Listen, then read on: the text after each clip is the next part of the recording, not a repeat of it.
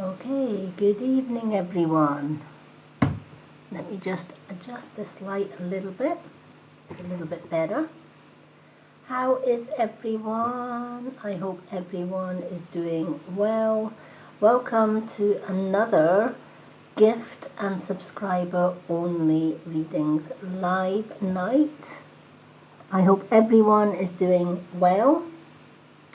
I'm just letting TikTok do its thing. Hello Jenny, welcome. Hello. Jenny, you didn't get your cards yesterday, so you're first on the list tonight for 2 cards, honey. Hello. Hello, Bernadette. Oh, no problem. You're first on the list tonight. I haven't forgotten about you. If you don't get a reading because you've fallen asleep or you had to leave or whatever, because you're a subscriber, I always put you first on the list for my next reading, honey. So it's fine. It's all good. It's all good. Okay. So just for everyone that is joining, hello, and if you're just new to my TikTok, I'm Lady Moonlight, the Mystic Witch, and I'm a spiritual medium and also traditional crone witch. So welcome everyone. Hello Grace. So tonight it's gift only readings and subscriber only readings. My free readings night is a Thursday night. I also do free readings on my profile. But everyone's welcome to come on in, and hello Lucy. Everyone's welcome to come on in and just take a seat and enjoy the show. Lucy, do you want 2 cards tonight, honey? Lucy's also a subscriber. Subscribers always get 2 free cards on all of my readings. You know what? I'm putting Lucy down on the list anyway. So, yay! Well, you're on the list. So for readings tonight, if anyone would like a reading, a 199 coin gift gets you a 1 card reading. A 399 coin gift gets you a 2 card reading. And if you're a subscriber, subscribers get 2 card readings free every time I'm doing a live. Whether it's a gift or a free live, it makes no difference.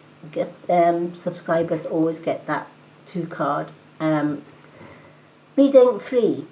Subscribers also get added to my Facebook group if they are on Facebook. The link for that is in my bio on my website. They also get a free draw entry.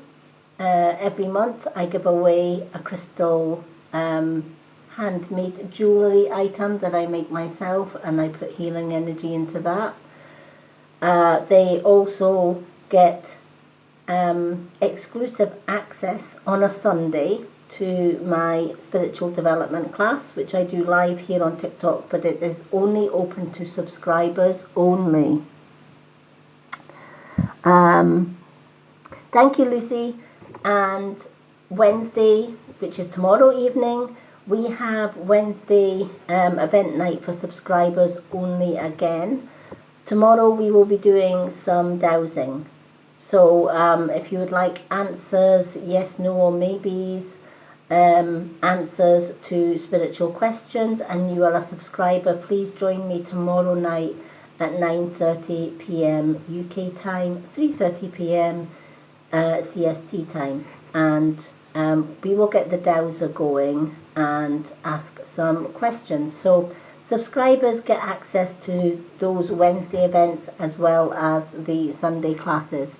They also get free booked, well, not free, half price booked readings as well. So instead of £20 for an hour's reading on Messenger, they only pay 10.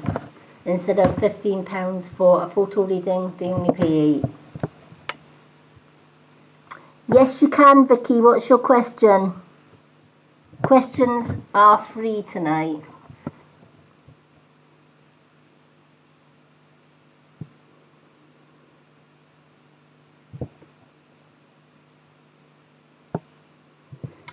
I use my Oracle book for questions. So yeah, questions are free. Hello everyone and welcome. So Vicky McKenna, what is your question, honey?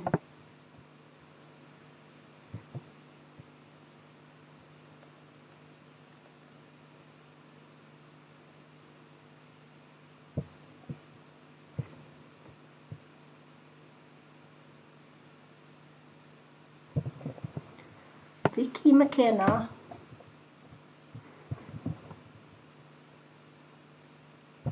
Hello T Misty.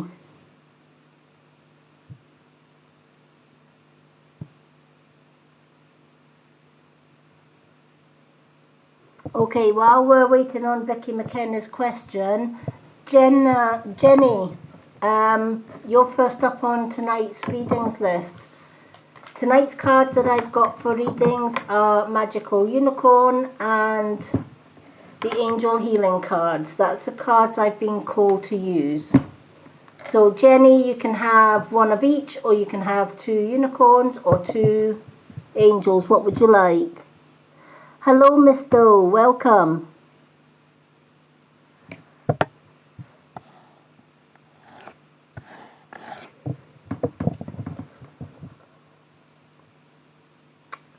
One of each. Right, let's shuffle the angels first for our Jenny.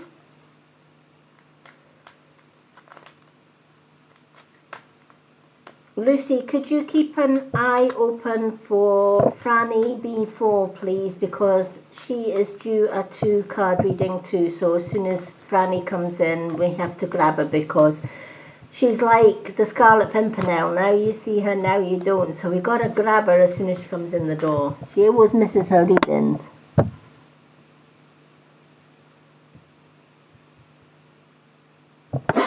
Thank you.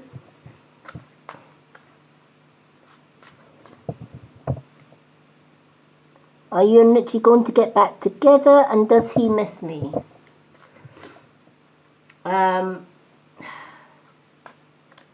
I'm assuming he is an ex, but I will ask that question once I've shuffled these cards.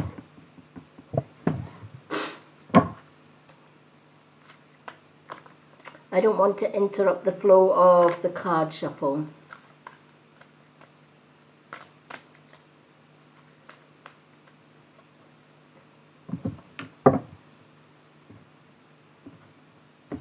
Now they might answer that question, they might not, because especially it's a 2-part question, i.e. does he miss you? That's going against somebody's free will of sharing their personal information without permission, so they may not answer that part of the question. Relationship questions to Spirit are really, really difficult and sometimes awkward questions to ask, and sometimes they don't get answered. Hello, Paige, and welcome. Okay.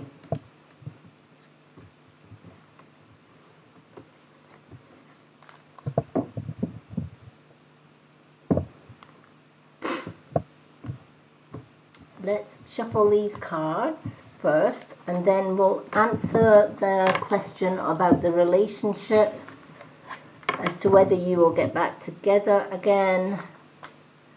As I said, I can only ask the Oracle card. Whether the Oracle card will give you a definite answer to that one is up to the Oracle. Let me just shuffle these unicorn cards for Jenny. Hello, Retta. Welcome.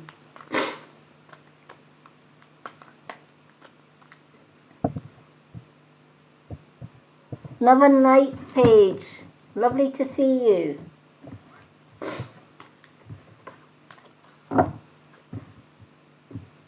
Okay, let's shuffle these cards. Retta, would you like to be on the list tonight because you are a subscriber? I like to grab the subscribers as they're coming on so that I don't miss anybody else.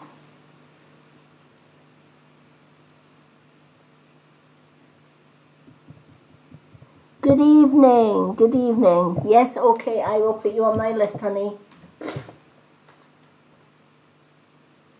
Retta is on the list. Okay.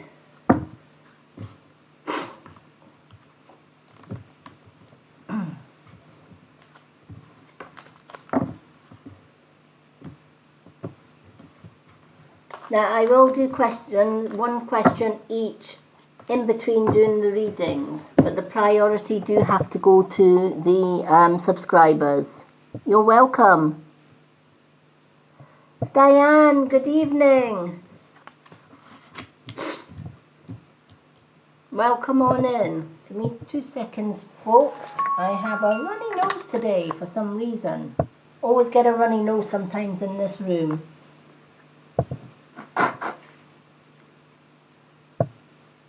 One of our spirits must have had an allergy, because sometimes I get a runny nose in here, sometimes I don't. Okay. I'm going to do the first oracle question as to whether a person will get back together again, and whether that person misses you or not. As I said, it's a double question, so it may only just answer one of them or none of them, it depends. So I'm just going to flip the pages and ask whether, I'm just going to ask whether you're going to get together again.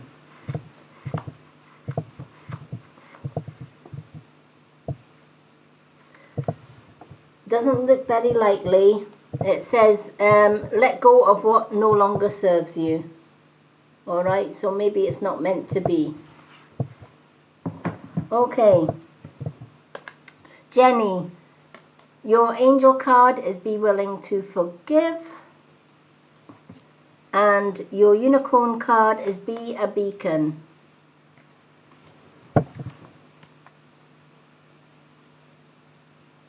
No, the full moon is 1.5 days away. It's actually 4 a.m. on Thursday.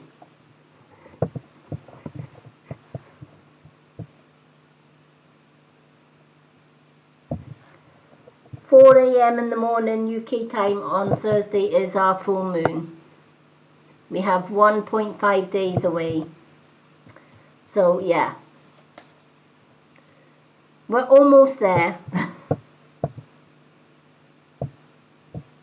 Okay. So the be willing to forgive card, Jenny. Ask the angels to clear your mind and body of past pain in exchange for peacefulness.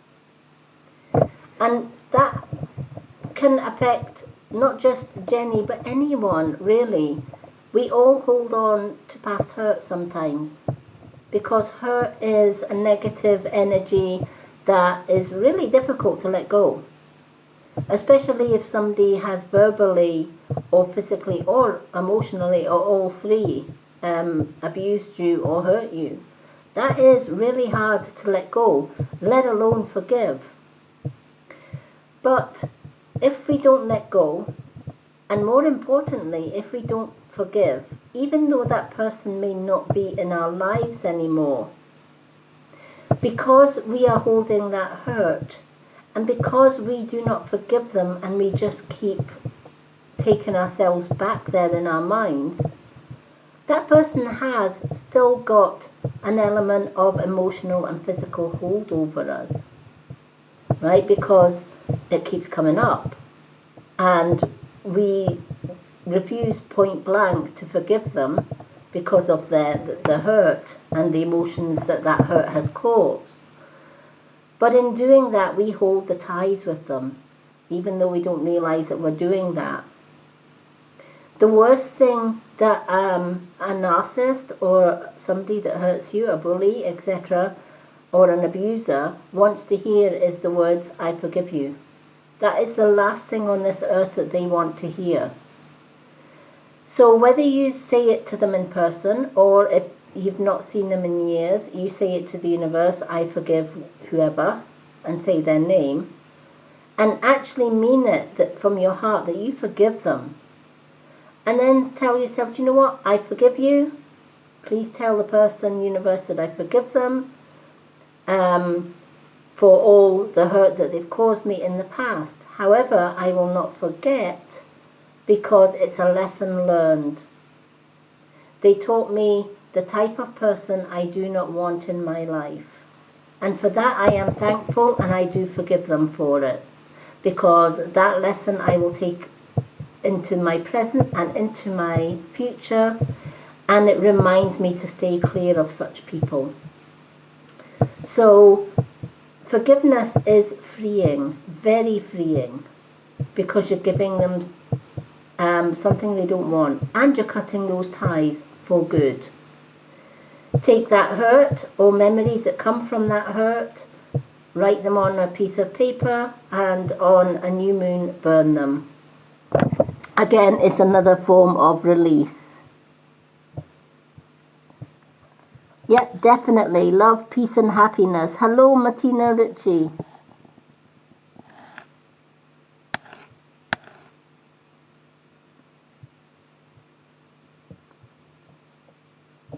So, if you are holding on to stuff from the past, Jenny, and you find it really, really hard to forgive, once you realize that to actually say those words out loud, "I forgive X, Y, and Z for the hurts that they give me," is actually freeing yourself from that person. And burning any thoughts that come back or memories that come back from that time is also freeing yourself from that person. They have no control or no hold over you, especially spiritual hold. They have no energetic hold over you once you say those 3 words, "I forgive." And it sets you free from them. You've learned lessons from them because they've taught you the type of people you don't want in your life. And you can take that forward as a positive. And it's also a positive knowing that you've actually forgiven that person and set yourself free. So I hope that particular card has meaning for you. The other card is be a beacon. Be an inspiration. Light the way for others. Often in life, when we have gone through all of this, and we learn the lessons from all of this, we can use those lessons for our highest good. We can use those lessons, for example, to help other people that have been hurt in similar situations. One of the first things that I did, especially when I joined TikTok, because I'd went through 30 years of abuse and 20 years of bullying before that at school, etc., was I set up the Purple Hearts Unite movement here on TikTok, where people sharing a purple heart on their profile let people who were affected by physical, mental, emotional abuse, whether it's children, women, whoever, know that when they see a purple heart on a profile, that person with the purple heart is a safe space, a safe person that they can message, and a friend to talk to. Because oftentimes, when you've been hurt in the past, a friend that understands is the best gift that you can give to somebody that's been through that abuse. So use the hurt that you've went through in the past in order to help others that are going through that. That way you're also doubling up and turning a negative past trauma into something beautiful and positive.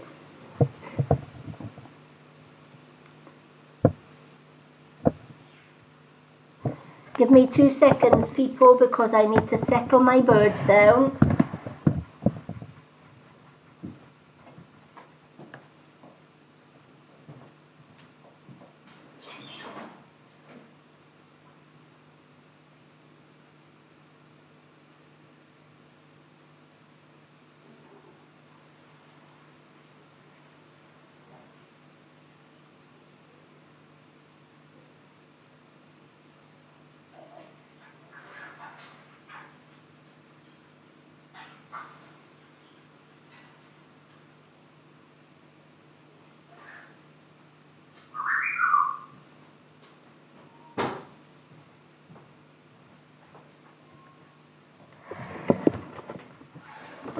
Okay, I'm back. Oops. Lots of cables here. So just recapping on Jenny's reading. I'm going to like untangle all these cables here.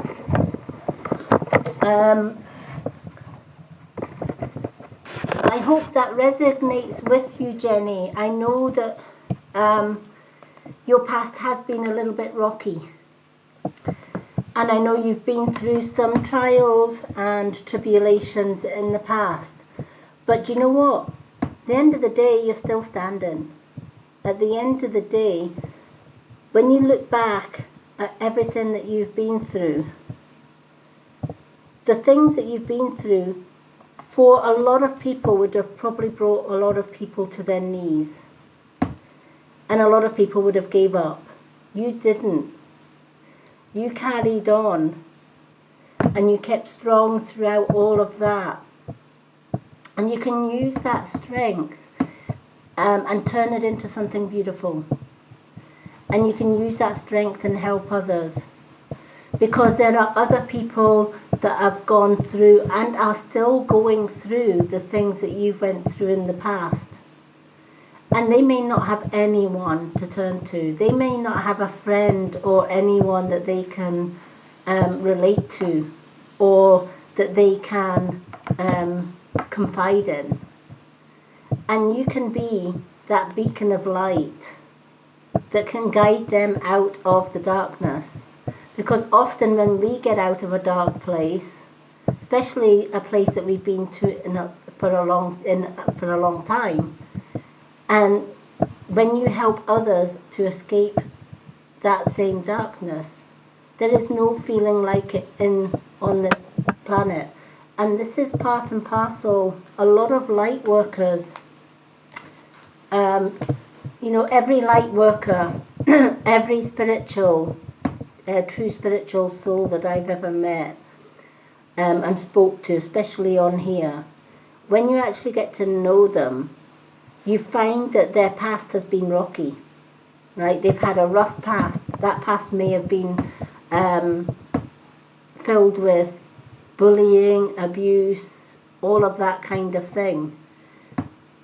And you might wonder, why is that? If they're light workers, if they're starseeds, if they're witches, if they are pagans, why are they going through all of this hell, right? Surely they should have a life of happiness, bliss, etc. But it's not that simple. Sometimes we have to go through hellfire and brimstone and able to help others that are going through hellfire and brimstone. How can we help somebody, for example, that's being bullied or abused or whatever, if we don't understand what that person's gone through? Whereas a lot of light workers have gone through that, been there, done it, worn the t-shirt, right? They know all the pitfalls.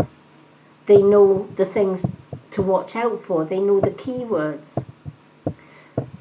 And they use the knowledge that they've learned through that bad experience to be able to help others. And this is what your cards are asking you to do, to be that beacon of light, to go forward and to help others. I'm so glad that that makes a lot of sense for you, and I'm so glad that that card resonates for you. And it's probably one of the reasons that I thought, right, as soon as Jenny comes in tonight, Jenny's getting a card.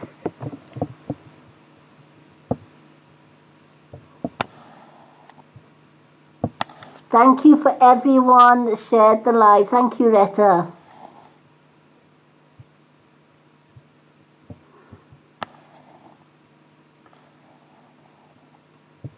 Okay.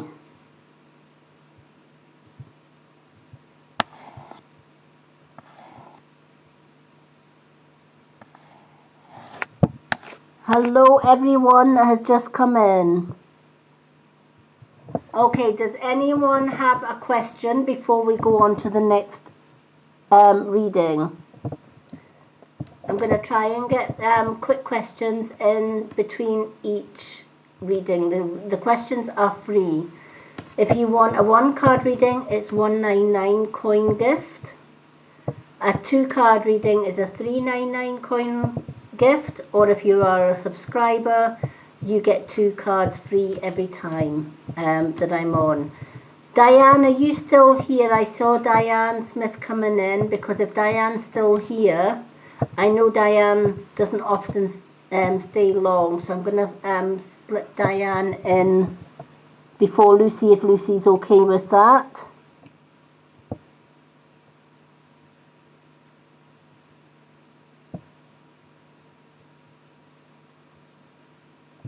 What's with planting crystals in places?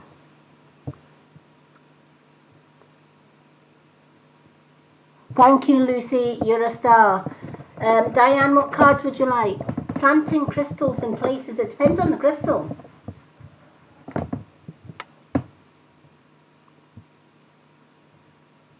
I have selenite in every room of my house. Every room in our house has got selenite. It keeps me and my partner free from negative energy. Also, if people come into your home and they bring negative energy in with them, the selenite absorbs the energy. Depends on the crystal. If you have black obsidian, it repels negative energies as well. If you have chakra crystals, it clears your chakras. It all depends. Rose quartz is love. Oh, wow. Hello, Franny B. Thank you for the pearl. Yay, Franny B is in the room. Okay. Do you know what, Franny B, don't go anywhere tonight, because honestly you're like a jack in the box. We're gonna do Diane Smith, and then we're gonna do Franny, because Franny disappeared yesterday before we could give you your reading. So don't go anywhere, because you're getting 2 cards tonight. Lucy, lock the door. Keep Franny where she is. Oh my goodness, she's like the Scarlet Pimpernel. We have been watching for you. Lucy's been watching out the window. And says, if Franny comes in, lock the door behind her. Oh, bless. Okay, Diane, what cards would you like, honey? I can't remember if Diane answered that one. Oh. We have unicorn and angel cards tonight. We just love Franny, honestly. She's like the Scarlet Pimpernel. Now you see her, now you don't. But we love her.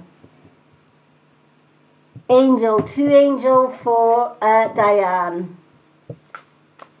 So we'll do Diane, and then we'll do Franny. And then we've got Lucy and Retta. Yay! So I'm always so happy when Franny comes in the door, and I'm like, yeah, we need to keep her here. Lucy's making you a hot chocolate. By the time you've drank your hot chocolate. Oh my goodness me. If anyone does not know Franny, go give her a follow. She is amazing. Same with Diane. In fact, you know what? Everyone here is amazing. See all the ladies that have got little yellow badges, folks. Go give them a follow. They are my subscribers, but they are amazing, beautiful souls. Okay.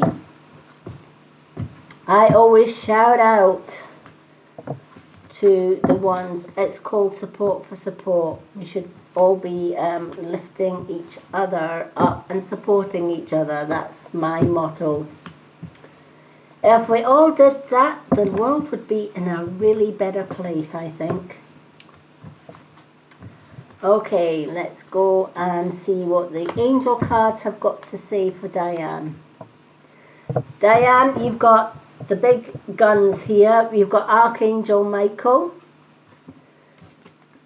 And you've also got Vacuum Away Fear. Two powerful cards, and usually when Archangel Michael comes in, he's helping with something that's negative, i.e. he's helping out with fear. So we're going to start with a Vacuum Away Fear card first before we go on to how Michael is going to support that.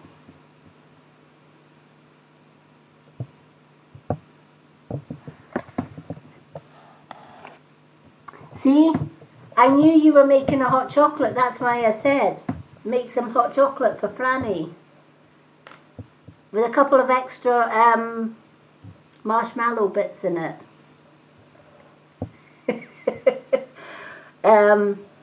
So Vacuum Away Fear. Call upon Archangel Michael. There we go. Call upon Archangel Michael and Raphael, the healing angel. To lift fear-based energy from you and your surroundings, because this situation and the situation with everyone involved in it. A lot of the time, we are confronted with fear-based situations, and sometimes people. We may be getting hurt or having problems from people that are friends or close family. And as an empathic person like yourself, the last thing we want to do is hurt them. So we put up with a lot of their negativity in order to not hurt them. But ultimately, they're also hurting you. And you staying silent and not doing anything about it and trying to be as nice as possible doesn't always solve the situation, doesn't always solve the problem. And sometimes we just need to get rid of that fear of speaking out against those that have wronged us. And sometimes we have to just stand our ground and say, do you know what? I love you dearly. However, I do have boundaries. And one of the boundaries that I do set is if you're coming at me to hurt me or to cause problems or bring problems and troubles into my life, then you're gone. Because that's my boundaries.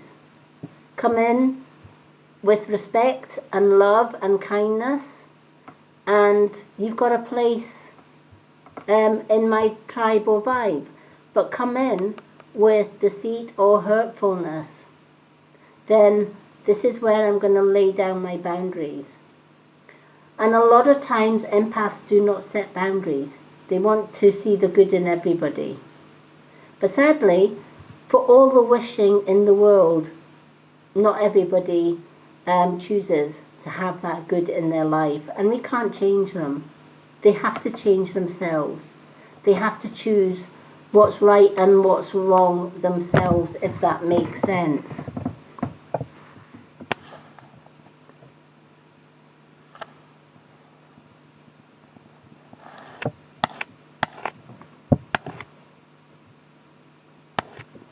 Yeah, and you know, it is hard to be positive when you've got negative people around you. Been there, done it, let me tell you. It was super, I'm just making sure my PQ, my PICU, or PICU as you call them, is facing the right way. Sometimes PICU just gets your attention and you have to touch the PICU. If anyone wants to know a little bit more about the PICU, please let me know and I can do a little topic on that sometime. But yeah, it is hard to be positive. I spent 30 years trying to be positive with a narcissist child abuser, and that was tough. And a lot of the times, we do fall short of being positive. And sometimes we are tempted to give back what is given to us. But ultimately, does that make us any better or worse than them? No, probably not. But setting boundaries can go a long way with that. And first and foremost, we've got to learn also to heal from the hurt that they've caused us. So again, that's writing down any hurt that they've caused us, and on a new moon, just burn it. Just burn all the paper with all the words in it. And every time they keep coming back to your mind, again, keep burning it. Burning away negativity can make you feel better about it. I often visualize when I'm burning all the negative things from my ex's past, for example, any memories that come back. When I'm setting the paper alight, I see all those memories getting burnt to ashes till there's nothing left. And that makes me feel better because I've burnt the hell out of it, right? I've taken the energy of fire and I've burned the hell out of it. And then at the back of it, I'll say, I forgive you for all of that because I know that forgiveness is not what you want. And I walk away. And my boundaries are that I will not give you another second of my thoughts. You're not going to enter another second of my thoughts or my mind.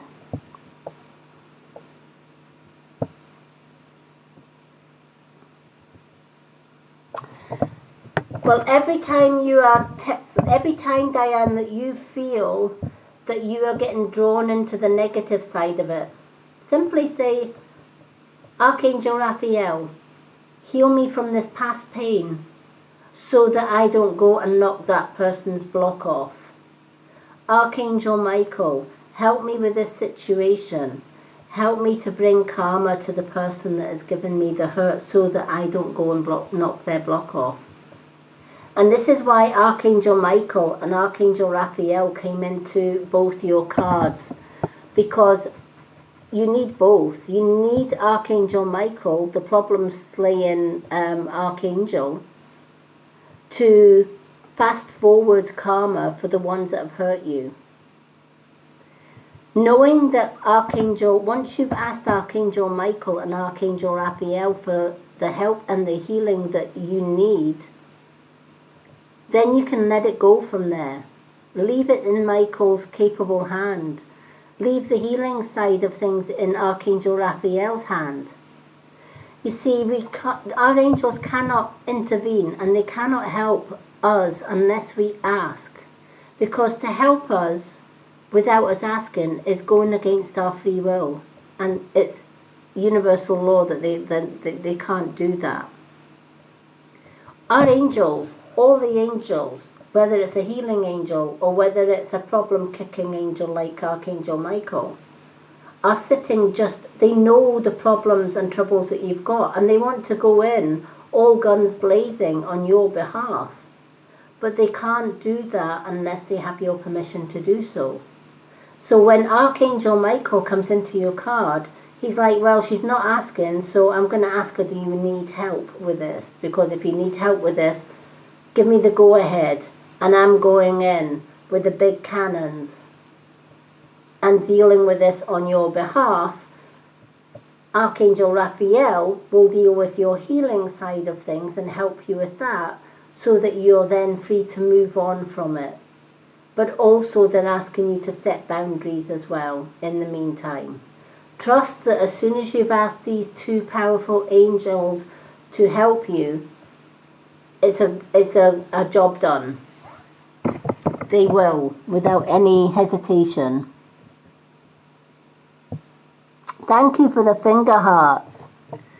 So I hope this helps. Also, wear a little bit of black obsidian. Doesn't have to be a large piece of black obsidian. It can be any obsidian. I love obsidian.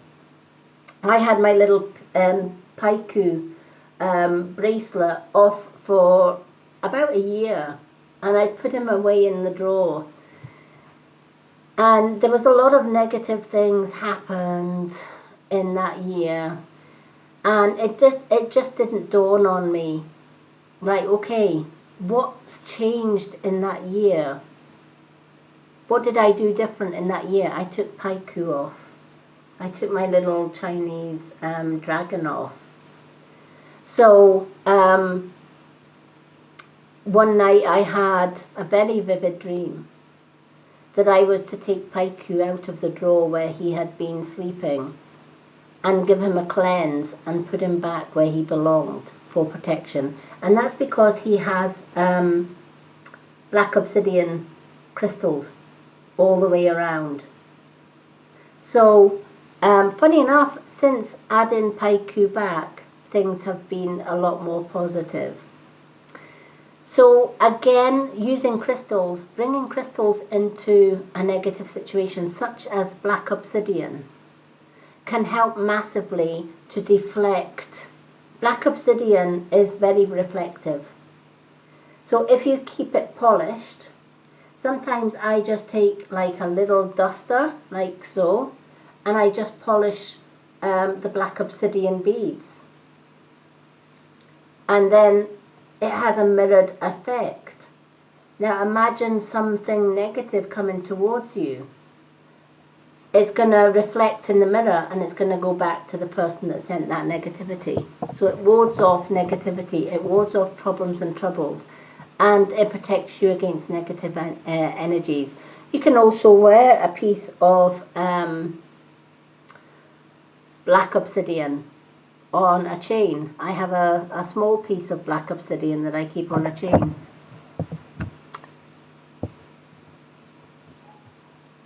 Hello, Lady Donna Roots. So I hope that that helps.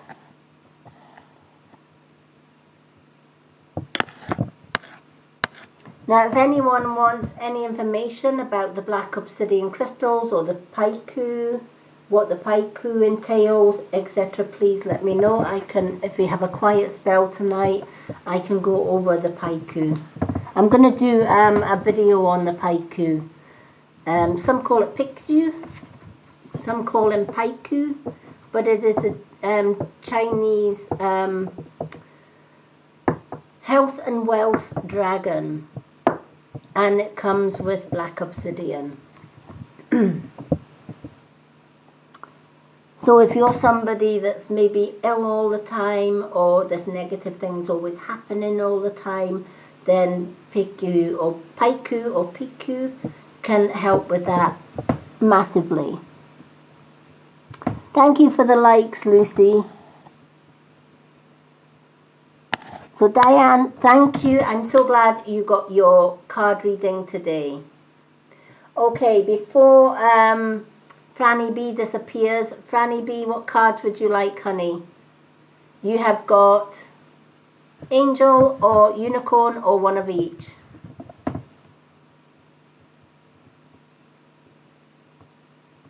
Hello, Martin Ritchie. Thank you for the likes, Franny. Angel cards. Let's go with the angels. Let's go with both, yeah. Let's go with an angel and a unicorn. Yes, you're after Franny.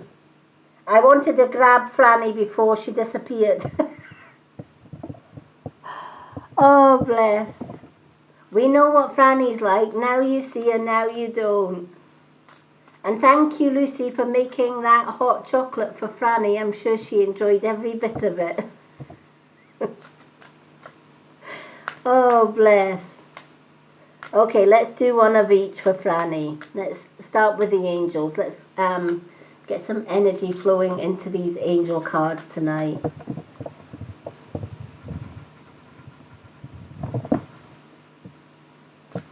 Do you know, that's what I do every night after I come off a reading live. I go and put the kettle on and I have a hot chocolate. There is nothing better than a hot chocolate after you've done readings, let me tell you. It's amazing. Especially in winter. We're supposed to have snow. But don't you just love modern technology? I'm just going to spell her name out, because if I don't spell her name out, she's going to answer me, or she's going to give me something else. But I have an Alexa, and I also have Google pops up every so often. So I have Alexa telling me that the weather is going to be sunny and bright and a little bit cold, but it's going to be fine. And then you get Google, expect snow and blizzards. Okay. Then you sort of, right, who's right? Is Alexa right, or is Google right? Go figure. And I said, you know, I'll do my trusty weather guide, because it doesn't run on batteries, doesn't run on electric. It is very transparent, so you can see the truth every time you want to know what the weather's like. It's called a window. Yeah, did you know every time you look out the window, you know exactly what the weather's going to be outside? Go figure.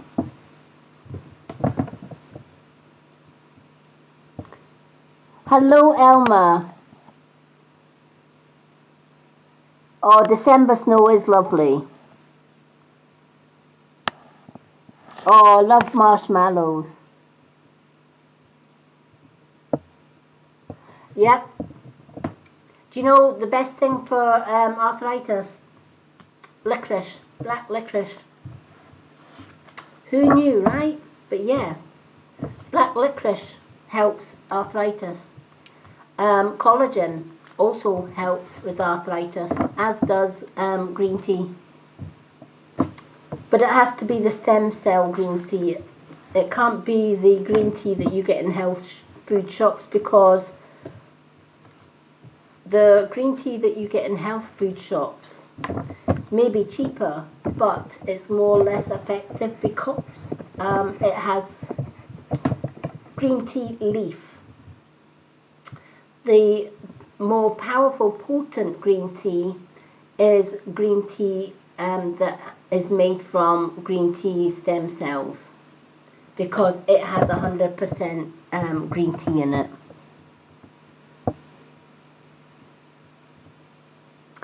Yep, well, black licorice will help with arthritis. It's got special ingredients in the black licorice that is actually lubricating for joints. So I used to have really bad arthritic fingers, and I couldn't bend my fingers, and probably because when I was younger, when I was stressed, I was double jointed. I could bend my fingers right back and stuff like that, but it wasn't good for the joints when you got older. So I started to get that really painful arthritic pain in my fingers, and I initially started off by eating black licorice, which helped quite a bit. And then I went on to collagen supplements and green tea stem cell green tea, and it reversed the arthritis. So I am super thankful for using herbal and more natural solutions for arthritis, and it means I don't have to go for painkillers, etc. Plus, I play a lot of musical instruments. I'm learning the keyboard just now. I used to play the accordion, but the accordion has different chords than a keyboard has. So the accordion, you have the keyboard on one side and chords on the other. My accordion eventually gave up the ghost after having it for years, and I invested in a keyboard. But the keyboard chords are so different from the accordion, so I'm learning to do that just now. But again, I needed to be sure that my fingers were working. Can't play keyboards with arthritic fingers. So I changed my diet. I started eating healthier, started putting collagen back into collagen supplements into my body, and drinking green tea, stem cell green tea. And the difference it has made, it has just blown my mind. So it can do.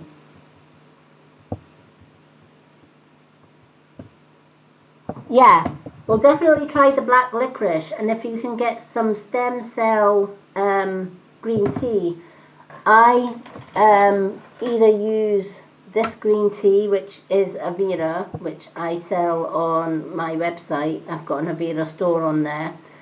That is quite expensive. I think it's something like £1 each for the sachets. It works out £1 each for the sachets. But it comes, the good thing about it is it comes in 6 different flavours, and you just add it to water. And I usually just have 1 to 2 of these every day. Because the way I see it, it adds to your daily water intake as well. Because if you're using 2 green tea sachets every day, then you are using 1 litre of water just by drinking that as well. Yeah, green tea extract. That's the one. And green tea extract comes from green tea. It's the stem cell part of the plant. Whereas the other green tea that I use is one that I get on Amazon. So if if I've drank too much water, I use the Amazon one, which is the little capsules, and you get a lot more for a lot less. I think there's something like £9 for 120 capsules. So it depends on what mood I'm in. If I'm wanting to up my water, I'll go with the Avera green tea because they've got different flavours in them. But if I'm not so fussy about upping my water because I've drank a lot of water, then I'll just take one of the capsules. But it does definitely help.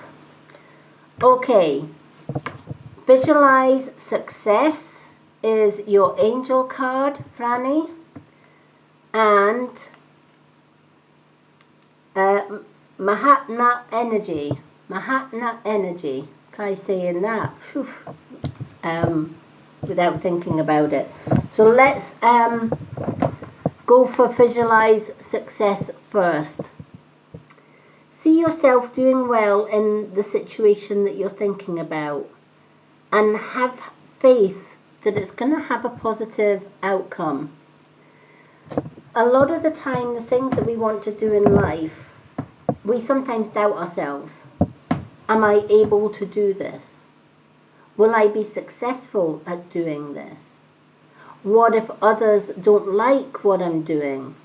What if I don't fit in with what I'm doing? So for example, maybe you're in a job that you don't like, and you're thinking about changing to another job.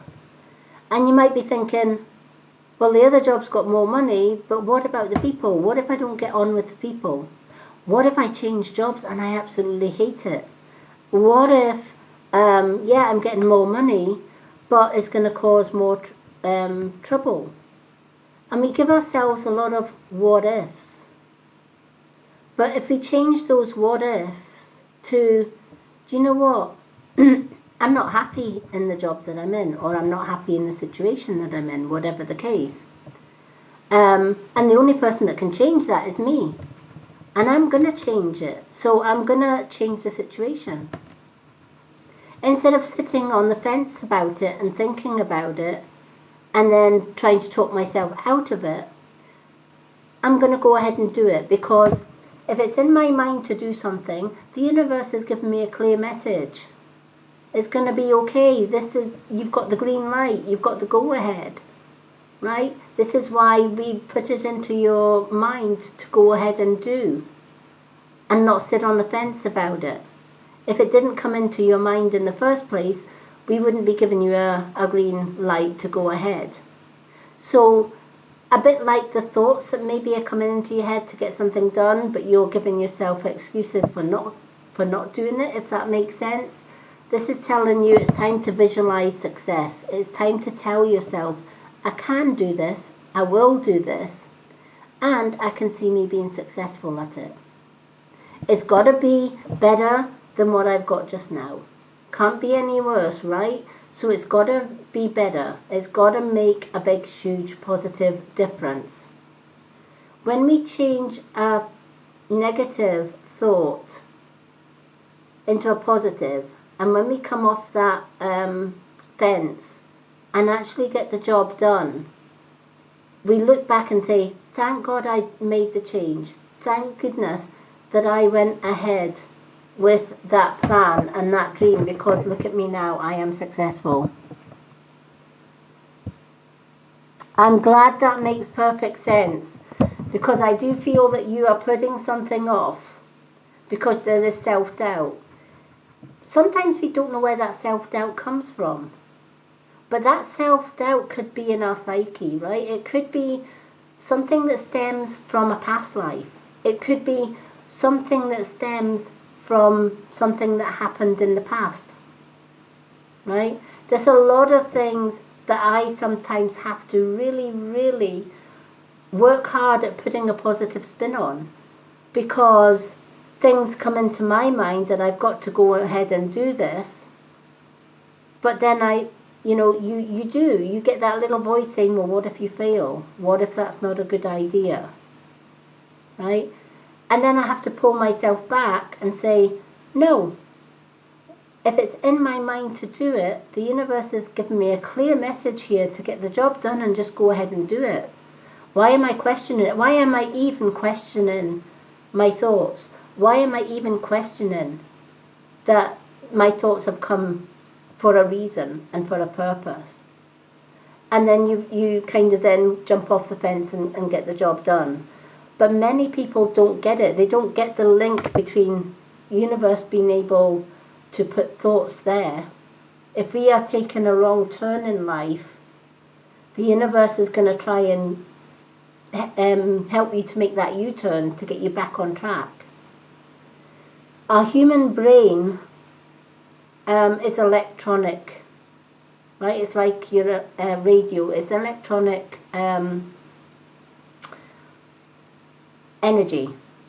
Spiritual energy is electronic wavelengths, right? Our brain works with electronic wavelengths, right?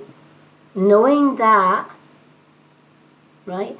If Spirit can play with a Spotify playlist and change songs at will, so that a song comes on your playlist that has a message in it from loved ones, if they can do that with a radio or an Alexa or any other Spotify electrical appliance, they can do it with our brains as well, right? It's the same signals, it's the same wavelengths. So we should be taking more time to process our thoughts. What are our own thoughts? What are human brain thoughts, which we shouldn't be listening to in the first place, and what thoughts are spiritually based? And once you've worked out what are spiritually based ones are usually ideas that come into your head and they just don't go anywhere. And if we put them to the back of our mind, they keep coming back. You got to do this, you got to do this, you got to do this. And you tell yourself, well, I'll do it tomorrow, or I'll do it the next day. And then the next day it keeps coming back. You got to do this today, you got to do this now, right? Why does it keep doing that?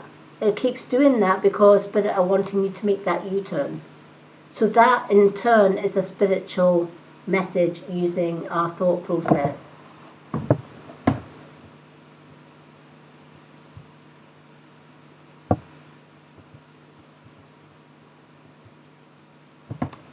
Exactly, you're successful now, right? Visualize success, right? You're successful. But that doesn't mean to say, just because you're successful now, that doesn't mean to say you stop there. Right? You still keep, you can still keep reaching for the stars. And that's where the pull is. Right? You might be thinking, well, do you know what? I've got everything that I want. I have built up a success. I have been successful. I'm successful now. So I should be happy and I should stop. No, never ever stop reaching for the stars. Right? When you complete one goal and you are successful at that goal, set yourself another. And this is where the pull comes in. Just because you're sitting with the success that you've worked hard to get, doesn't mean to say that there are no more pulls. Oh yeah, there's more pulls. Right? Because once we finish one task, Spirit have got another one waiting in the sidelines for us. Right? Because we never stay still. We evolve. We go from one goal to another goal, to another goal, to another goal. And we keep going. And it's like when I started TikTok. I thought, do you know what? At first I didn't even want to go on TikTok. I was thinking about giving up Facebook. I was thinking about giving up social media, full stop. But then that little niggle in my mind said, come on, Lady Moonlight, what are you talking about? If you came off Facebook, if you came off Instagram, if you came off YouTube, if you didn't try TikTok, how on earth are you going to help the people that need your help? And that was my light bulb moment. That was my spiritual message to say, no, that's not happening. You're not giving up here. You've got a job to do. And you're going to go on TikTok. And I did. It's the best decision I ever made. I've made some wonderful friends and I've helped so many people. I get messages every day in my inbox saying thank you for helping me with abuse, thank you for helping me with bullying, thank you for helping me with a problem, etc. And then people kept on asking me, how can I subscribe to you? Well, at that time I had no subscribe button. But there was a need. People were asking me, how can we subscribe? So I made up a Facebook subscription page. And I gave free readings to everyone that joined that Facebook page. Because at that time, to have a subscription button on TikTok, you needed 10,000 followers. And even then, I was kind of like at 5,000 followers at that time. And I thought, I'm only halfway there. That's going to take me forever and a day to get the 10,000. My followers want a subscriber now, so I set up my Facebook. But still holding that dream or that goal so that I could give my followers on TikTok that wanted a TikTok subscription only because some of my TikTok followers are on Facebook. So I kept that dream that I was going to continue showing up, helping people where I can with my readings, and one day I would get to that 10,000 and be able to do a subscription. Well, the universe had different plans because I would only set up my Facebook account for a month. And I got a message from TikTok offering me the opportunity to have the subscription box before I even reached the 10,000. And this is the thing, when you hold on to your dreams and your goals and you set one goal and you achieve it, i.e. my Facebook one, then without you even realizing, you keep going and you achieve the original goal. Do I stop there? Hell no, right? I've got loads more people that need healing. I've got loads more people that haven't found me yet, right? That haven't found the help that they need. That means I don't give up. That means I keep going. And this is your message. Just because you've reached a successful goal, you're still getting pulled. So it's asking you to keep going and follow that pull. And when you reach that success, there'll be another pull and another pull. And that's how we evolve, if that makes sense. Oh, there's definitely more, and there's a lot more to come as well. The Mahata Energy card.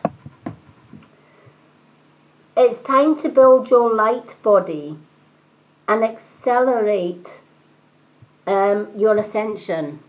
That's exactly what this card is saying. It's time to light up your energy, right? It's time to ascend to a higher level.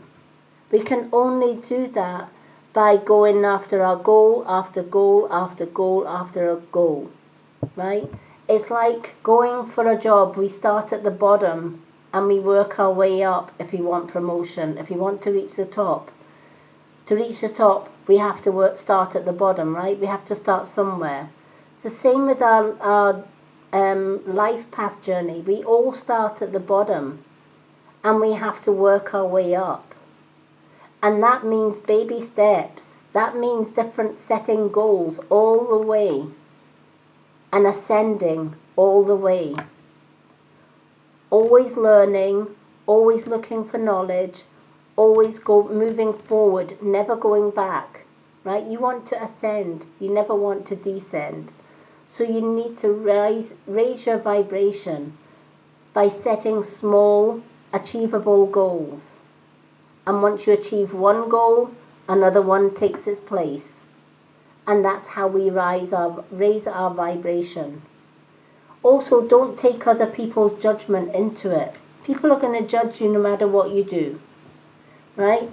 Believe you me, I've got a lot of friends that I've met here on TikTok and Facebook and Instagram, but so too have I got a hell of a lot more enemies, and that's okay, right? They might not like my bright light. They might not like that I am at a higher level. Does that mean that I have to lower my levels or my vibration to please them? Hell no, I'm going up. And I still aim to go higher. We should all aim to go higher. And if other people don't want us to rise, leave them where they are. If they're happy at the lower level, leave them at that lower level, right? Because they will rise in their own time. But for now, it's all about Franny, and it's all about where Franny's going. Franny has reached heights already, and there's more heights to reach.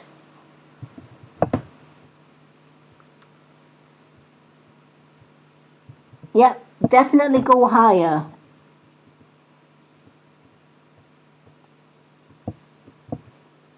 I love that. Well, the only way we're going to stagnate is stay where we are. We should never, ever stay where we are. We work with the seasons. We're all connected, right? We're connected to Earth. We're connected to the universe, right? The Earth rotates, right, on its circumference. It rotates on its axis, right? So too do we. Just as sure as spring goes into summer, summer goes into autumn, and autumn goes into winter, and then it starts again. This is exactly what we are supposed to do. We're supposed to move forward with the seasons. We'll have our winters, we'll have our springs, we'll have our summers, and we'll have our autumns. But as soon as we've gone through those cycles, we're going to hit those seasons again and again and again. And it's moving forward, never going back. You can't go from summer to spring and then back to winter, right? We have to go through the process. We have to move forward. So we have to go from our spring to our summer, to our autumn, to our winter, and then back to spring again. It's it's called the circle of life. And it's the same with death. There is no death, right? There's just evolution. It's just moving on, right? So again, like the seasons, we die, we go into spirit for a little while, we are reborn, we live a full life, then we die, go back into spirit, we are reborn, live a full life, and so the circle of life goes on. And then sometimes, when we have learned all the lessons that there are on earth, we remain in spirit realms and we become ascending masters. We become higher self spiritual beings that help those that are on the earth, such as archangels. They are ascending light workers. They are ascending spiritual beings. They've been around the block quite a few times. They've learned every lesson that there is to learn, and that places them high on that pedestal where they can then help us here on earth. So I hope that that makes sense. Isn't it just? It is. It moves so quickly all the time, and we have to move with it. We can't stay still. As much as we'd like to stay still, the universal law won't let us. It'll keep pushing us forward, and that's where you get the pull. As you've just said, I'm already successful, but yet I'm getting pulled again. Why is that? Right? Just because you've reached a plateau, just because you've reached a height, and you've reached that goal, that doesn't mean say you stop there. Hell no. Right? There's another goal, and there's another goal after that, and there's another goal after that. And we keep going. So I'm so glad you got your reading tonight, because you needed to hear that, and I hope it makes sense.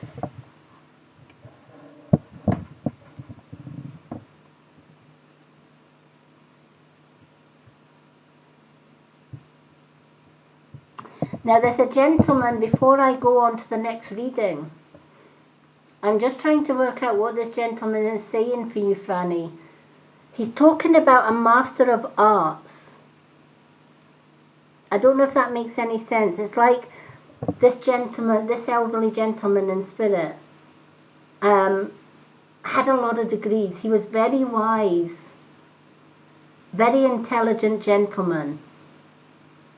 And this is why he's talking about masters, degrees, studying, all of that to where he got to be.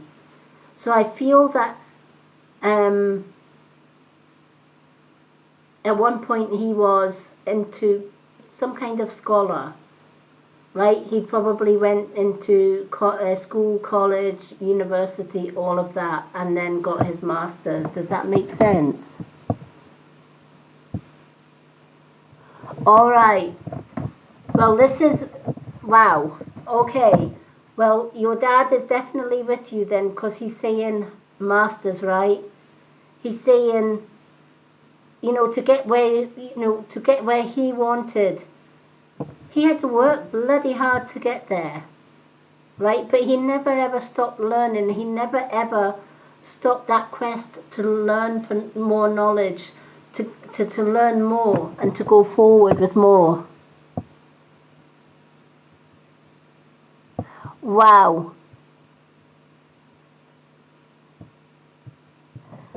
Do you know what? How awesome is that? That's why he's talking about masters, getting his masters, right?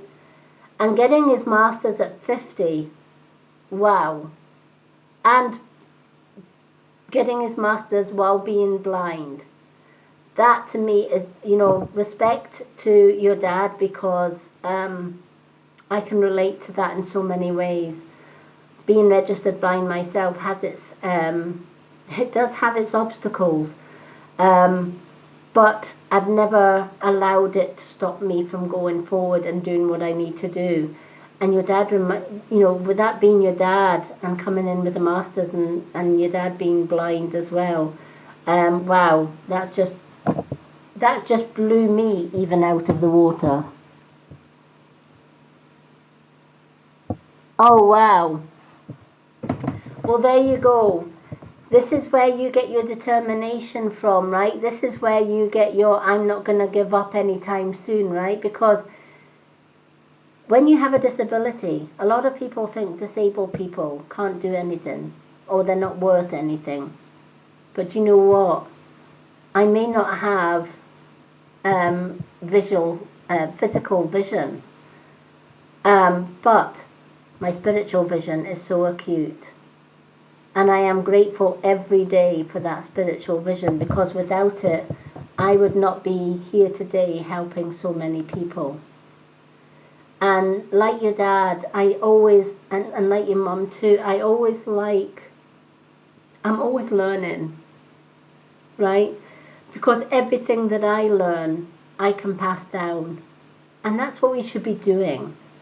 We should be taking the knowledge that somebody older has and passing that, you know, the elder generation pass down their knowledge. We learn their knowledge, but then we top it up with our own knowledge.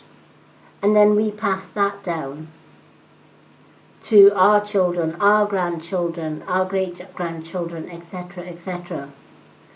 And knowledge is a beautiful thing, right? Because if you're passing down that knowledge, and this is why your dad is so proud of you, and in fact they both are, and he's sending you so much love right now, and he's letting you know he is so proud of you right now.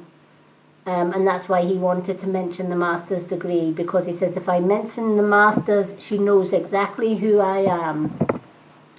And you did. Hello, Loretta, thank you. So I hope that helps. That is a massive, beautiful message, and I'm just so glad you were able to get that message tonight. How awesome is that? And thank you, Lucy, for allowing Franny to go first, because wow, just wow. Thank you for the likes, Loretta.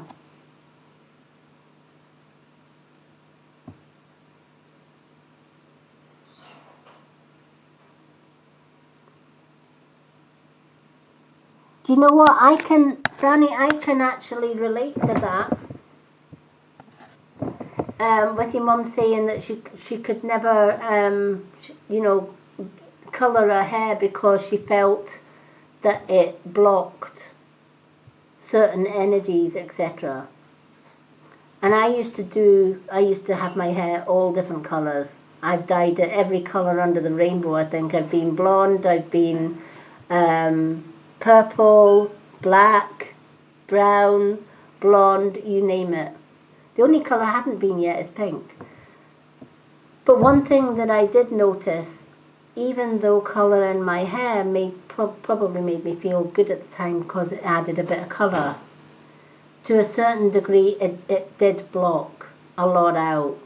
And I then decided I was just going to let it grow out and allow my silver to come through. Best decision I ever did, because my dreams are more clear, my visions are more clear, I can see more clearly than I ever could for a long time. So yeah, cutting out chemicals, including hair dyes, etc., is definitely the way to go.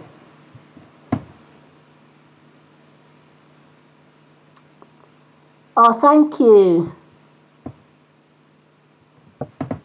You know, it's growing on me now. Actually, when I started, I thought, do you know what? That's silver and gold has always been my favorite colors. So I love the fact that it's kind of, in fact, in the sun it goes white. When I'm out in the sun, it's pure white. So it's kind of like a silvery. In the shade or indoors, it's kind of like silver, but it goes like white when I'm outside in daylight. Yep. Oh, bless. Well, yeah. Um, your mum was so right. Not to colour her hair because it does. It blocks the hair follicles. A lot of people say we have five senses, right? But we actually have more than that, right? Our five human senses are usually touch, smell, hearing, taste, and of course our vision. But we have another two senses. We have our intuition, our gut, that tells us when things are right and wrong. But we also have our hair. Have you ever wondered why witches such as myself do not like to cut our hair if we can possibly help it? Same with Native American people. They have the longest hair. Japanese women have the longest hair. And the reason for that is our hair is like radio antennas, right? If spirit touch your hair, or if spirit come to around here, if you take your hand and you close your eyes and you lower your hand towards your hair, you will feel before you even get to your hair, you will feel your hand, where your hand is, right? You'll be able to tell where your hand is. And as soon as your hand comes into contact with your fine strands of hair, you're going to feel that throughout your whole body. And that's because it's like those radio frequencies, right?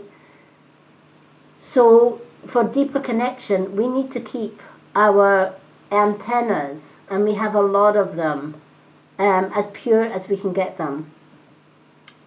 So the way that I do that is, one, I stop dyeing my hair.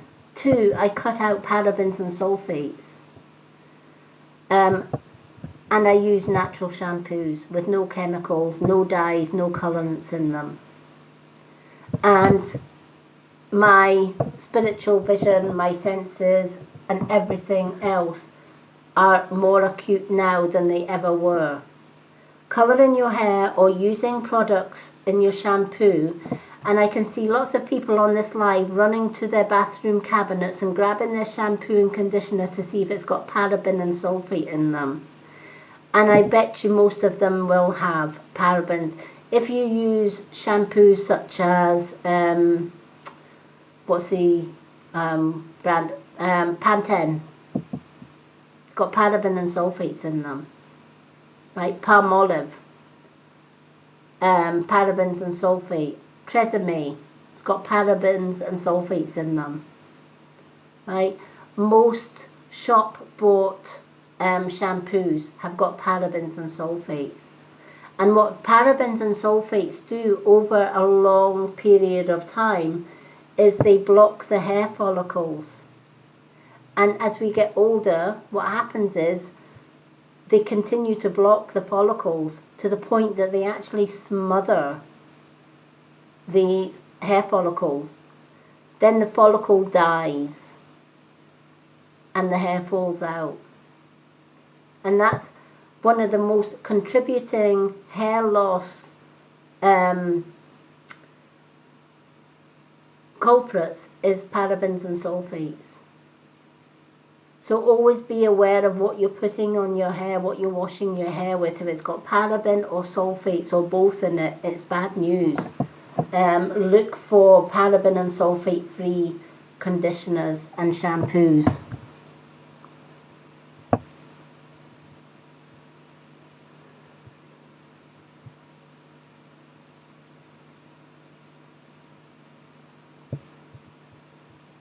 Do you know what? Your hair will eventually grow, you know, even at 50.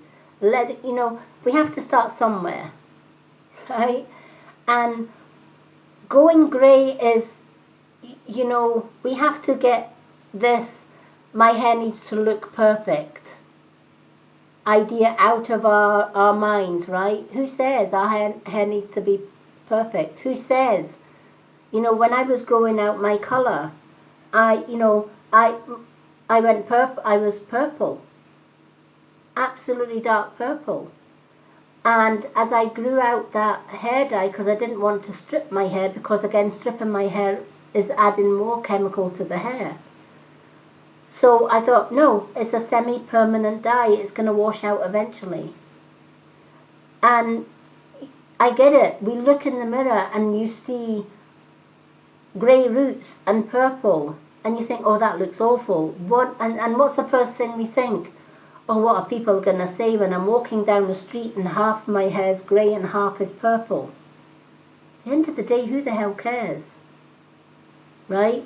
Because you're looking for the end result where you can actually wash out the rest of the hair dye and then you get complete silver. Or, you know, grey or whatever. We are so wrapped up in other people's opinions of us. What will such and say? Oh, that looks awful. People are going to laugh at me, right?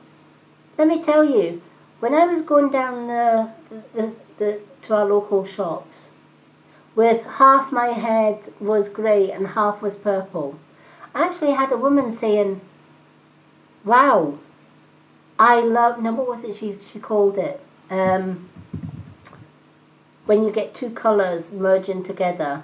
And she says, I love that. I need to go to the hairdressers and get half grey and half purple. She says, that's great. What hairdresser did that? And I went, well, none. I'm growing out my colour and that's just how it's sitting. But we tell ourselves, right, we look in the mirror and we think, oh, half grey and half purple, that looks awful. What is somebody going to think about it? Until you actually go out, brave going out with half and half. Ombre effect, that's the word I was looking for, ombre.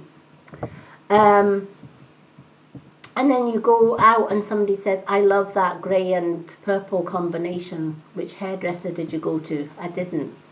I'm just growing out my purple. Which again was a learning point for me, even though I didn't like the combination of the grey and the purple, and I just couldn't wait to wash all the purple out so that I could have my natural hair colour. That was a lesson that I learned, that, you know, who was more worried about the different coloured hair? Me or other people? It was me, right? I was worrying needlessly about what other people may or may not think about me, or may not think about my hair colour. And ultimately, in the whole scheme of things, does it really matter?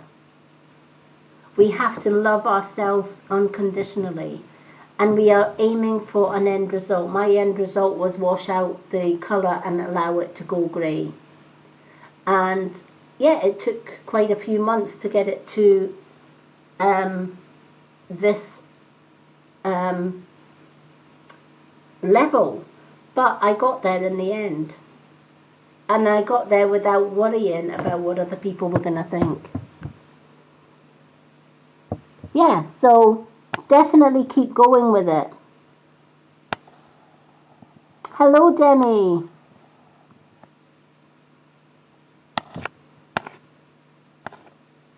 Thank you, Jenny. And you know, it's great because I feel more free, because I know that I'm using paraben and sulfate shampoos. My hair is in the best condition that ever was. It's got shine to it. you know, it's healthy. I don't have any split ends, and I have not cut my hair for about 5 years. I haven't cut my hair at all. In fact, is it 5? Maybe 3 years. I think the last time I had a haircut was a year before COVID, so maybe 3 years ago was when I got, I decided to cut some split ends off, because at that time I was colouring my hair, because I was younger and less wiser then. So I got a lot of split ends, and I stopped using parabens and sulfates, went natural, and I haven't had to cut my hair since. And I just let it grow. Yeah, and this is it. You know, let it go how it's going to go. Let it go naturally. And if it's ombre colours, let it grow ombre colours. It's your individual beautiful colours. And if nobody likes it, tough. As long as Retta likes it, who cares, right? It's your unique colours. I mean, I was going around with purple and silver hair for a long time before eventually, and of course that purple, before it actually all washed out, kind of went like a purple dark grey. So I had like my silver grey and I had my really, really dark greys instead of all this silver. And again, I didn't care. I just allowed the process, allowed it to wash itself out naturally, and continue to use my paraben and sulfate shampoo, and now my hair is super, super long. And it grows thicker and healthier every day. So definitely check. I can see people checking their shampoos and conditioners as we speak. So there's a little bit of education on parabens and sulfate. Lucy, what cards would you like, honey? So we've got Lucy and Retta.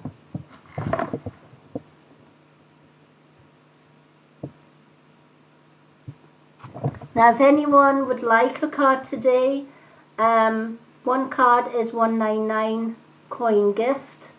2 cards is a $3.99 coin gift. Or if you're a subscriber, you get a 2-card reading free every time I come live. So it is worth subscribing for that, but you also get so much more for being a subscriber.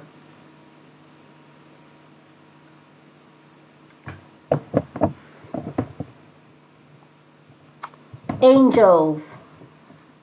Let's go with the angels. Okay.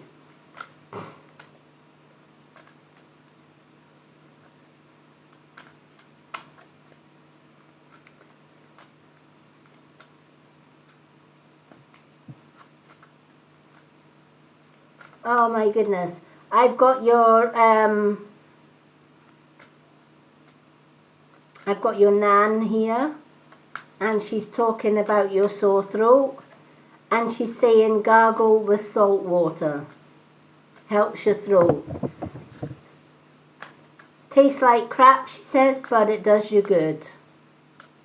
I think that must, you know, I've heard that before. I think it was either my granddad or somebody old, a lot older than me in my family, that suggested gargling, taking some a glass of water with a tablespoonful of salt, mixing the salt into the water and gargling with the salt for a sore throat.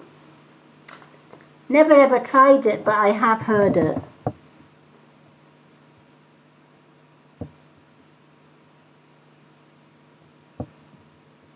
Yeah, there you go. Well, your Nan's just suggested it. Gargling with salt. Salt water. Also, did you know that squeezing lemon into hot water first thing in the morning flushes out your system? what I used to do as well, especially in the winter, in fact I haven't done it for this year yet, but I will start doing it again, was I used to take a lemon and half a ginger, and I would cut the lemon in quarters and pop the whole lemon into a pot of boiling water. And I used to take a piece of fresh ginger, and I used to peel the ginger and chop it up and pop it into the boiling pot. And I would allow that to boil and simmer for 5 to 10 minutes. And then I would let it cool, and I would pour it into a jug. And every morning I would have a cup of lemon and ginger. Before I even had my coffee in the morning, I would sit with a hot lemon and ginger. Hot lemon cleanses the colon, right? So it basically gets rid of all the gunk in our bodies from the day before. So it cleanses the digestion system. The ginger also is good for cleansing and detoxing, and it also wards off colds and flu in the winter as well. So it gives you a good spring clean first thing in the morning and gets everything working, so that when you're eating during the day, you've got better digestion, you've got better, your organs are flushed out, the colon, your livers, your kidneys, everything. And it's quite refreshing to have that lemon and ginger morning wake up drink. So there's another tip for you.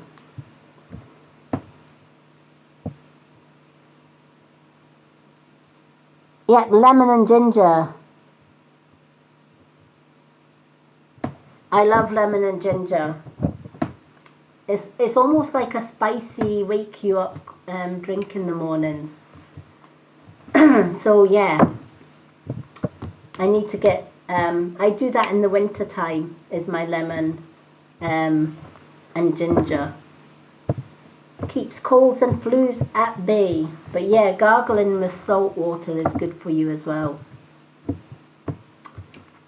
It's an old remedy, that one. But you know what? Sometimes the old remedies were the better ones.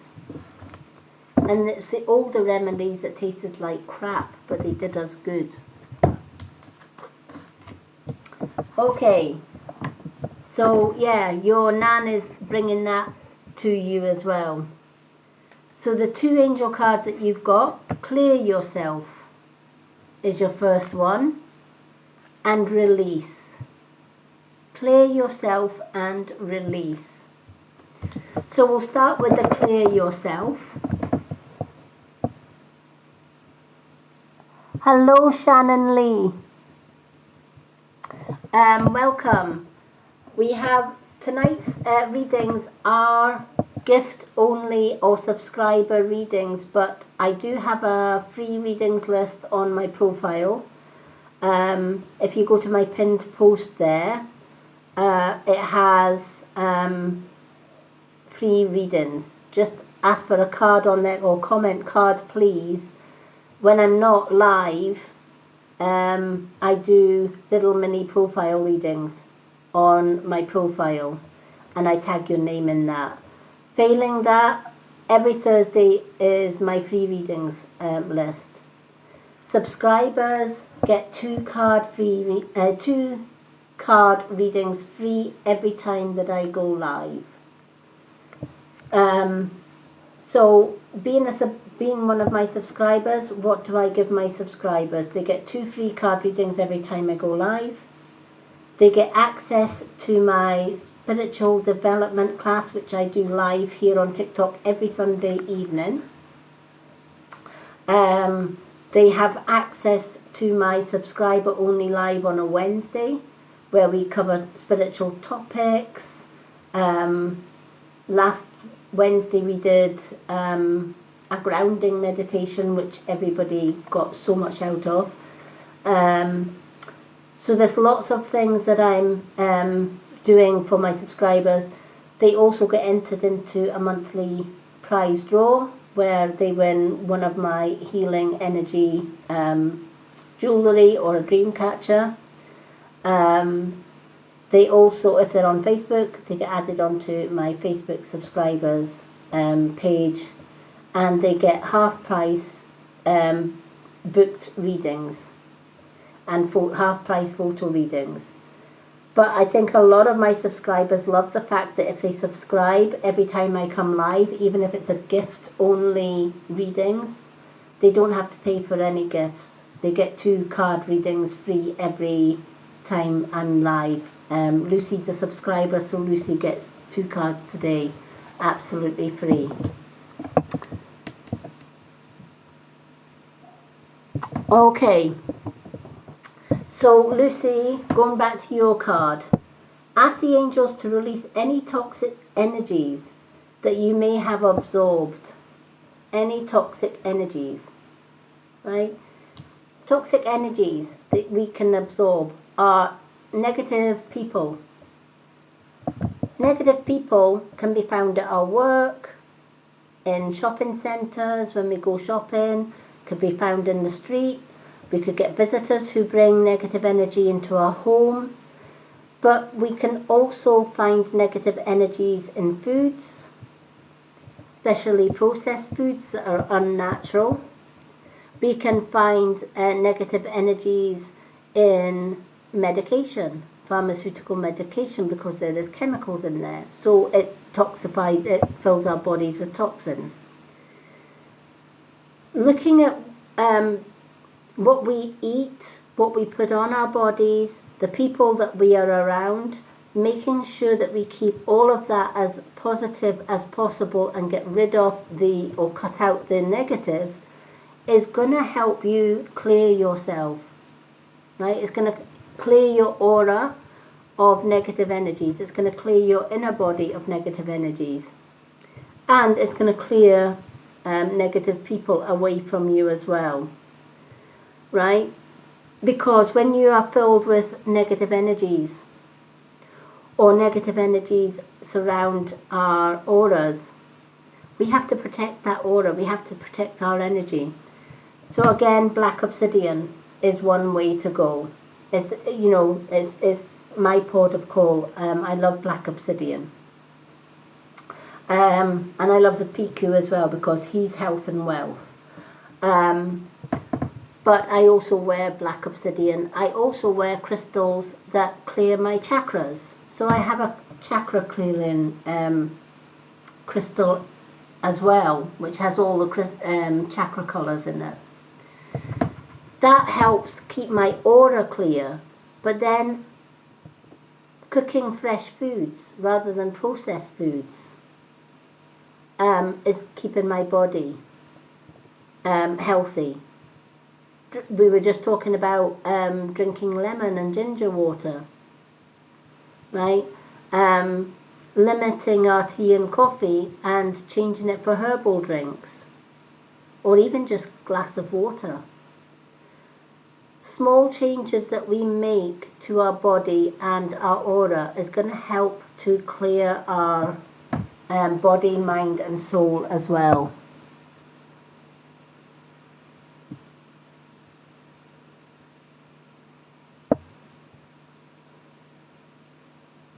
Yep, definitely. Hello, Cecilia. Yeah, definitely. People, you know, people at work. When I was working as a carer many years ago, a lot of my managers were negative neons. They were just awful people to be around. Their energy was just smothering, and I couldn't wait to get home from work.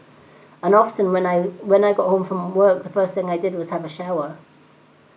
If you are coming home from work and you have that shower and you imagine all that negativity just washing down the plug hole, it makes such a big difference.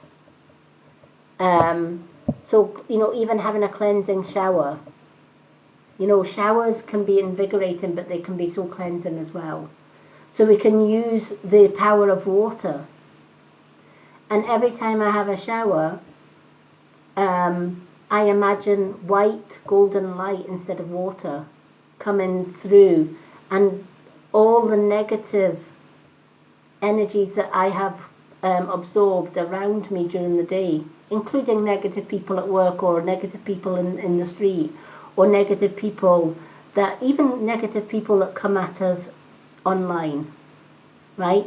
Even though it's online, right? I've had negative comments. Doesn't bother me in the slightest. I ignore the negative comments. But that negativity can still attach itself to your aura. So it's important to have an energy shower, which is visualizing the water turn into golden light, washing all away any negativity from your body. And it works massively. And then, of course, making sure that if you are in the shower, if you've got any crystals that are very sensitive to water, take the crystals off first. For example, if you've got any jewellery that is made of selenite can, if left in water, can dissolve. So make sure that if you are wearing crystals,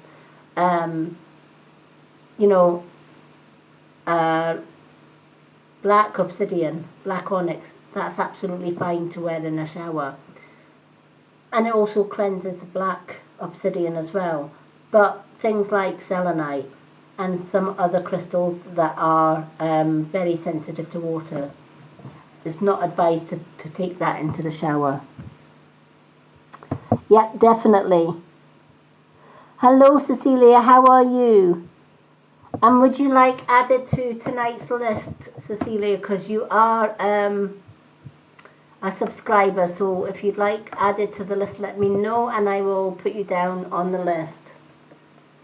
So definitely look at what crystals that you are using, foods that you're eating, products that you use on your hair or your skin.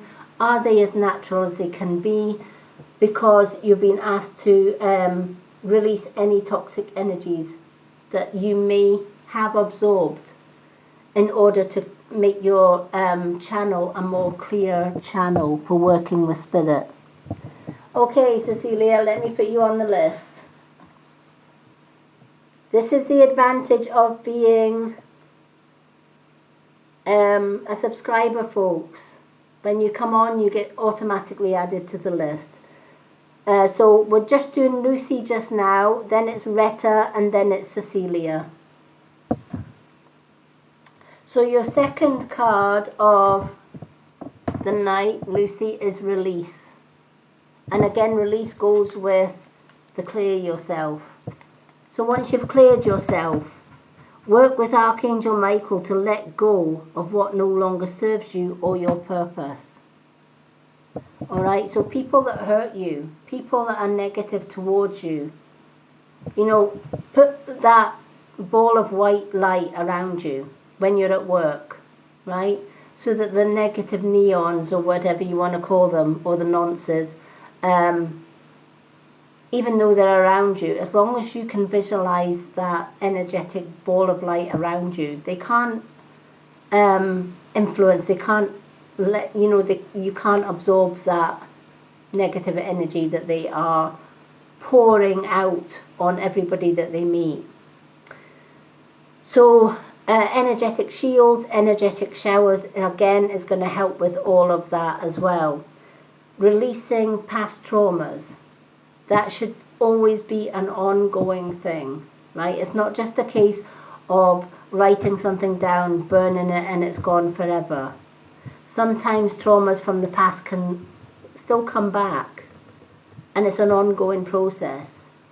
Every time they come back, write it down, burn it. They'll come back again, write it down, burn it. You're constantly decluttering, you're constantly getting rid of what no longer serves your purpose. Anybody that comes in your path that brings you negativity, cut ties with them. ignore them, avoid them at all costs, and fill your life, and keep your circle small but positive. Make sure that present and future friends that come into your life are positive, uplifting people, and not negative ones that bring you down.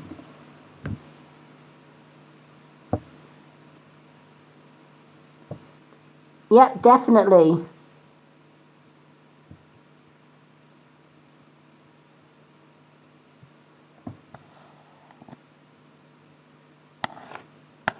So, when I'm out in busy places, especially when I'm in like shopping centres, I hate crowds. Absolutely hate crowds. And often when I go into crowds is because I can feel all the different people's emotions and negative energies.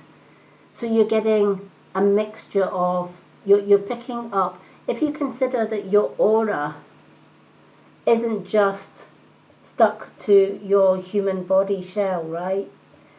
If you put your hand full length out, where the tips of your finger is where your aura ends. Alright, so if you imagine, right, where your fingers end, anyone coming that distance or closer to you, you're gonna connect with that energy. So obviously everybody's got shorter arms or longer arms than anybody else. But if you put both hands out, straight out in front of you, where your fingertip ends, that's the start of your aura. And that's the distance that somebody needs to be before they can attach to your aura. Right? And one good test that you can prove, one way of proving that is if you're on a bus or you're in a queue and you're behind somebody in a queue or on a bus seat. With a soft gaze, look at the back of their head. Just keep staring straight ahead and looking at the back of that person's head. So I'm going to use my little musical clown as an example. So musical clown is sitting on the bus next in front of me, right? So if I'm turning to the side. So clown's in front of me, I'm behind the clown, I'm looking directly at the clown's head, right in the center of his forehead, with a soft gaze. Not saying anything, I'm just gazing at the back of his head. He might have a distinctive mark on his, or something distinctive, like a spot on his hair or a different coloured hair that I can focus on. So I take a point on the back of the clown's head or the person's head, and I just gently stare at that person. And as you continue to stare at the back of somebody's head, that person will turn around to look at you. Why is that? It's because your aura and their aura are connected, right? They're only a seat away, right? Which is more than, less than an arm's length away. So when I'm sitting behind Mr. Clown is more than aware that there is somebody behind him because his aura picks up my energy, right? So our eyes are the mirrors to our soul. Excuse Clown, he's just decided to play himself. Our eyes are our mirrors to our soul, right? And we can connect soul to soul through our eyes. So me connecting to the person in front of me, just by gazing at that person's head, that person's going to start to feel uneasy. As though, okay, I'm getting this sense that I'm being watched. Somebody's looking at me. Somebody's watching me. And then they hold it off as oh, it's just my imagination. But the longer you stare, the more they pick up on that energy and they'll turn around. They will turn around to see who's staring at them.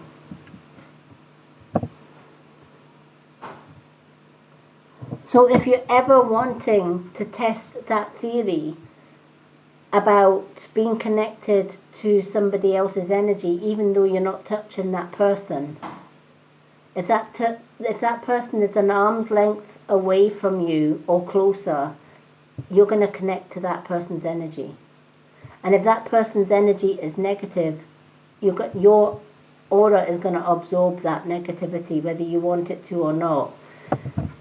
But if you're wearing black obsidian or black tourmaline, and if you're going into busy places with that shield of light around you, you're going to limit the amount of negativity that you are getting or that you are filling your aura with.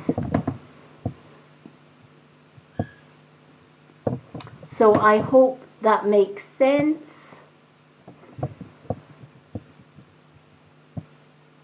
Yeah, definitely try it, Lucy. It does work, honestly.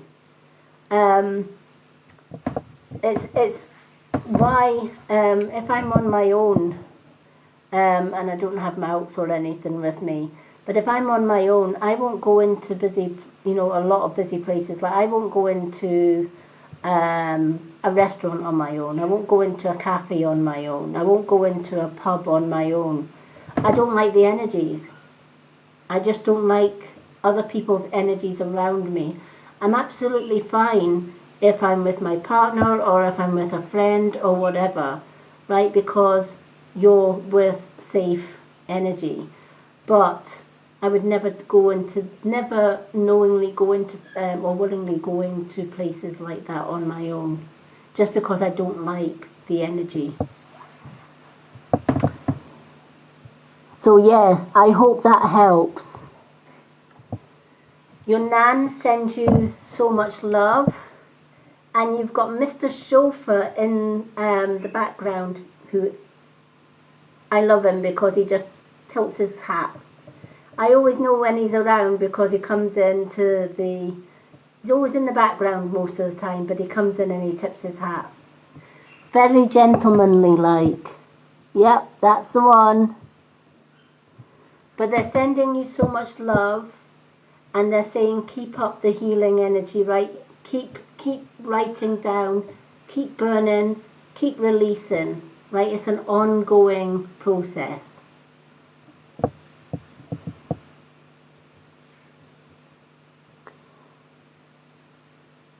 Oh, I'm so glad. And I'm so glad you got that reading. And I'm so glad it makes sense as well. So even at work, make sure you go in with your light shield on. If you can get black tourmaline or black obsidian that you can wear while you're at work, that's going to help massively as well. And if that fails, take a little bottle of, make a little bottle of sage tea, right? Keep it in your handbag or whatever. And if you've got a nasty, negative person at work, offer to make them a cup of coffee or a cup of tea and just put a little touch of sage tea in it. That'll sort them out. Hello, Big Mama. Thank you for the likes. Okay, we've got Retta and then we've got Cecilia. So do we still have Retta?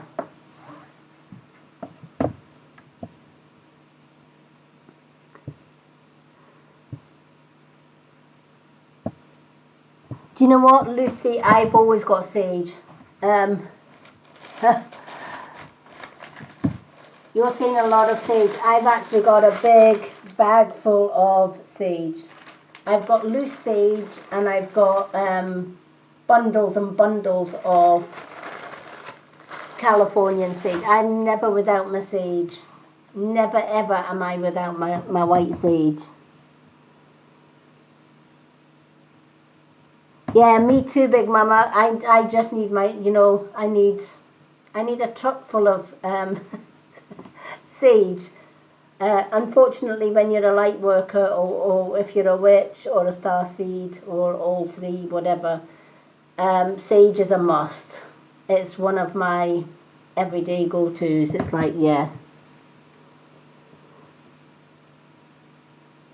Thank you for the likes. But yeah, I carry a lot of, every time I go spiritual shopping for, like, if I go into my local witchy store or whatever, we go to Edinburgh sometimes, and it has a beautiful witch store, and I love it. It's my favourite all-time store, and I'm always buying sage. Always, they've got like a big basket full of sage, and I'm always like 3 or 4 bundles of sage every time I go. And sometimes my partner will say, how much sage do you need? And I said, believe you me, if I could get a truck full home, I would have a truck full of sage home. You can never ever have too much sage, and never have too much black obsidian either. I love black obsidian. I love the energy of black obsidian. There's no other crystal like it. It is just fantastic for negative energies.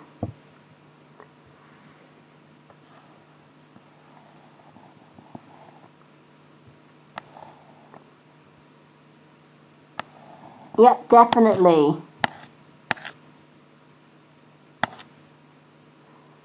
Okay, Retta, what type of card would you like? Now, anyone just coming in, welcome in, everyone, if I've missed anyone.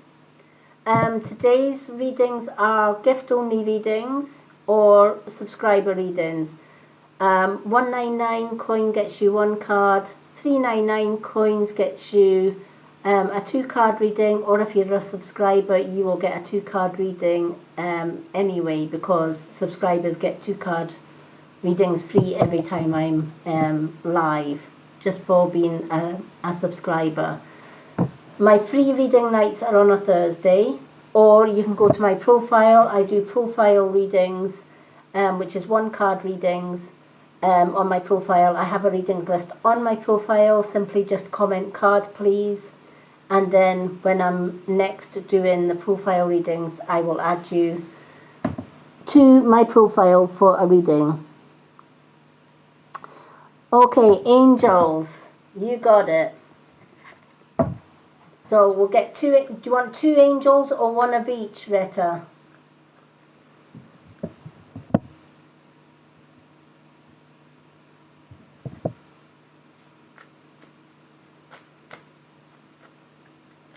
Now, just for all my subscribers, while I remember, tomorrow evening is subscriber only live, and I will be getting my dowser board and crystal dowser, and we will be doing some dowser readings for all my subscribers.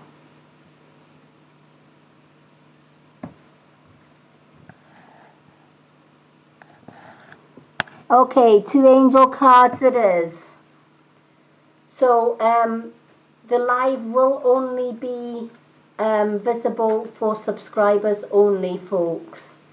And of course the replay, as always, will be on my Facebook subscribers book, group page, sorry, and it will also be on the Mystic Witch YouTube channel. But that is the recording. If you want to take part in the readings, it is only subscriber only, and that is tomorrow evening, 9:30 p.m. UK time or 3:30 p.m. CST time. So I'm looking forward to getting my dowser board out and doing some crystal dowsing for you. Hello, Step Kima. Hello, hello, hello, everyone. Okay, so let's shuffle these cards for Retta. Lovely to see new faces coming in.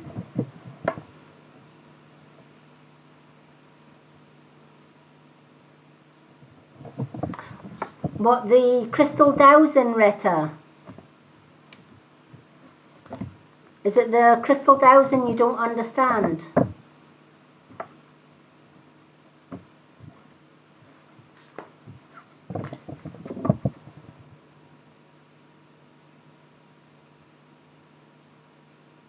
All right, the crystal dowsing.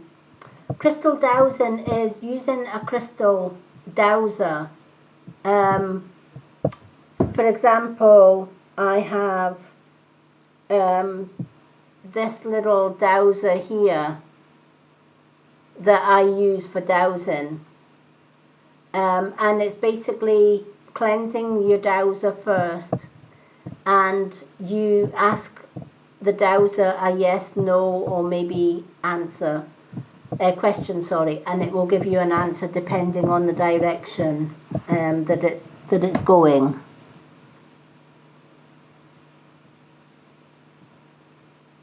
Oh, thank you. Well, all will be revealed tomorrow in the subscriber only event tomorrow.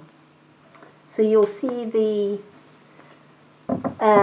dowser and the board in full use tomorrow. Years ago, midwives and mothers-to-be used dowsing with their wedding or engagement ring to find out the sex of their child or their unborn child. So if the dowser went one way, it was a girl. If it went the other, it was a boy. And it was pretty accurate as well. Hello, Danielle. Welcome. But they used wedding rings. They used like gold, silver. But you can use crystal as well.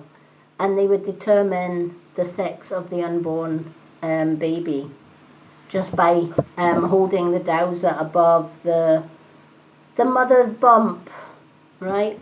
The unborn baby. And if it spun one way, if the dowser swung one way, it was a yes. If it swung another, it was a no. Or if it went round in circles, maybe it was a maybe or don't know kind of answer. But dowsing is very, if used properly and done properly, dowser can give very accurate results. I am hoping one night this week I may do an open dowsing session. In fact, I'm just trying to think what I've got booked or planned this week. So tonight is the gift only and subscriber readings. Tomorrow night is subscriber event where I will be doing dowsing readings. Thursday night is free readings night for everyone. So that's on every Thursday. Friday night I'm going to do a dowsing session for everyone. So instead of a card reading, it will be a dowser session. Saturday night will be gift only readings again, and Sunday is a closed subscriber live, which is our weekly spiritual development class. But you need to be a subscriber to be able to take part in that development class. So that's where I am every week.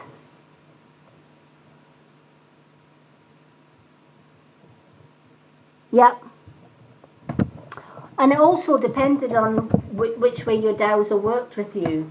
I always set the dowser first. I always attune the dowser, so I cleanse my dowser before using it.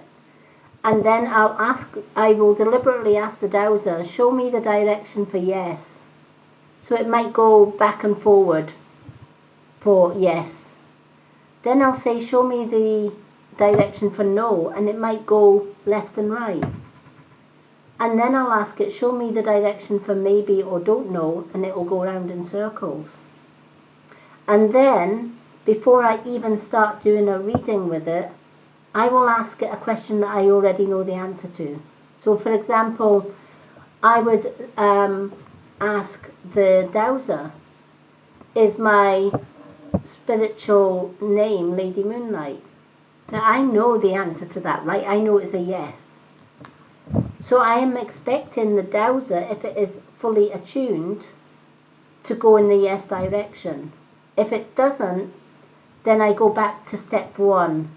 Cleanse it, ask it to show me the direction for yes, no, and maybe, and then ask it a question again. Only when I know that it's got 2 questions in a row that I know is correct will I then go on to do the readings with it. So important to attune your dowser first. So yeah, but I will be explaining all of that tomorrow in our subscriber only event tomorrow live here on TikTok, which will be 9:30 p.m. 3:30 p.m. US EST time, 9:30 p.m. UK time. Okay, so let's pick these 2 angel cards for Retta. So that is what dowsing is all about. I have been dowsing for years with quite a lot of success. Thank you for the stickers.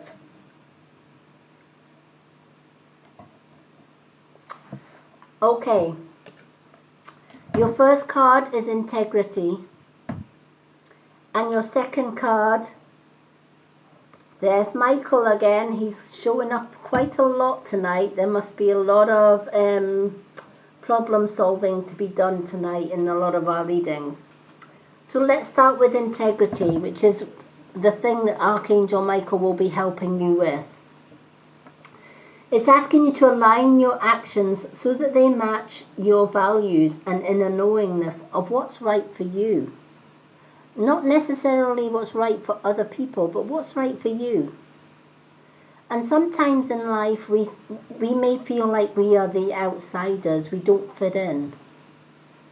And that can make us feel a bit uncomfortable. So what we do is we try and change ourselves so that we can be popular or we can fit in. And we maybe think, I want to be in that group of people. They look amazing. They're all friends. They all go out together. They all do fun things. And I want to be in that in crowd. But I'm not an in crowd person. But to be in that crowd, I need to be an in crowd person. So we change slightly to try and fit in. But even though we change ourselves to fit in, we're never truly 100% happy, because we're actually going against who we truly are, right? We're not using integrity, we're not being truthful, right? We're not being true to ourselves, and we're certainly not being true to others around us, because we're trying to please others so that we can fit in. And here's the clincher. When we're doing that, it's totally the wrong thing to do. Because for all the will and wanting in the world, if you don't already fit into that vibe tribe or that tribe's vibe, you're never going to fit in, no matter how much you try and change who you are to fit in. That's not your vibe, that's not your tribe. It's like putting a round peg into a square hole. It's not going to fit, ever. So sometimes it's a case of, do you know what? Does it really matter at the end of the day whether I fit into that vibe or tribe? I should never change who I am just to please other people. So sometimes when this card comes into a reading, it's asking you to tear away all the illusion that you've set for yourself so that you could fit into that square peg, right? The round you can fit into that square peg, right? This is where you maybe feel that, I don't like being, not being able to fit in. I don't like being different. And we all get this illusion that we should all be the same, we should all fit in, we should all be alike. And that's not the case. We're not supposed to be alike. We're not supposed to fit into everybody's tribe.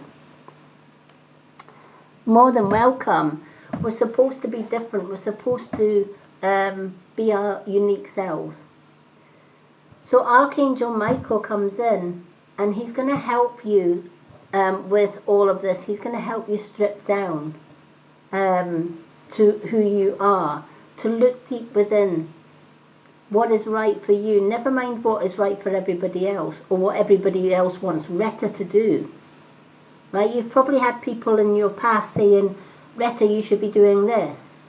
Or you shouldn't be doing it that way, you should be doing it this way. Or don't go with that person, go with me. Or don't follow that person's advice, follow my advice, right? And you can be torn in all different directions. But what about just listening to everybody's advice, but not necessarily taking it on board? Yes, take bits and pieces. Leave it to the side and ask Retta, what does Retta want? What is right for Retta? Not what is right for everybody else. And what is right for Retta? What pieces of advice that people have been giving you fit into what's right with Retta? The ones that give you advice that fit with you, that's the ones that are the keepers. That's the ones that fit your vibe, your tribe. And the ones that don't, they're not supposed to fit in with your vibe and your tribe. And eventually they'll go and find their vibe, their own tribe. Right? Without us having the need to fit in. If that makes sense. So this card is asking you to be true to Retta all the time. Not just some of the time. Because not everybody's going to like Retta. But at the same time, Retta is never going to get on with other people. There might be people that you meet in your life that you just think, oh, I can't be around that person, right? You might feel that somebody's really negative and they make you feel uncomfortable just being in their presence, right? We all get people like that, right? That's your intuition telling you that person's not for you, Retta, and I would stay well clear of it, right? So following your intuition is part and parcel of getting back to you. Every time you meet a friend or an associate at work or somebody in real life, listen to your intuition. Is your intuition telling you that that person is good for you or not good for you? If it's telling you that that person is not good for you, keep your distance. You don't have to engage with that person if you don't want to. And you certainly don't have to invite that person into your tribe if they're not your vibe. So work with integrity and be true to you at all times. Healing the patterns that we have got ourselves into, i.e. the patterns of pleasing everybody but not pleasing ourselves, is a daily ongoing thing. We have to pick away at what is illusion and what is truth. And once we've done that, then we can move forward and be our true, authentic self. And that takes practice. If it's family that's bringing you negativity, again, if you look at the full scheme of things, right, we're all human beings. We may be different coloured skinned, right? We may be different coloured faiths, beliefs, etc. But here's the thing. We're all human beings. And if we cut ourselves, we all bleed red blood. Right? We're all flesh and blood. Our flesh may be different colours. Our belief systems may be different colours. Our vibes may be different colours. So in a world scheme of things, we are all related. We are all family. Whether we are blood family or non-blood family, doesn't matter. We are all family. We are all connected. And we don't always get on. And that's okay. So when you realize the whole scheme of things, that we are all connected, we are all family, but we don't always get on with people, why should it be so different for blood family? Shouldn't be. should be the same thing. Even blood family, we don't always get on with our siblings. We don't always get on with our parents. If we do, all well and good. But there are some people that just will never connect with their parents, or they may never connect with their siblings. And it's because their chemistry or their way of thinking or their paths are so completely different. Does that mean that we have to take negative words and actions from our family members because they are blood family? Hell no. If they are being negative or abusive to you, you cut ties with them. End off. Family or no family. Right? If, especially if you're an adult, you can walk away from that family and set yourself boundaries. I've done it with my own family. Me and my sister don't get on. Right? I wish we did, because I have no ill will with my sister. I love my sister unconditionally. She's my sister. However, I'm a white witch. She's a dark witch. Right? She just does not get on with she just does not understand my vibe. And for all the will and the best will and intentions in the world, that I would love to get on with my sister, I know it's never going to happen. Right? Because I would be trying to please her, but never getting anywhere. That's a waste of my time, and it's certainly a waste of my energy. So yeah, I'm there if she needs me, but I've still cut the ties. I don't allow her negativity to impede on my day and my life and my path. I just don't have the time in my life, or I'm at a higher level where my boundaries are, if you're going to stop me from rising and ascending, then I cut you loose, because I will not allow anyone to drag me down, and neither should you, even if it's family.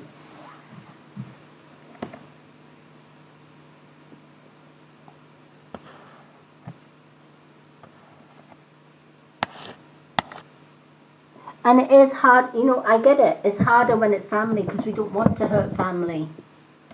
Right? And we don't want to go against family, because they're our family. They are our flesh and blood. But flesh and blood or not,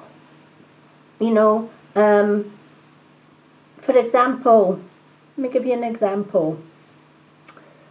If somebody had, say, a brother, and they had a sister, and they were the third child, they were the middle child.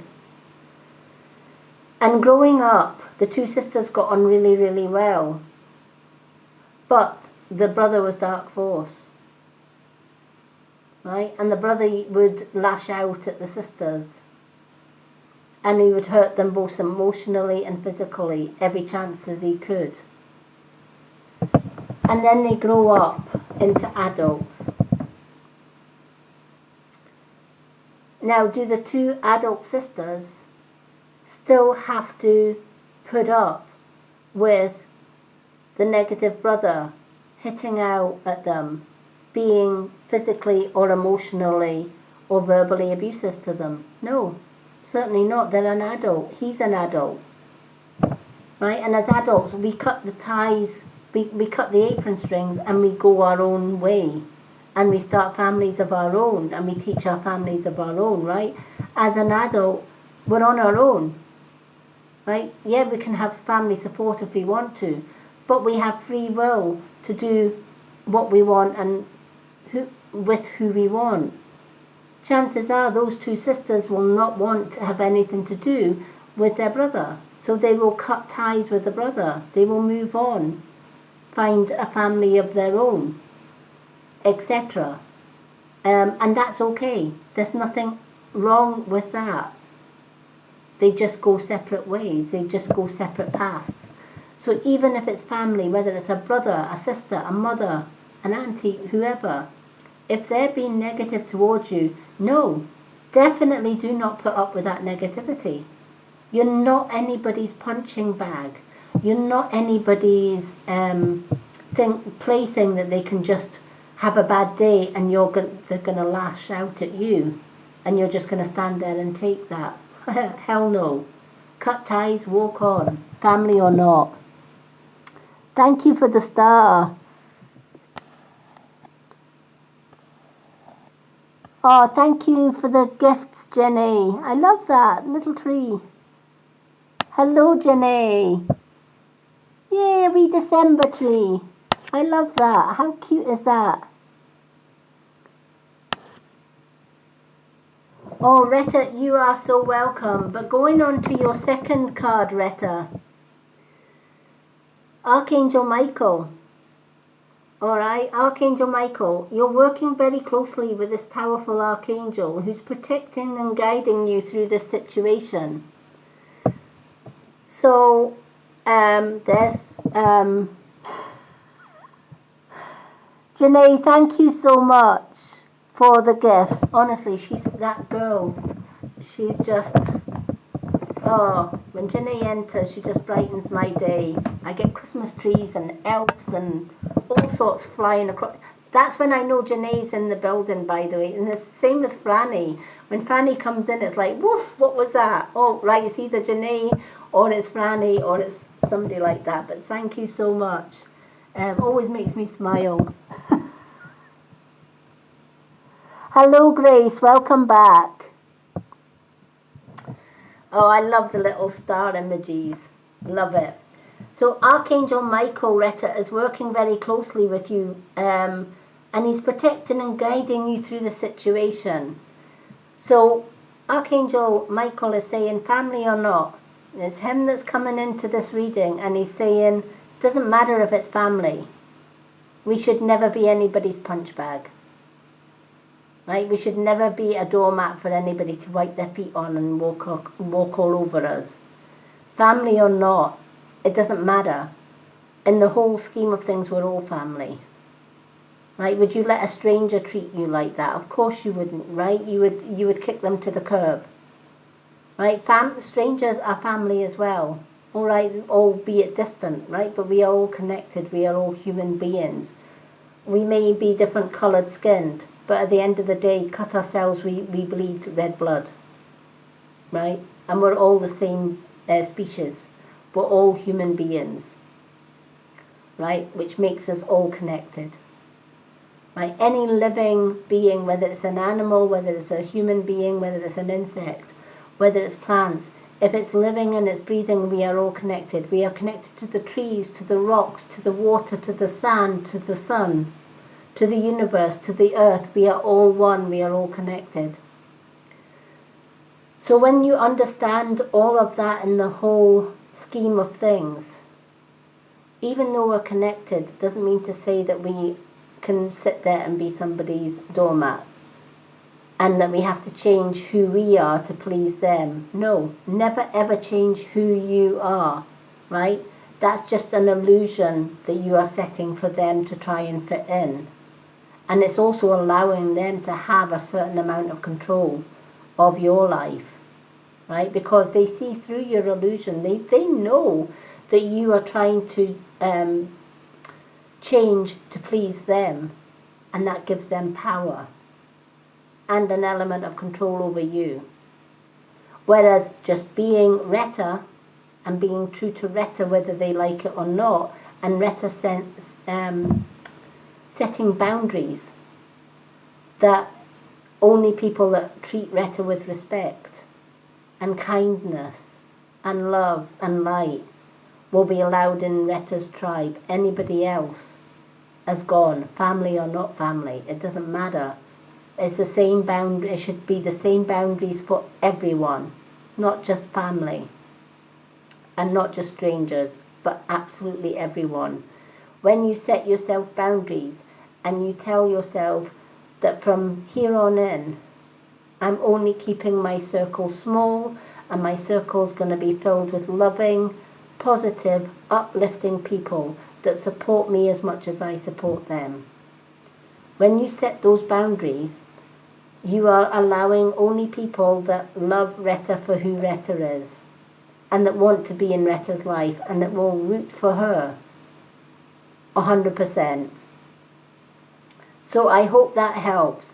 If you are struggling, always ask Archangel Michael to step in and help. He's going to help, but he needs your permission to do so. All of our archangels and angels and spirit guides need our permission to help us. And many of us don't know that, and many of us just struggle on ourselves, never thinking, do you know what, maybe I should ask my guide about this. Or do you know what, maybe I should ask Archangel Raphael to help me with my healing. Or maybe I should ask Archangel Michael to help me solve these problems and take the negativity out of my life so that I can be more positive again. We never realize that we've got all of this behind us. Our guides are rooting for us. Our angels are rooting for us. Our deities, whoever you follow. Isis is my go-to for when things in my life are really, really going well. And I can turn to the goddess Isis and say, do you know what? Show me the way. Everything's going fine today. I'm full of beams. I'm full of positivity. Show me which way I need to go so that I can serve other people along my way and help other people along my way. But if I get negative people coming at me from all directions, especially if it's enemies that absolutely hate me for whatever reason, a lot of my enemies hate me because of my gifts. I'm good with that. That's their problem, not mine. But if, sometimes negative people, or as I call them, dark force people, can be a little bit too overpowering, that's when I call in the Queen of Darkness herself, which is Hecate. And I'll say, you know what, Hecate, get rid of this. Get rid of these dark energies that are coming at me 24/7. Don't need that in my life. And Hecate will be more than happy to remove it. But I need to ask her help, just as much as I need to ask Isis for her help. Or if I'm working with any of the angels, I need to ask Archangel Raphael to help me with my Reiki healing, which she often does. Or Archangel Michael for problem solving. Knowing that our angels and our spirit guides and even our animal guides are always in the sidelines waiting for your command, waiting for your permission so that they can come in and intervene and help. If you don't give that permission, they're watching, but they're getting irritated because they want to help. But spiritual law will not allow them to help because they need your permission. To help you without you asking for their help breaks universal law or spiritual law that says they cannot intervene with our free will. It's the same as in life, right? I've met many people who say are alcoholics and they come to me for help. But unless the alcoholic is willing to change and help themselves, all the help and positive vibes and the healing that I send them is no good if they are not prepared to meet me halfway, and they need to want to heal. Right? It's the same with any drug addict. Right? Drug addicts will say, oh, I'll change, I'll go to rehab and I will do this, just to keep their partners, right? It's all an illusion. They're telling their partners what their partners want to hear. And then they are going out with the home to still consume their drugs, to still take their drugs, to still take their alcohol because they are solely dependent on it. And them themselves have not got to the point where they want to change.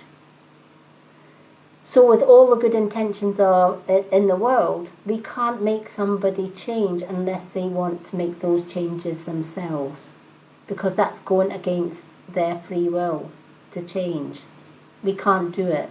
Same with spirit, same with our angels. We can't do it. They can't help us unless we ask them for our help. So use Archangel Michael when things get tough around you, Retta. He's on your side. Thank you for the gift, Celia. I love the paper cranes. Thank you. So I hope that has helped. And I'm so glad you got a reading. Janae, would you like added to the readings list, honey?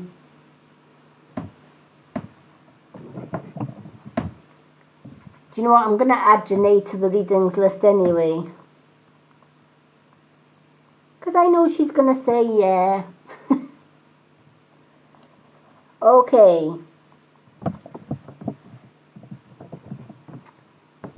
So, have we still got Lucy?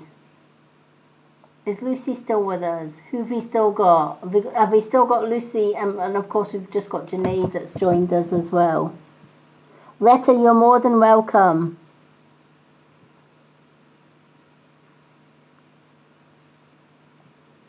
I don't know if Lucy is still with us or whether Lucy disappeared.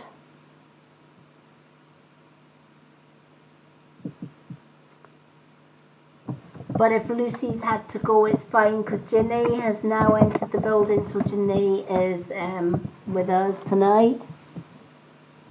Okay, so Cecilia, what cards would you like?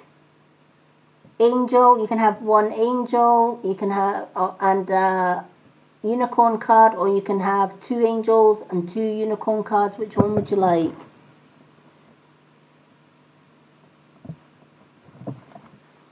Because Cecilia is up next, followed by Janae.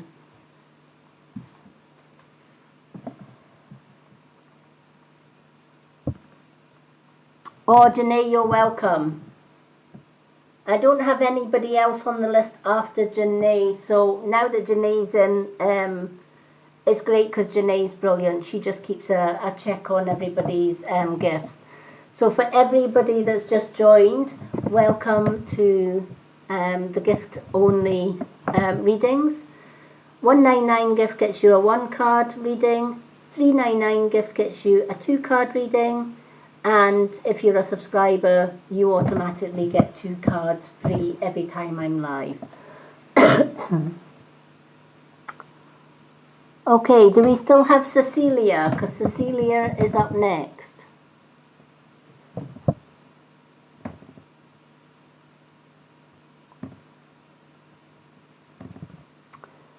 Hello everyone that's just joined. Welcome, welcome, welcome.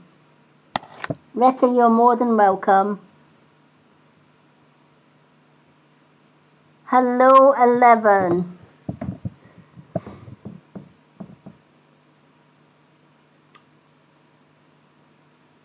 Shout out for Cecilia. Is Cecilia still in the room?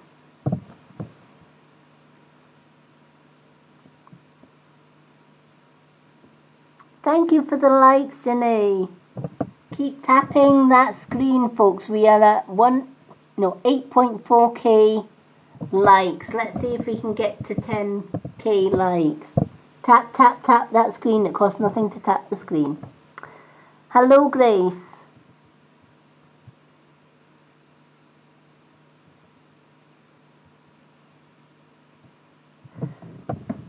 Now, normally, I also give out a free reading, the odd free reading on my gift-only readings.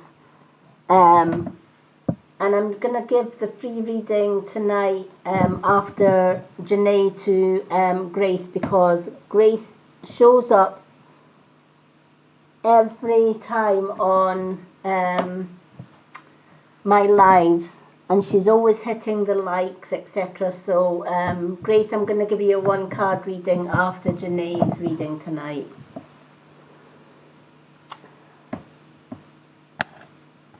Okay, I think Cecilia has gone. So I'm going to put Cecilia's name down for Thursday, so that I'll give Cecilia 2 cards, unless she comes back in. If Cecilia comes back in, Janae, let me know. So I've got Cecilia down for 2 anyway. Right, Janae, what cards would you like? Angel or unicorn, or one of each?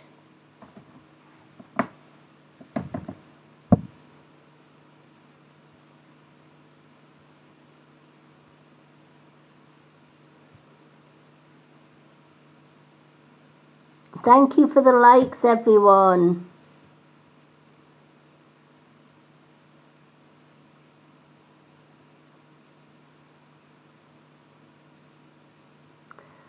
Hello, James. Charlotte. Hello, everyone that's just coming in. Welcome to our gift-only readings.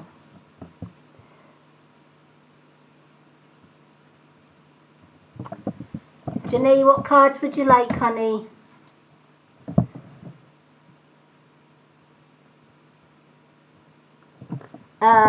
Angel or Magic Unicorn, or one of each?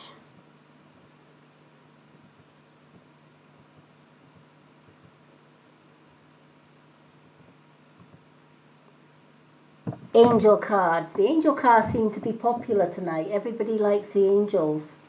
Let's do the angels.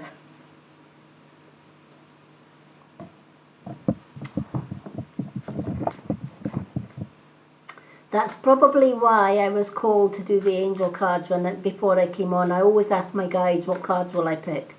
Because as you can see from my little bookshelf behind me, I have got loads of cards at the bottom shelves.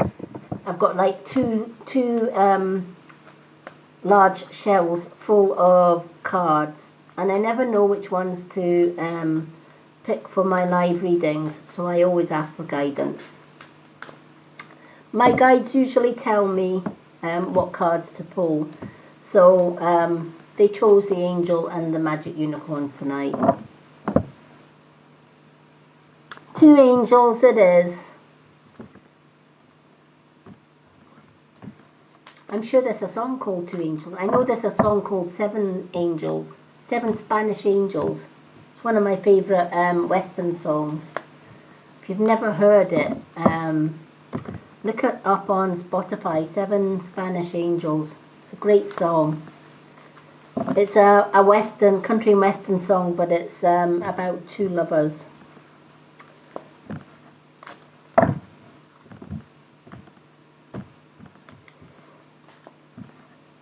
Okay, let's pick 2 angel cards for Janae. And welcome everyone that is just coming in.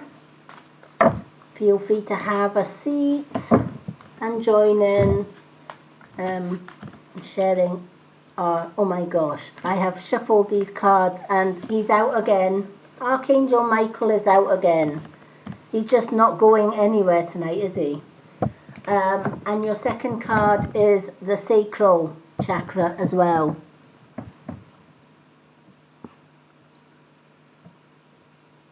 Thank you, Fiona, for the rose.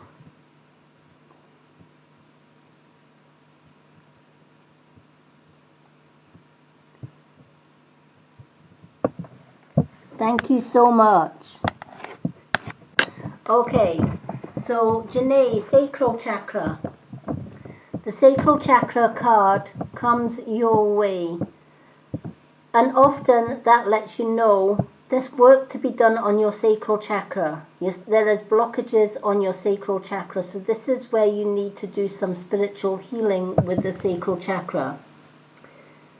You are highly sensitive to chemicals and additives, as well as processed foods and energies right now. It's important that you respect your sensitivities by avoiding harsh items, situations and relationships. Often when we come in contact with people that are nasty to us or bad to us, they leave negative energy that attaches to our root, our sacral chakra, and it blocks it. And we hold that negativity in our sacral chakra till we decide that we can't hold it anymore and it's time to get rid of it, it's time to release it. But it's not just negative people that can affect that chakra. It's the things that we put on our body and in our body that can also cause blockages to our sacral chakra.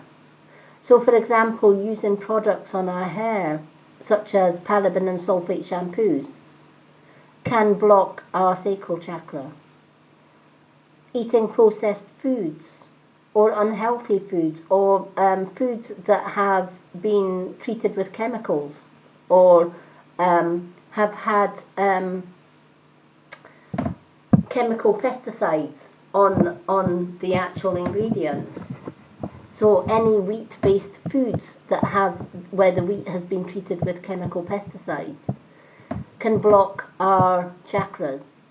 And we can often be highly sensitive to chemicals.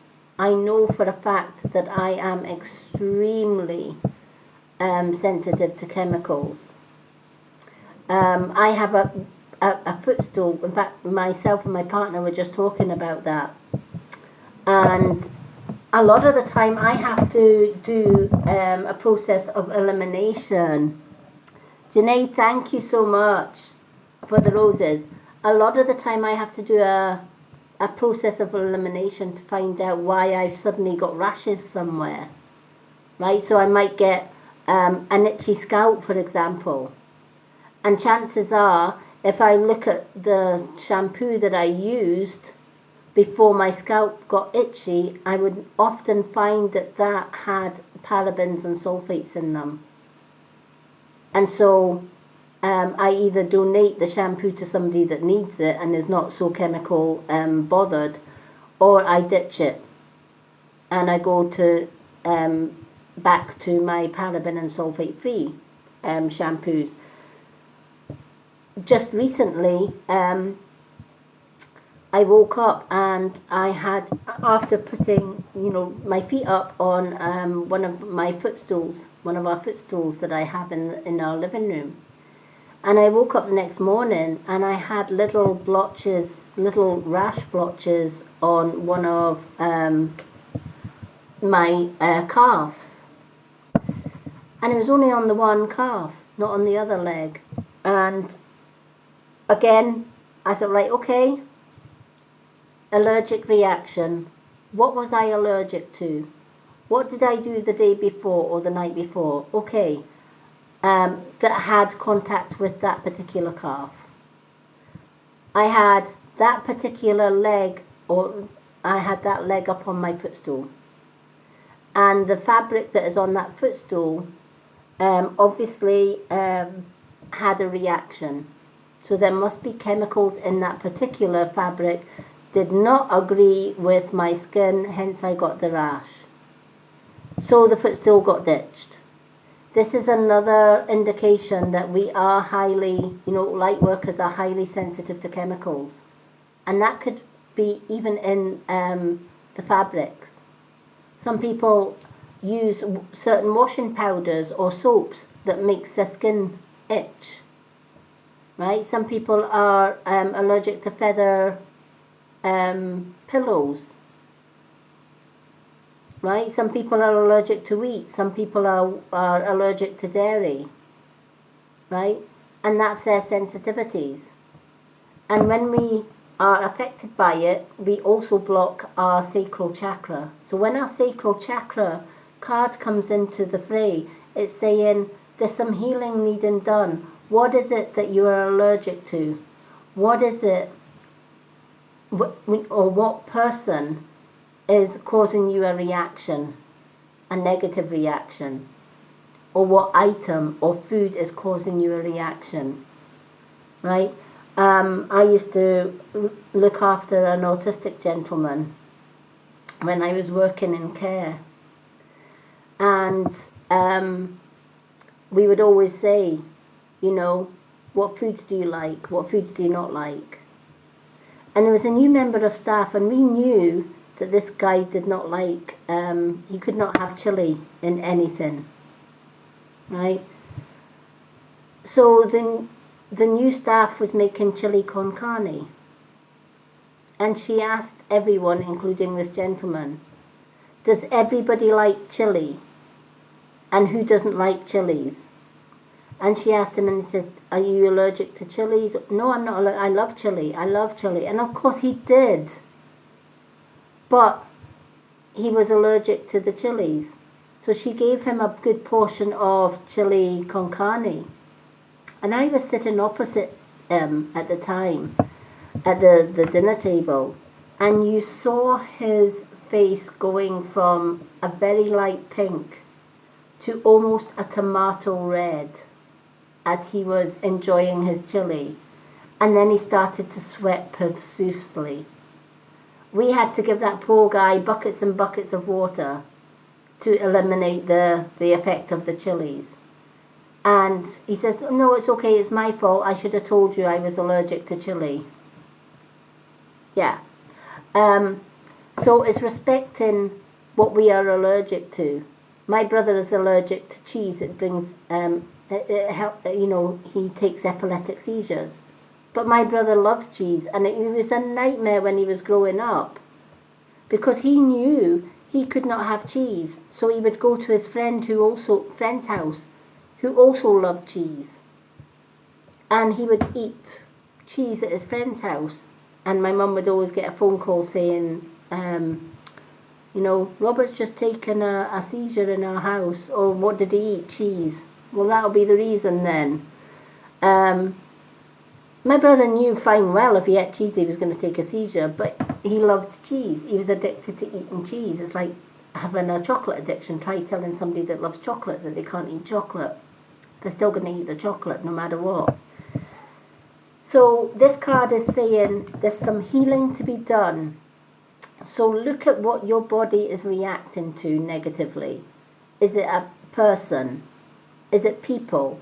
Is it food? Is it chemicals in a product? And then take steps to eliminate that out of your day-to-day life, or to eliminate it from your everyday life. So if it's negative people, cut ties with them.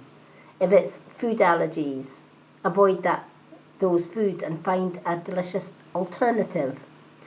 If it's chemicals in a product like shampoo, etc., find a different brand shampoo that doesn't have parabens and sulfates.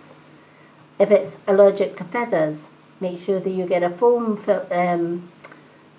memory foam filled cushion instead of a feather filled cushion, etc. It's all a case of elimination. Also, if it's negative people around you, this could explain why Archangel Michael has yet again come into your card as well. He's never left the room tonight, honestly. Those cards have been shuffled left, right, centre and forward, and Archangel Michael keeps coming up. And it's saying you're working very closely with this powerful angel who's protecting and guiding you through this situation.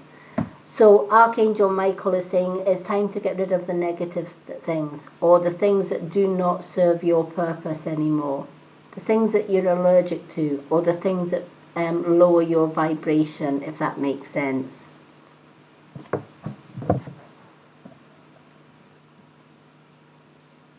Thank you for the roses, Neon Vampire. I love that name, Neon Vampire. Thank you for the follows, everyone. Oh, me too, Janae. I do as well.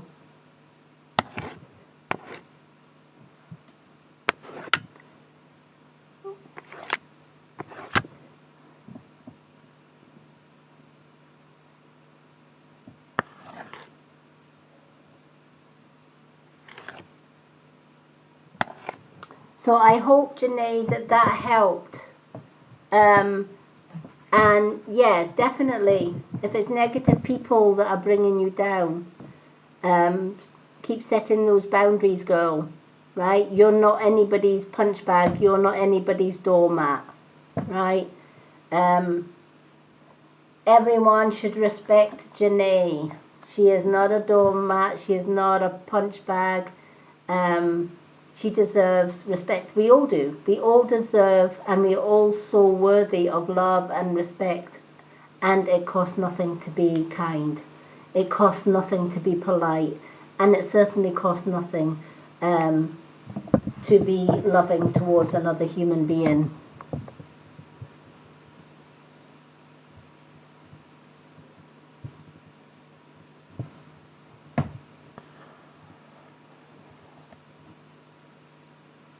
Yeah, definitely.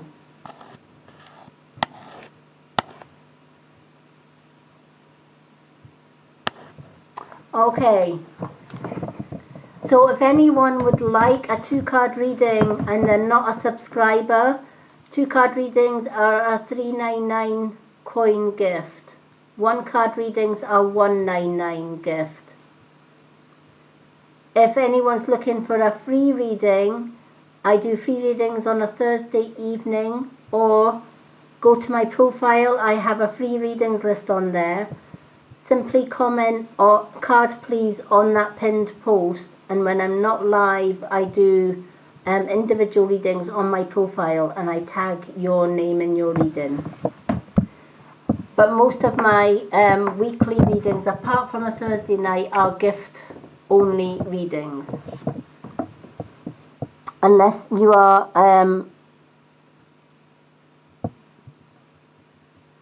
oh, you're more than welcome. Yeah, anything toxic, get rid of it. Toxic waste, put it in the toxic waste bin. Rejects, they are rejects, put them in the toxic waste bin. And you're more than welcome, Janae. Did Cecilia come back in? Do we know if Cecilia came back in? I don't know if Cecilia came back.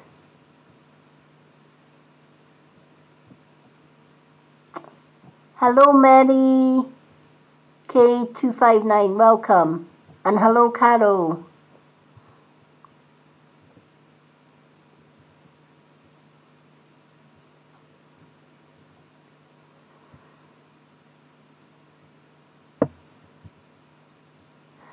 She might have fallen asleep.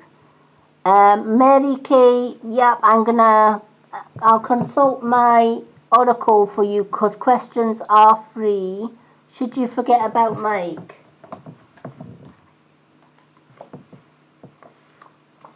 First thing, while I'm asking the oracle, the first thing I would normally ask is, what is your intuition telling you? You know, if Mike has gone out of your life for whatever reason, one, ask yourself, why did he go out of your life? You know, and two, you know, what is your intuition telling you? Should you let him go? Should you forget about him? Or should you hold on to hope that he's going to come back? Relationship problems, Spirit can give us a brief answer, and it might not always be the right answer because we can't interfere with somebody's free will. If somebody wants to walk out of our lives, there's nothing we can do, no matter how we feel about them, to bring them back. It has to be that person's free will, whether they want to come back or not. And then you have to then consider, do I live my life just longing for that person to come back, knowing that he's not going to come back? Or do I move on with my life?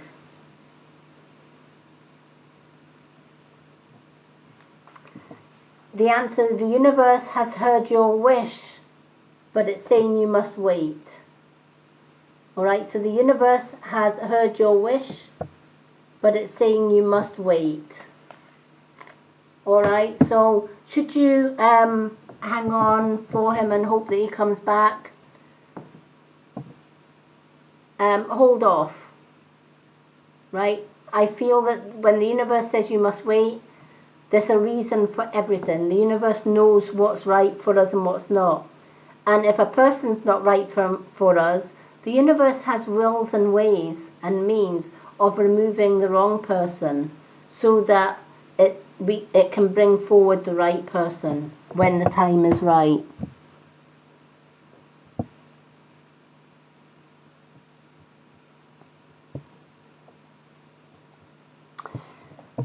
If you still love him with all your heart, but he doesn't love you, as much as it's going to hurt, it's time to let loose. It's time to cut loose, no matter how much it's going to hurt you.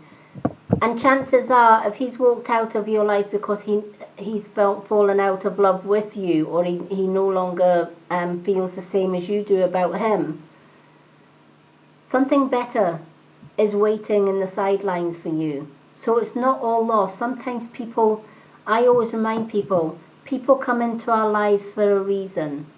Some come for a season. Some come to walk alongside our path. And some people come into our lives for a lesson. And some people come into our lives as a blessing. Right?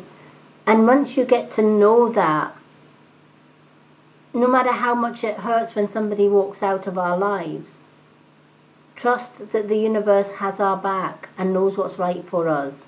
Chances are the universe has removed him out of your life for a reason, because there's someone better coming along. And that's why the universe is asking you to hold off and wait. Don't try pushing for him to come back when he obviously doesn't love you as much as you love him. So hold off and wait, because something better is coming along, is a message. Oh, thank you for the full English. You're making me hungry now. Will you be in a loving relationship in 2023? Will you be in a loving relationship in 2023? It all depends on whether you're going to be sitting in the house all the time or whether you're going to go out and socialise. If you're going to sit in the house, chances are you're not going to meet anybody in 2023. But if you go out and about and you start socialising and mixing with people, then you are. Breathe and trust your gut is the answer to that one, all right? So take every day one step at a time. I'm always giving this advice to people because we're thinking about 2023, 2024, 2025, or next month, 3 months' time, 6 months' time, 10 months' time, right? We're always looking months or days or weeks ahead. But here's the thing. When you have lived as long a life as I have, and you've travelled many past lives and learned so many lessons along those different timelines and lifelines, one thing that comes crystal clear that I do pass on to everyone: never look too far ahead, because you're going to be disappointed. Always live for the moment. Always live for today. Yesterday is gone. We can't go back to yesterday. We still are in today. If you're watching this, you're alive today. Right? You're living today. You're living in this moment in time. But here's the thing. Tomorrow is never promised. Who's to say that we go to our bed tonight and don't wake up tomorrow? So all that wishing and that planning ahead for 6-7 months ahead means nothing. Because all of a sudden our life comes to an end before we've even reached that goal that we set.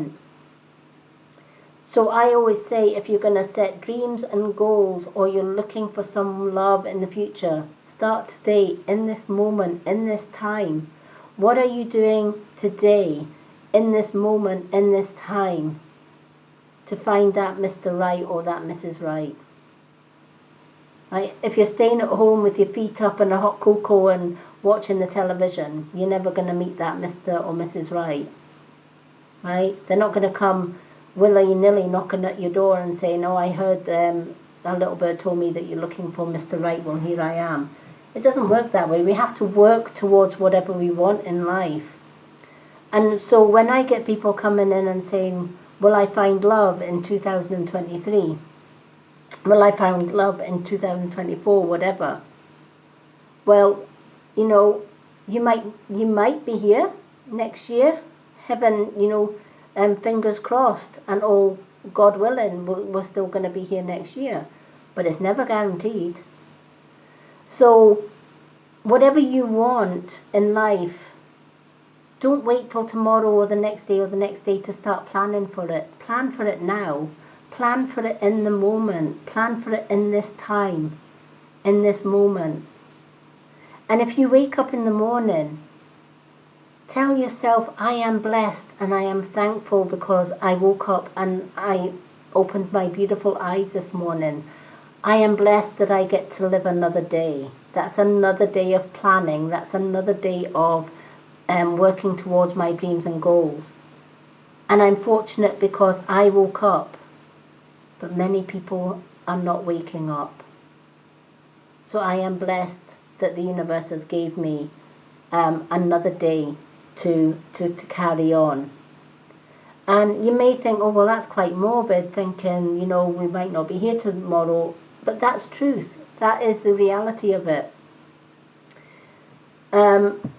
I'm going to give you a quick true story that, and it's a dear friend of mine. In fact, it's friends because they are a beautiful couple.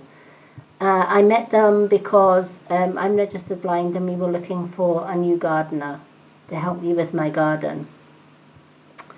And we met this wonderful guy who was perfect for doing our garden. He did gardens with his girlfriend at the time, or it was his fiancée. And they got married. They were a loving couple, absolutely beautiful couple. Got on well, they worked together beautifully. She did all the management of his business and he just did all the grass cutting and stuff. She has a beautiful zest for life. And she always did her work with a smile. He was always cheerful. And she got married and I sent her a gift for their wedding, etc. She was beautiful. She had the whole life to look forward to. And the last time I seen her, just before winter set in, she was saying she wasn't feeling too great and she was going to get tests done at the hospital. Long story short, after fighting 4 different tests and getting wrong diagnosis, and her body got worse. She was being violently sick, to the point she demanded, not asked for, but demanded for a CT scan. Because she knew her own body, right? And her own body was telling her there's something seriously wrong. And she was wanting answers. She eventually got her CT scan. And her world collapsed beneath her feet. And she put a post up on Facebook, which I shared on the Mystic Witch. It can be seen on the Mystic Witch Facebook group for anyone that's on Facebook. But she put up a post, which I shared. And it was a Fund Me post. And I thought, that's not like Stacey to put a post like that on. So I was curious. I support her wholeheartedly. So I opened up the post and I read it. And it was that light bulb moment that life is precious. She had fought for diagnosis.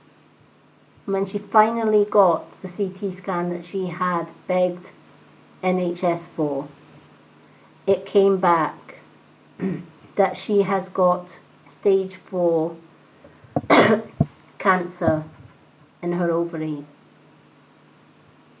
and that she is not expected to live.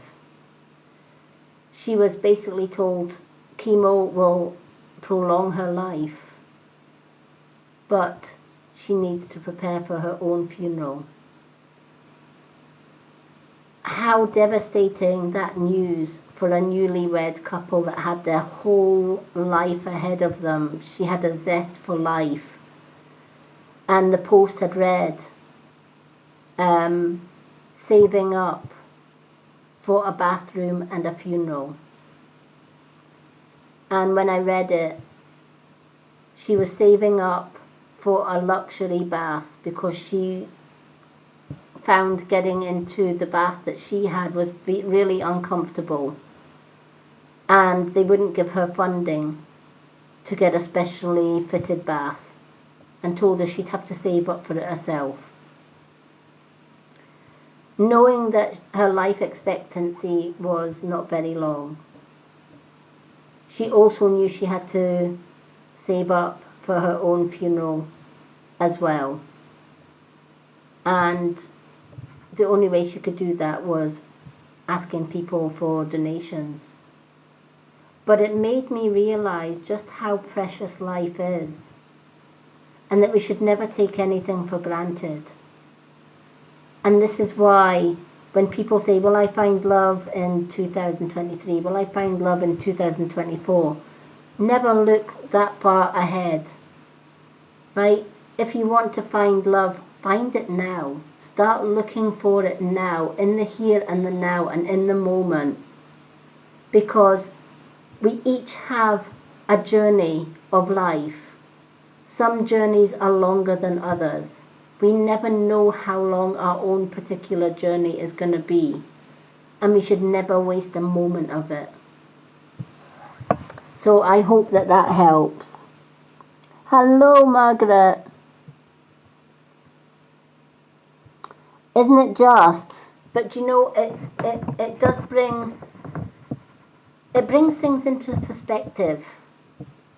You know, we're always looking for more. We're always looking for more money. We're always looking for that bigger house. We're always looking for things, and we're always looking way ahead.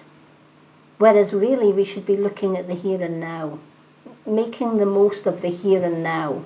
And every day that we wake up, we should be thankful that we actually got to wake up today, that we actually got another day to spend with our loved ones, to spend with our friends, to spend with our family. And when you're thankful and grateful for that time, you then get it into your mindset that this may be your last day. It may not. But we can't guarantee. Right? We can't guarantee that we're going to be here in a month's time, a year's time, 2 years' time, 10 years' time. So we should live for the moment. Every moment of life is precious. And it's a gift. And like any gift, we should never waste it. So there's a little bit of advice for everyone that can use that little bit of advice. Okay. Janae, do we have any other gift readings? Or any subscriber readings? I've got Grace down for one card. Do we have anybody after Grace? Hello, love.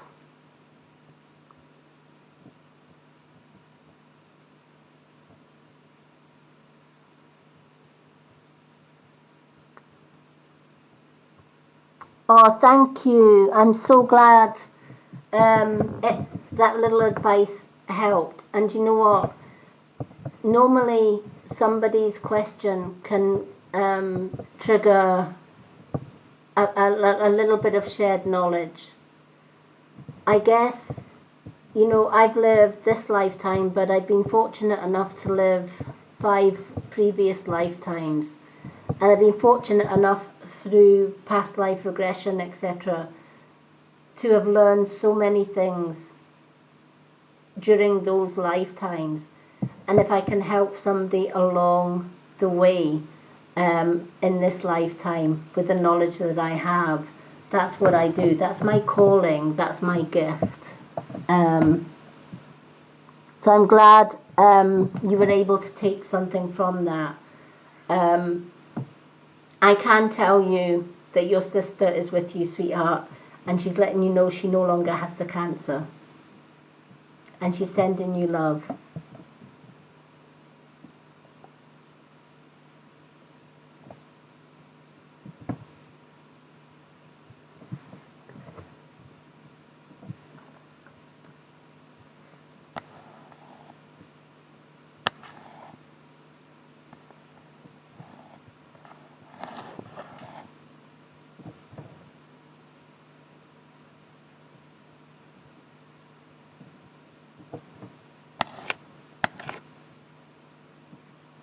Okay.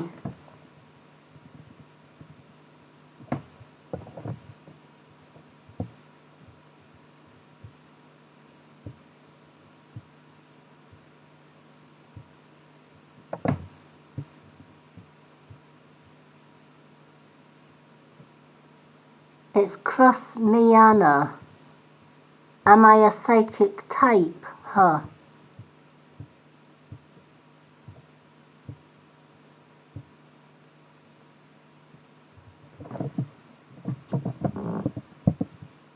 I don't quite understand that question. Are you asking if you are psychic?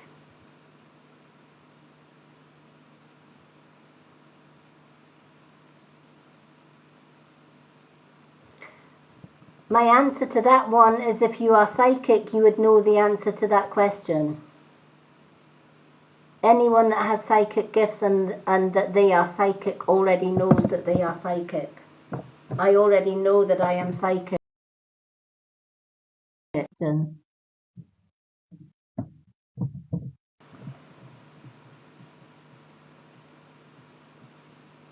Okay, do we still have Grace?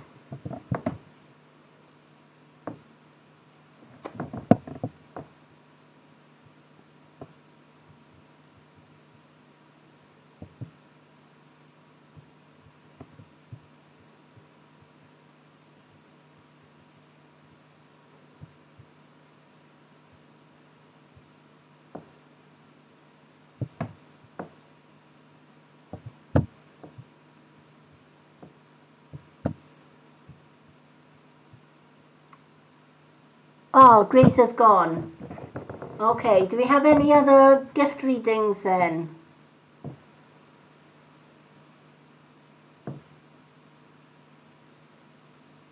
Or any subscriber readings?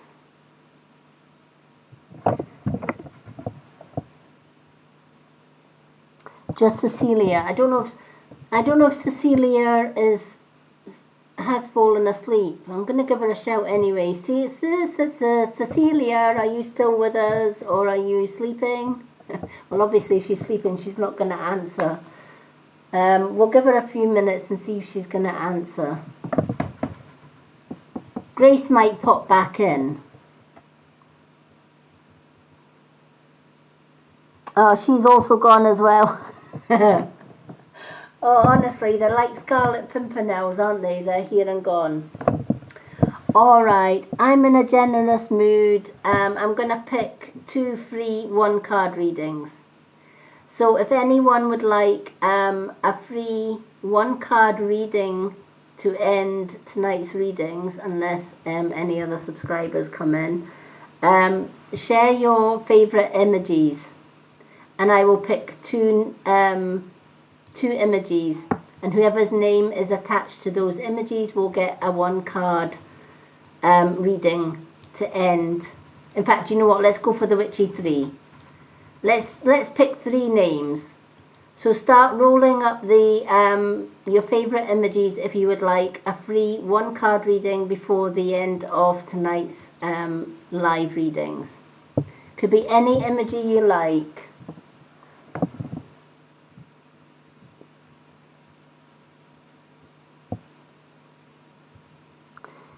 Jadadini.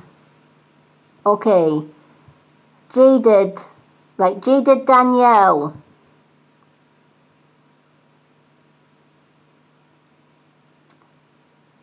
Jade, right, I'm going to put Jade Danielle. Right, Jade Danielle, I'm going to put you down for a free reading, for a 1-card reading. So let's put Jade Danielle.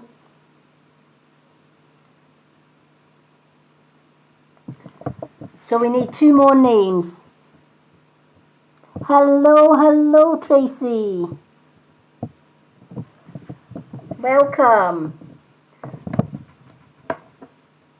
So we need 2 more names to get 2 free 1-card readings. So if you would like a 1-card reading tonight, share your favourite emoji. We've got Jade Danielle has grabbed the first one of 3.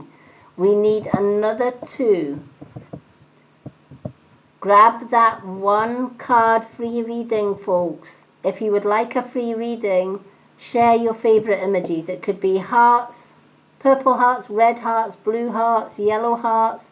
It could be smiley faces. It could be unicorns, whatever emojis that you want. Keep those emojis scrolling up the screen, and we'll pick another 2 names for a free reading.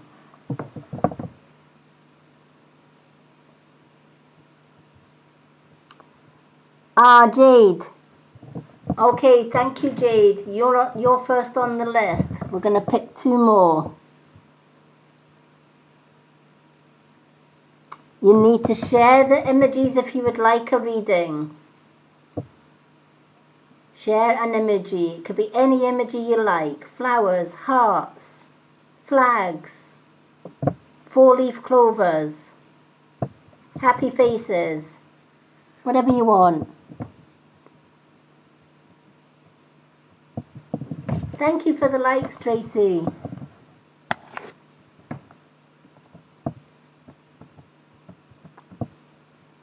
Oh, thank you, Caitlin, for the Xmas shopping. What emojis?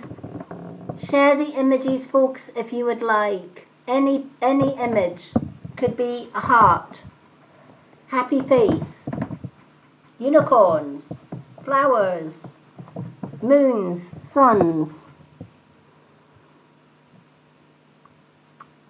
Hello, Richard. Welcome. Okay, Caitlin Short is our second name to get a free reading. So we've got Jade and Caitlin. We need 1 more name. Keep those emojis going. Yay, we've got Richard. Richard's going to be our 3rd name to get a reading tonight. Okay. So our reading list is closed for tonight. We're going to do Jade, then Caitlin, and then we're going to do Richard. Yay!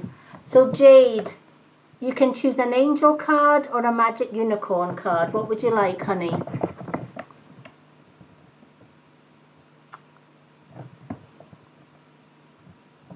Thank you for the likes, Janae. Woohoo, we've got 12.1k likes. Thank you everyone for tapping that screen and getting those likes up. Thank you for the likes, everyone.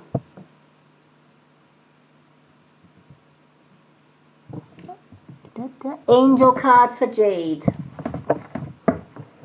Let's shuffle these angel cards for Jade. Thank you everyone tonight for the gifts, for the likes, for the shares. You are all amazing. Now, as I'm shuffling these cards, just a reminder to all our subscribers. Tomorrow evening, 9:30 p.m. UK time, 3:30 p.m. CST time, it is a subscriber-only Wednesday event. And I will be doing some crystal dowsing readings. You need to be a subscriber to be able to see the live and to take part in the live. Failing that, anyone can actually view the recorded live afterwards on the Mystic Witch YouTube channel. The link to that is in my website on my bio. But if you want to take part in the live readings event tomorrow evening, you need to be a subscriber. It will only be, the live will only be shown to subscribers only. Sunday, we have got our subscriber-only spiritual development class. And that is every Sunday. My next open live will be Thursday with free readings for everyone. Okay, so let's shuffle these cards for our Jade.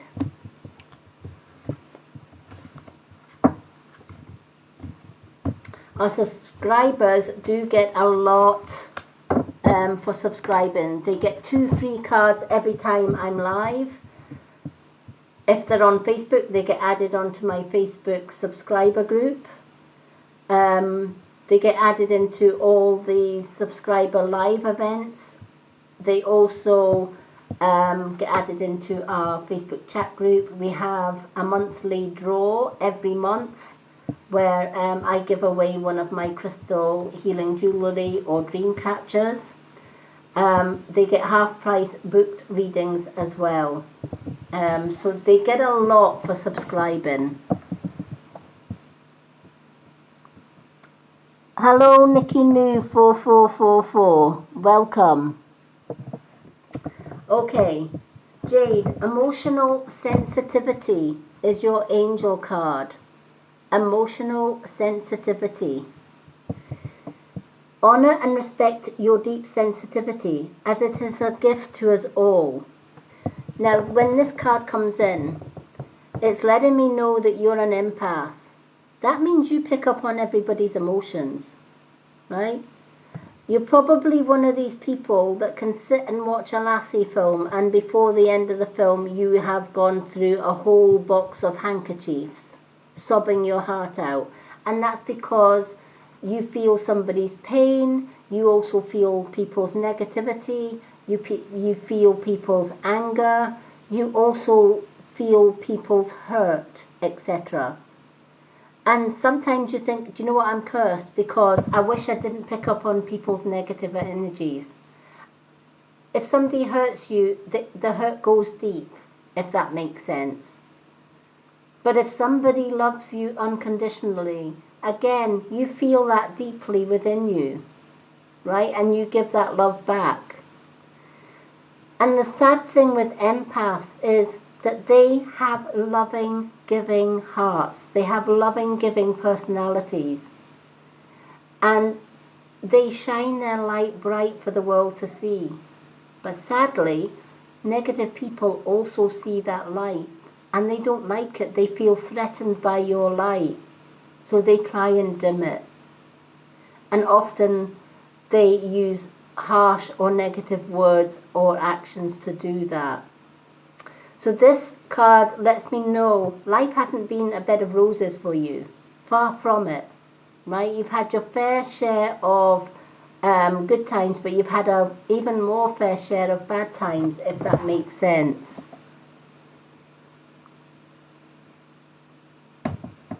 So I don't know if that resonates with you, but it's letting me know that times have been tough and you've had people that you've entrusted everything to, right? You've confided in people in the past, only to find that they've turned around and stabbed you in the back.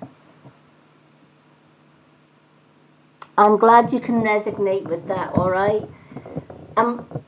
You often blame yourself. You know, was it something I did? Was it something I said? Maybe it was something I said that they disliked me.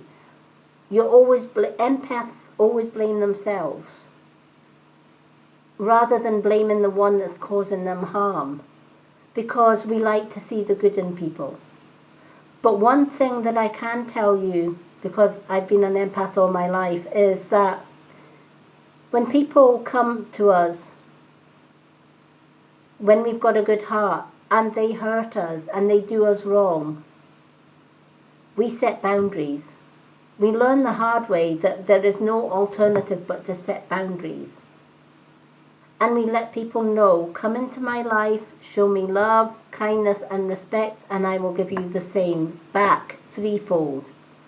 But come into my life and betray my trust, use hurtful words or actions to bring me down, then I remove you. And I walk away. And I don't look back. And even if it's family, we spoke about that in an earlier reading. Somebody was saying, yeah, but it's family that's hurting me. I can't turn my back on family. Why? Right? We are all family in the world, the whole world scheme of things. Right? the stranger that you meet on the street is still family. They are worldwide family. We are all humans. We are all part of the same human race, right? We may have different coloured skin, but we all bleed red blood at the end of the day, and we all have a heart. And also, we are all individually responsible for our own words and actions. And nobody else is responsible for it. But, you know, if I choose kindness, that's my own choice, that's my own actions. I'm responsible for those actions. But if I chose to go out and bully or harass or abuse somebody, again, that's my actions. I'm responsible for the karma that comes back for those actions. They're not responsible. The people that I hurt, they're not responsible for what I do or say or whatever. I am. And when you realize this, and it's you on the receiving end of the hurt, you realize that family are not family. If they're coming in to bring you down, if they're coming in and causing you hurt or negativity, put down your boundaries, stand firm and say, I'm not putting up with that. You're gone. I'm deleting you from my contacts, I'm deleting you from my phone book, I'm deleting you from my life. If you're on social media, I'm going to block you on every social media. Because my boundaries say that if you bring bad juju or bad negativity to my door, you're gone. I'm not going to feel guilty about that because it's not my actions. It's your actions that deter, you know, that warrants what you get back. All right? And knowing that when you turn away from somebody that's hurt you in the past, and you forgive them, even if you can't forget the hurt, but you forgive them, you take away their control. And you're free to walk away and live your life with positive people that lift you up and don't bring you down. As for the person that you've left behind that hurt you initially, one thing I do know is that karma is real. And karma gives us exactly what we put out. If we put out love and kindness, even to our enemies, we get that back. But if we put out hurt, bullying, narcissistic behavior, stabbing people in the back, we get that back threefold. Is it really worth the price of hurting somebody then? Probably not. But again, that's up to the person that is causing you the pain as to whether they are prepared to deal with the future karma that is coming their way. So forgive them, learn the lessons that they've taught you never to go near people like them again, and walk away with only supportive, uplifting people. And leave in the knowledge that karma will deal with them. It's a fair judge, and it will deal with them accordingly. In the meantime, respect your emotional sensitivity. If your intuition is telling you someone is not good for you, walk away. Don't even engage. If someone is being loving and kind to you, they're the keepers, right? And if they are lifting you up, you lift them back in return, support for support. But if somebody is coming to you with harsh words and wanting to bring you down, then cut the ties. It's self-preservation and it's self-love first and foremost. Realizing that you are a unique, special human being. We all are. We're individual. There is only one Jade. There is only one me. There is only one Tracy. There is only one Richard. Right? And we are all each unique. Some have gifts. Some have no gifts. Some are kind. Some are negative. Some are abusive. We're not all the same. And not everybody in life is going to like us. and vice versa, but that's okay. We're here to do what we are called to do. Empaths are healers, givers, and they give love, kindness, and support. And if you have people coming into your life that give you anything less than that, cut them loose. That's the message of this card. Your sensitivity is a gift. Treasure that gift. I hope that that helps.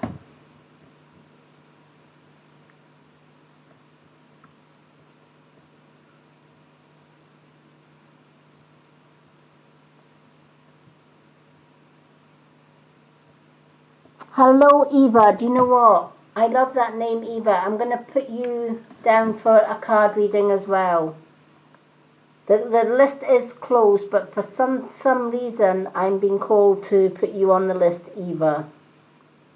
But after Eva, the list is definitely closed, folks.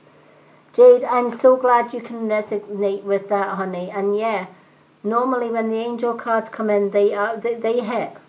And when they hit hard. And remember, you can always ask your angels for help with this. Chances are, if you had got a second card, guaranteed, Archangel Michael would have came out as well with this card, guaranteed. Because he would have told you, stand up for your sensitivity, right? Don't be anybody's doormat. You deserve more, right? As an empath, you give out love, light, and positivity. Anybody that is bringing you less than that, cut them loose, right? They don't serve your purpose, and their only intent is to steal away your light. Oh, you're welcome, Eva. But yeah, a lot of people say my readings are crazy, but do you know what? At the end of the day, it's not my readings. It's my guides that give. I'm just a channel. When I shuffle my cards, I shuffle my cards with the person's name in my mind. And I always ask my guides, okay, Jade needs a card. What card does she need? And I trust my guides to give you the right cards. That's how I work. That's how I roll. I trust my cards, I trust my gift, and I trust my guides. So that's why a lot of people say my readings are pretty crazy or pretty accurate. Because they're not my readings. They are gifted readings. And I value my guides'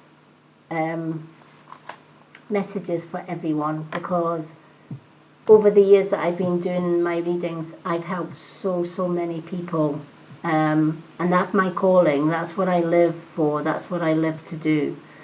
For anyone that doesn't know me, I'm registered blind. I don't have very good physical sight. In fact, I have very little physical sight, which is why you'll see me looking closely at the screen. But my spiritual sight well and truly makes up for that. And my guides are my seeing eyes. In real life, my partner is my second set of eyes. He's amazing when we are out and about. If I can't see something, he's my second set of eyes. So he's also a blessing in my life.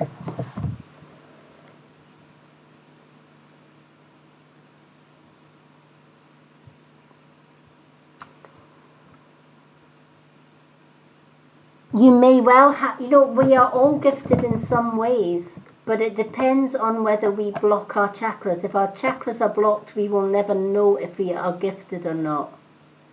So it's important to do self-healing every day.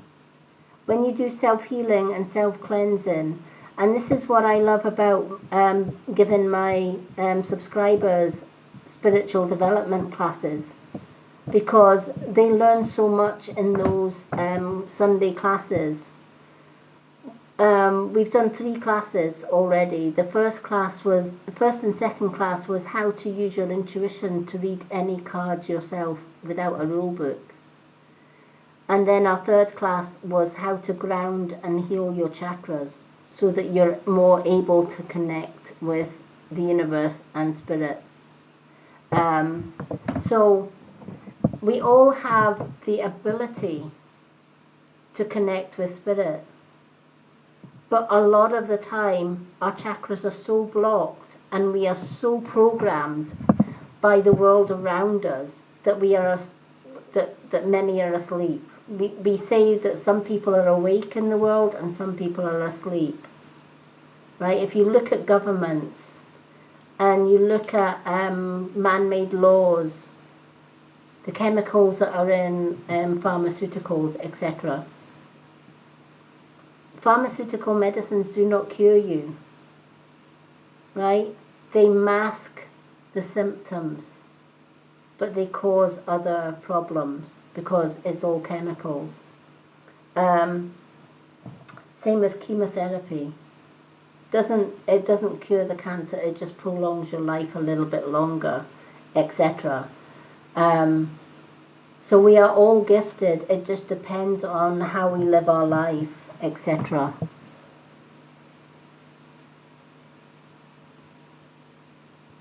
Yeah, and if you're open to, being open to spirit's visits is one thing, but you can be, you can say to spirit, well, I'm open to any messages that you have for me. But if one of your chakras is blocked, and it can be blocked for many reasons, if your sacral chakra is blocked, you're probably dealing with stress on a day-to-day basis, and if you don't know how to release that stress and unblock your chakra, you could give spirit all the permission in the world to come and leave you messages and be open to spirit, but they can't connect to you because your chakras are blocked. And many people will come to me and say, do you know what, I've said to spirit, I want to hear them. I'm willing to hear them, I'm willing to see them, they won't scare me, I'm giving them my permission, and yet still, months on, I hear and see nothing. What am I doing wrong? And then we get down into the nitty-gritty of how they run their lives. Well, I've got a stressful job, I've got 5 kids that I look after, I've got bills coming in, and I'm stressed out about somebody's health, and I'm stressed out about this. There's the problem. Chances are that person's root chakra is cram blocked. Her sacral chakra is definitely blocked. Her heart chakra may be blocked as well as her throat chakra may also be blocked, right? So with all the best will in the world, until she releases the negativity around her, until she releases all the things that are causing her stress, i.e. clear her bills, maybe find a better job with better prospects and more positive people, etc. She's never, with all the good intentions in the world, going to be able to connect. There's a lot more involved to connecting with spirit than just giving spirit permission to give us messages.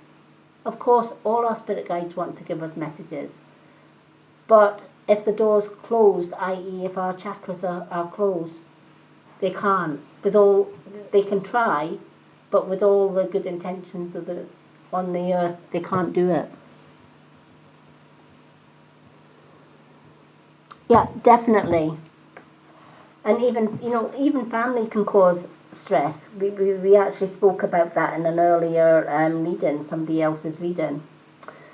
Okay, let's do the last 3 readings. So we've got Caitlin, Richard and Eva. So Caitlin, what card would you like? You can have Angel or Magic Unicorn.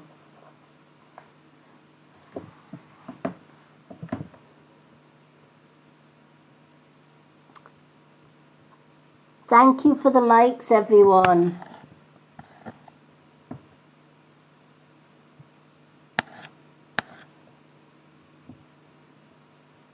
So if we still have Caitlin.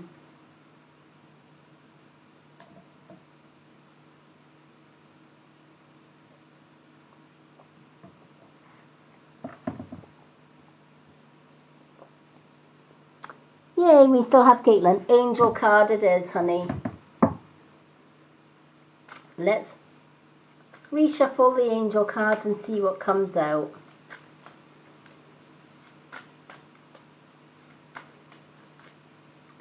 Again, as always, thank you everyone for the likes. Without your help, I wouldn't have got to 30. Oh wow, we're at 13k likes. Thank you so much for everyone who's been tapping the screen and sharing those likes. Thank you for the likes, the shares, and the gifts, and for all those who have received a reading tonight. I hope that those readings have resonated and helped. That is my mission in life, to help as many people as I can. Thank you. Okay, let's shuffle these cards for Caitlin.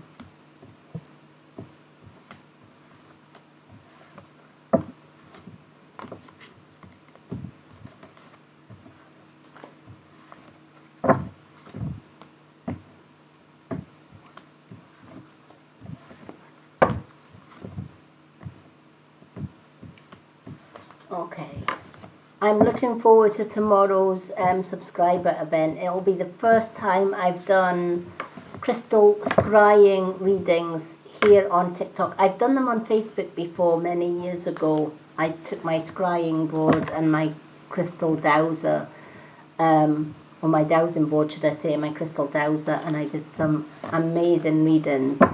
So I am so looking forward.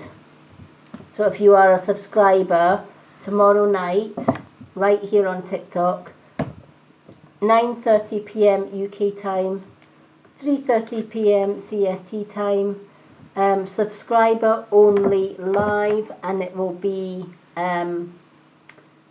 dowser readings for everyone that attends that event tomorrow.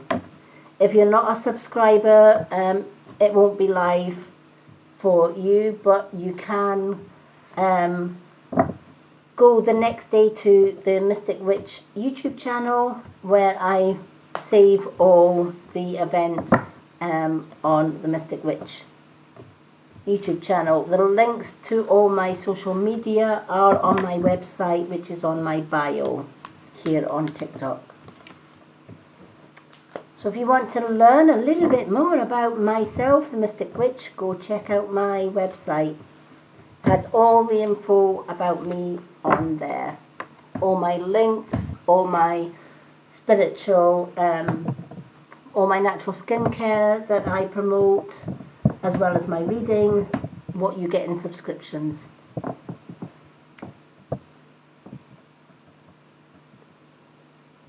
Okay, so Caitlin, Archangel Michael, again, this card keeps coming out for everybody. Archangel Michael has had a busy night of it tonight. He's come out so many times in people's reading. Archangel Michael is the problem-solving angel. If somebody has got a problem or issues in their life, chances are Archangel Michael has been chomping at the bit to help you. But like all of our angels and all of our guides, unless we physically ask Archangel Michael for help, he can't help us. He can't go against our free will and just help us for the sake of helping us. He needs to hear that you are willing to let him help. So it says Archangel Michael is working closely with you. He's protecting and guiding you through this situation, and he desperately wants to help you with it. When Archangel Michael comes into a reading, chances are you're dealing with some negative people or negative situations. People are bringing problems and troubles to your door, whether it's friends, whether it's family, whether it's work colleagues, right? You might be having a fantastic day, and somebody comes into your day and just drains the energy right under your feet. Like, we all have people like that that cross our paths in life, right? We could be having a really, really good day. We could be in a really, really good mood, and then somebody comes in a really bad, foul mood and attacks everybody that comes in their path, including yourself. and suddenly your good mood suddenly plummets to planet Earth with a bang, right? And they go away and you're left with the debris. And they might come back again and again and again. You might have put your trust and faith in somebody only to find that they've deceived you in some way, and they've taken all the valuable information that you've gave them and turned that information against you, twisted stories or lies against you. And that can also bring stress into our lives. We have people come into our lives as friends. We have fake friends that come into our lives to try and dim our light and to try and bring us down. And we need to recognize who are our true friends and who are our fake friends. And we need to do a spring clean.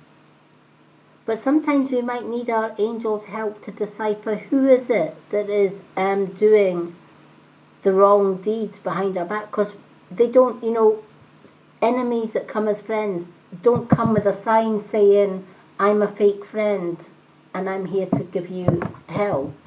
Of course they don't. They come with fake smiles. They come with, what's your problem today? Can I help you? That kind of thing. What's worrying you? And before you know it, you're pouring out all of your worries, all of your problems. And you've just gave them the ammunition to go to other people with your problems and troubles, sharing your weaknesses so that other people can come into your life and use that against you. That's not a friend, that's an enemy. And sometimes we don't see those enemies because we like to see the good in everybody.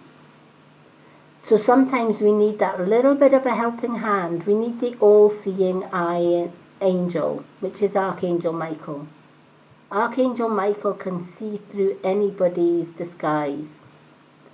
So even saying every day, Archangel Michael, as I go through my day to day, show me those friends that are no friends. And he will expose the ones that are causing you hurt. You might even know yourself who the ones that are causing you problems are. And you might not want to hurt them because you've got a good heart. But setting boundaries is not hurting anyone. Setting boundaries and not allowing people into your space to hurt you is self-preservation. It's self-love and it's self-respect.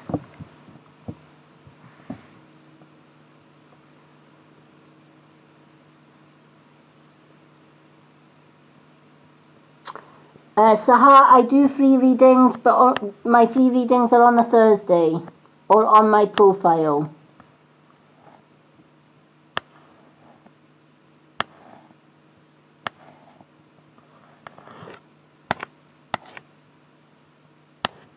So Caitlin, I hope this helps with any issues that you're having in life, anyone that's bringing you stress, any problem that's bringing you stress. Ask Archangel Michael to help, right? He's a kick-ass angel and he knows his stuff, right? They don't call him an archangel for nothing. Every archangel has a gift. Archangel Michael's gift is problem solving. Archangel Raphael is the healing angel, etc. Right? So Archangel Michael is letting you know, if you need my help, ask. I've got you. He's got your back. Right? He's working with you. You just need to trust him to be able to intervene and help out with your issues. And he's more than willing to do that. So I hope that that card helps.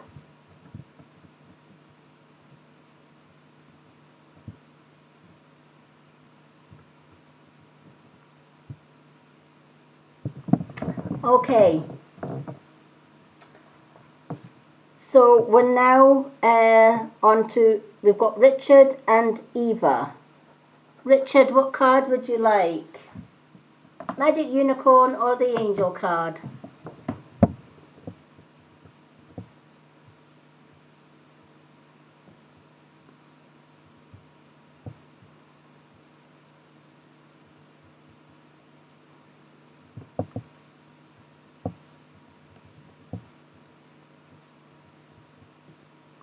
Do we still have Richard? Or is Richard away?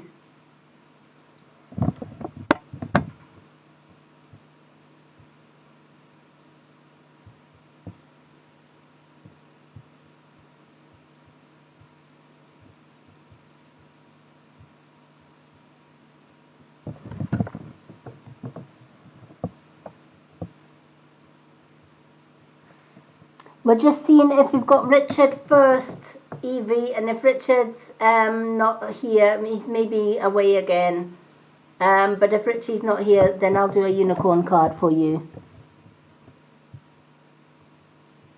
Hello, Melanie. Do we still have Richard? If we don't have Richard, I'm going to put him on my free readings list on my profile.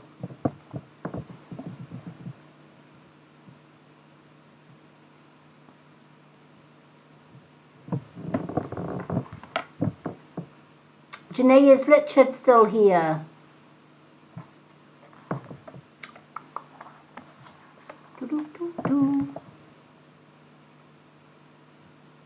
Okay, I'm going to put him down for a profile reading.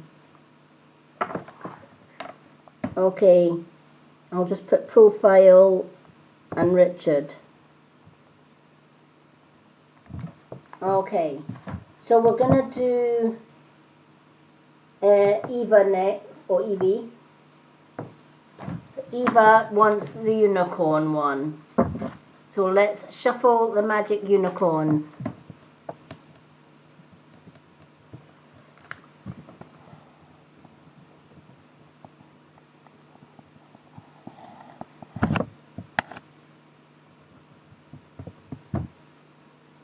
Okay, let's go for the unicorns. I love the magic unicorn cards. I love all my cards, but the magic unicorn cards have got beautiful images in them. Okay. So unless we have any gifters, Evie will be the last reading of the night.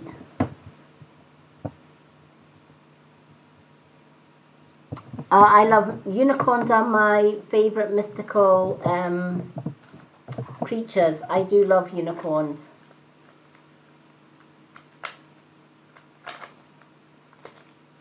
I have a few unicorns on my spiritual stand at the back. They are very spiritual and mystical animals, and their wisdom is amazing. Okay. They work with the spiritual realms.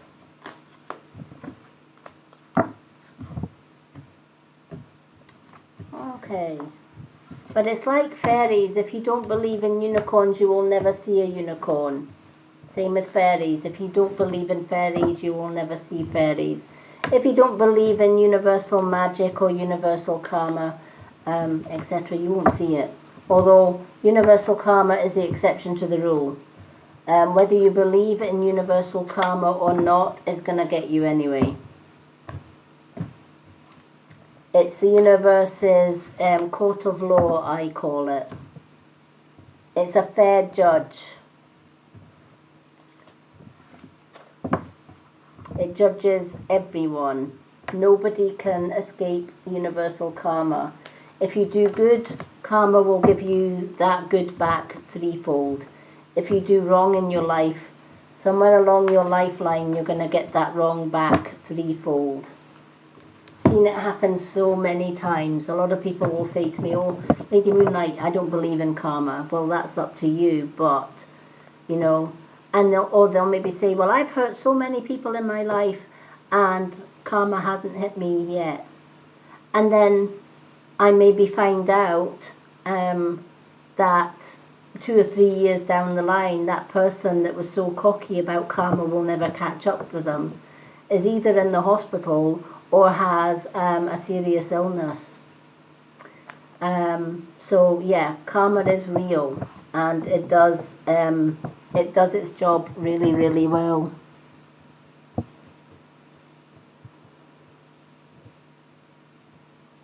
Yeah, it definitely is. Karma does work every time. Okay, Cosmic Diamond. Alright, so Cosmic Diamond is your unicorn card. Spread hope and joy to illuminate the world. Do you know, a lot of people think that to have a positive life means that you have to try and seek happiness all of the time. But it's not always about happiness.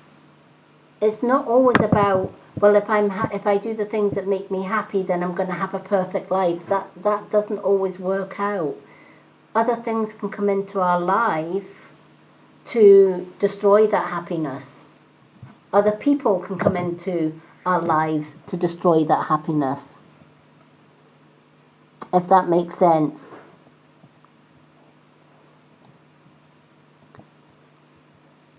Thank you so much for the gifts, everyone. So when Cosmic Diamond comes in, it's asking you, whatever you do in your day, and no matter, if negative people come your way and bring negativity your way, to hit them back with negativity, like for like. Does that make you any better or any worse than them? No. It probably makes you the same or even worse than what they are, right? We should never aim to start our day with negative, even if people do negative to us, right? And you might say, well, that's not very fair, because if somebody comes in and gives me negative words or negative actions, I got to defend myself, right? Well, yeah, you got to defend yourself, but there's ways and means. You can still defend yourself in a positive way. And those positive ways is spread joy and hope and love in all occasions. And if somebody comes into your life and gives you anything less than joy, hope and love, guess what? You ditch them. You kick them to the curb. If they're on your friends list, you block them. If they are in your phone box, you delete their number and you block their number, right? If they harass you and come to your home, you get an injunction out and you just cut them out of your life. End of story, right? You don't have to bring out the fisticuffs. You don't have to be mouthy back to them. That's exactly what they want, right? They want to push your buttons so that you can react. Because when you react, they win. They got what they want. They've got a reaction out of you, right? And when they got a reaction, you give them that buzz. And they don't stop there. They continue to get more reaction and to give them more power. So how do you diffuse that power? You don't give them the reaction that they're looking for. You don't give them what they want. I spent 30 years trying to please a narcissist ex. Did everything to make him happy. Nothing worked. Absolutely nothing worked. In fact, it made it worse for me. Right? Because the more I did for him, the more he abused. Until I kept telling him I was going to walk out of his life. He kept telling me nobody would want me. Nobody would ever love me. That was to keep me where he wanted me, i.e. in his life, and somebody that he could manipulate, somebody that he could control. Until I met my current partner, who offered me his home and his heart and his love. We've been together 8.5 years. Happy 8.5 years. I walked out of his life. And the last thing I said to him was, I forgive you for all the wrongs that you have done. And I walk out of your life. I'm done. And he got blocked on every social media, every link. He got blocked out of my life, out of my mind, etc. He was raging because he did not want my forgiveness. He wanted the control. And he would say, oh, give it a month and you'll be back. You can't survive without me. 8.5 years I've survived very well without him, thank you very much. And I never once said a hurtful thing to him. Never once retaliated. In all of that 30 years, and even to the day I left him, I worked with love, kindness, compassion, and hope that things would get better. And the only way that we're going to get better is me laying down boundaries. And this is what this card is asking you to do. If people are coming into your life and they're stealing your thunder, they're dulling your light, it's so easy to lose the rag and give them back what they are giving you, right? That's the easiest option in the world. But that's giving them what they want. But if you tell them, do you know what? I forgive you and everything that you've done to me and I'm walking out of your life. Cheerio, bye Felicia, you're gone. And I'm not even going to give you a second thought and I just leave karma. They absolutely hate that. Have you said anything wrong or bad? No. You said it out of love, kindness and compassion.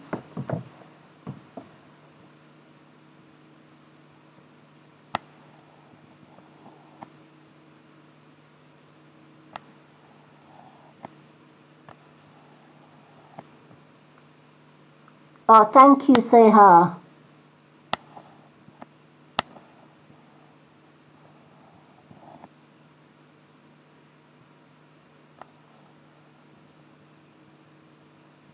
Yet lonely man they will be, definitely.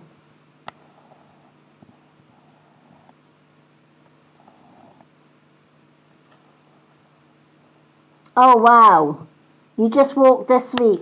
Well, I'm just catching up on all the comments, folks. Please bear with me.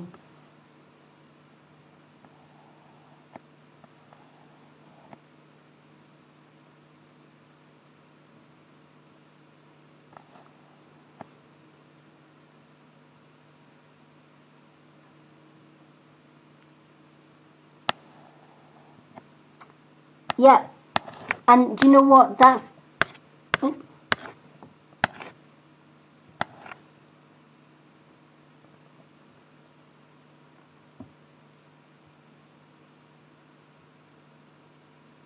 Okay, Sahar gifted 400 coins.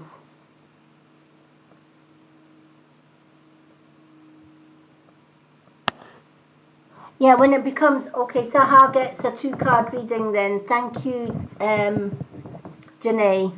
Sahar, you'll get 2 cards, honey. And that's the thing. When it becomes toxic and violent, which is pretty much what my 30-year marriage was. But do you know what? When it affected my autistic son, and it affected my mental health to the point I was getting really severe headaches, I knew it was time for me to go. And I walked. I left with a carrier bag, which had very little in it. And I left everything behind. Absolutely everything behind. And I started from scratch.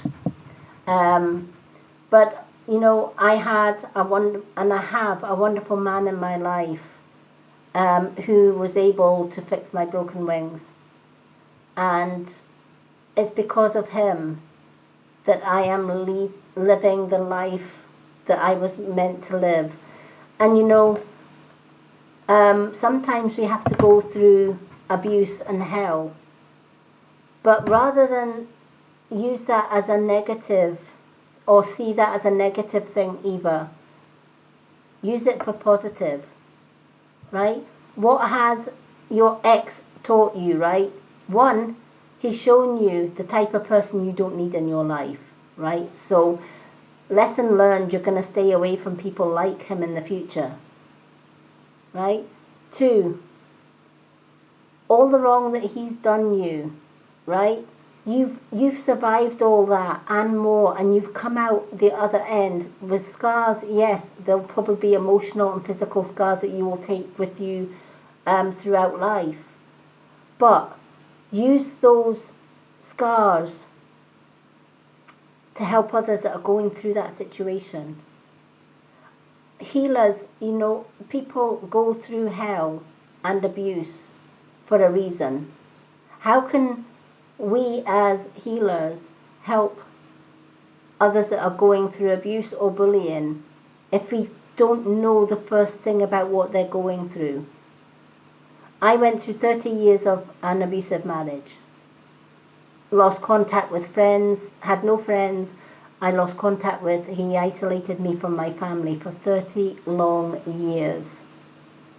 Before that, I went through 20 years of bullying because I am disabled, I am registered blind.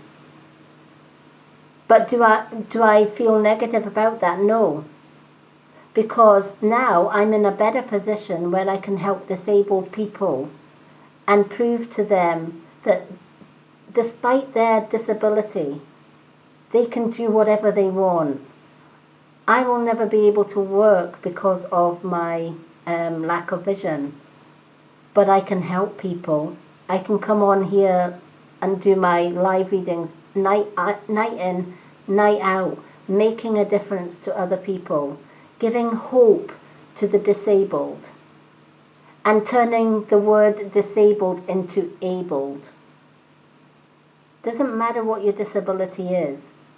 If it's in your heart to do something, you will find a way to do it. Look at people who have no arms or hands. They make the most amazing artists because they can paint and draw with their feet. I'm physically blind with very little physical vision. But I can see spirit, and I can hear spirit, and I can communicate with spirit and bring messages. I'm a natural spiritual healer. Healing flows from my hands. I'm a Reiki master. Despite the fact that I didn't have very much vision, I still managed to do my Reiki 1, 2, 3 and Master's course, and went on to do Master's Teachers. Because I proved that despite my disability, I could do all of that. I'm a mom of 2 adult children. One daughter I don't see because she turned out to be an abuser like her dad. But I have an amazing autistic son. And when my autistic son tells me, Mum, I can't do this, I'm the first one to say, yes, you can, and more importantly, you will. Who says you can't do that? But I have autism. So what? You've got autism. Do you want to do this? Yes. Well, let's find a different way of doing it. And he won medals for sports. He excelled in so many areas of his life. And why was he able to do that? Because he had a mum that had been through hell and back, that knew what it was like to be disabled, that knew that the society put a label on disabled people and told them that because they are disabled, they don't have the right to have a job. They don't have a right to fulfill their dreams. They don't have a right to be treated with love and respect, etc. But here's the thing, we do, if not more so. And who says we can't? If it's in our hearts to do, we can. And we also learn through being bullied or being abused. We take that and we turn it into something beautiful. We take something ugly and we turn it into something absolutely beautiful. And when I joined TikTok, I started the Purple Hearts Unite movement. And it's still going. And because one thing I realized, when you are going through abuse, you are isolated so that you can't talk. You are gaslit, right? So that the only person that can help you is your abuser, right? So the first port of call when somebody gets out of abuse is somebody to listen. That's all they need. Somebody to listen, somebody to help. Even when they're going through abuse, they're looking for help. They're looking for somebody that can just understand what they're going through. And who better to help that person than somebody that's already been there, done it, and got free of that situation. So I started the Purple Hearts movement. And the Purple Hearts Unite movement is all about, if you are willing to be somebody that has time to sit and listen, not talk, but just listen to somebody's hell story and give them advice, then every post that you do on TikTok, place a purple heart and hashtag your post purple with a purple heart -S unite. I'm sure Janae will hashtag it on the screen, but it's hashtag purple with a purple heart, not the word heart, but purple. It's the word purple with a purple heart -S unite. Purple Hearts Unite. By doing that, when somebody that is going through abuse, one, sees that purple heart on your screen, and two, sees the hashtag Purple Hearts Unite, they know they can follow you and they can message you and saying, can I talk to you? I'm going through abuse. I need help. It's a wonderful, wonderful thing to do. It's a secret code, if you like, right? That, you know, we spread the word that if you see a purple heart and you're going through abuse, you can message me anytime. I've had so many people messaging me saying, I'm going through hell. I'm going through an abusive marriage. I'm being stalked. How do I get out? And I've saved so many lives just through the Purple Hearts Unite. And you can do the same too. So it's turning your negativity, Eva. You're just freshly out of this. A week is nothing in the whole scheme of things, right? You've got a lot of healing to do, right? And part of that healing is taking all the bad that he's put you through and turning it into something good, turn it into something beautiful. Thank you, Janae. That's the hashtag, Purple Hearts Unite. You will always see on my moon post that I put a purple and a red heart. Red heart is for the Red Hearts Club, which is support for support here on TikTok. I will always support people that support me. That's who I am. And the purple heart is for Purple Hearts Unite. So there will always be sort of, on my moon post, you'll always see a purple heart. Same with my profile readings. When I do my profile readings, I'll put card reading for, and then the person's name, and then under that there's a purple and a red heart. And it's for the Purple Hearts Unite. Hello, the male witch, and thank you for the purple hearts.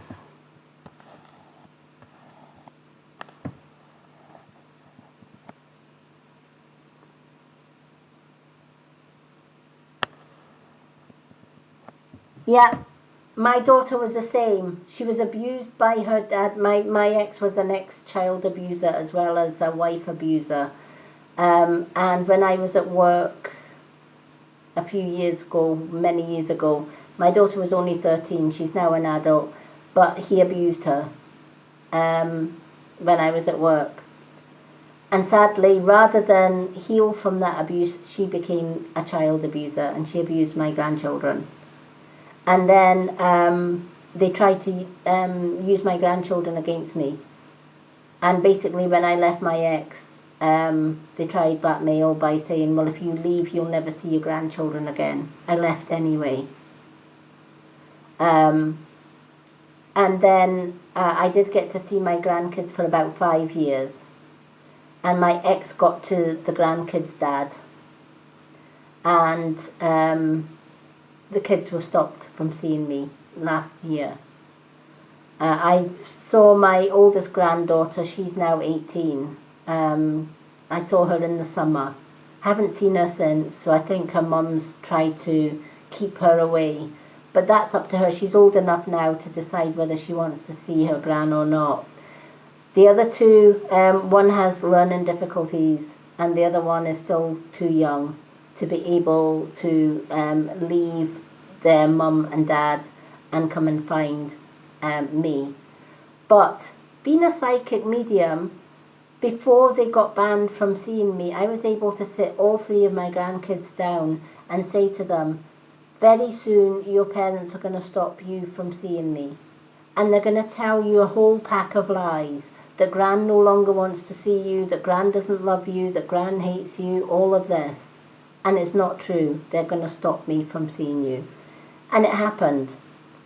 And my oldest granddaughter, who still keeps in touch every so often, is still able to tell her younger sisters, don't listen to mum and dad, Gran still loves you.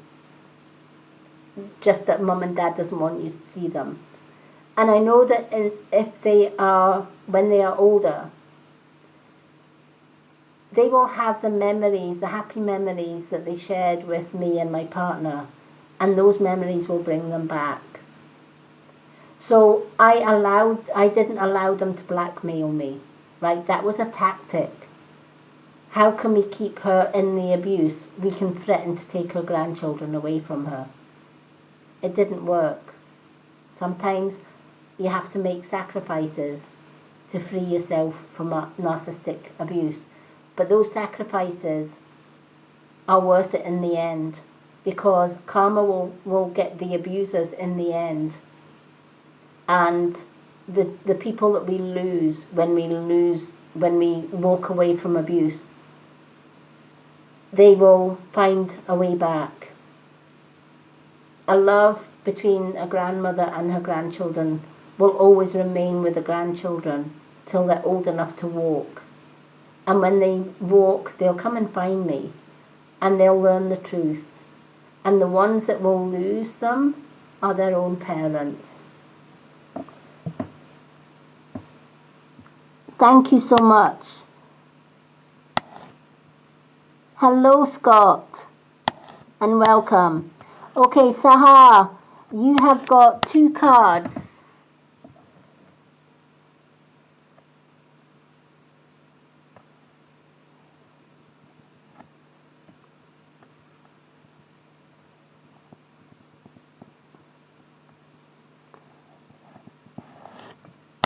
Now, unfortunately,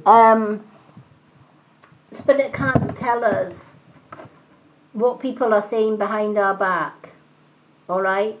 They can tell you about conflicts behind your back or people talking about you behind your back, but they cannot interfere by telling us word for word what people are saying behind our back, because it's a negative emotion. It's it doesn't. Whatever they're saying behind your back, is it going to bring you joy or happiness? Probably not. What is it they say? Curiosity kills the cat, right? Sometimes it's better not knowing what they are saying behind your back, because ultimately the truth always comes out no matter what anyway. So if they are telling lies behind your back, those lies will be revealed at some point. You do get 2 cards though for the gifts that you've sent. So you can choose an angel card or a unicorn card, or you can choose 2 angel cards or 2 unicorn cards, or one of each. What would you like?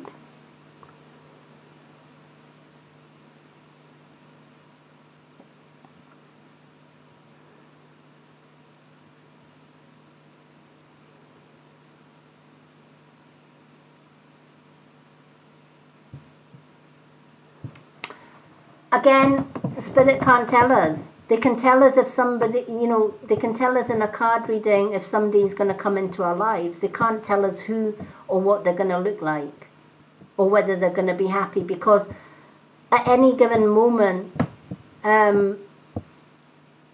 things can happen that can change the course of that person's life.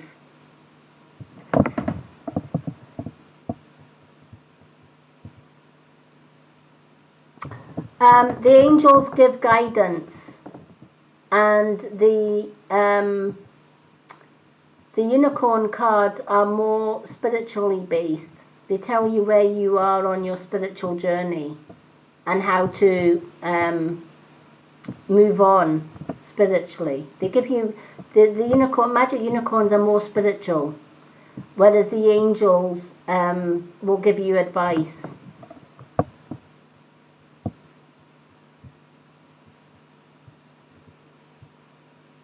Thank you, JJ.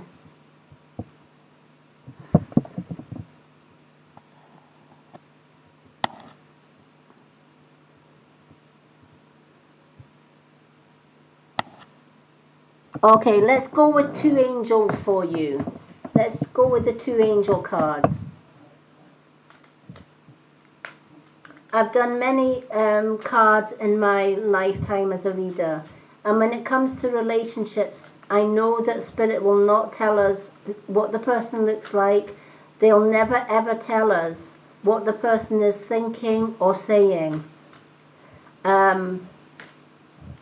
If you ever find somebody offering you spells to bring an ex back or to make somebody love you, avoid it at all costs.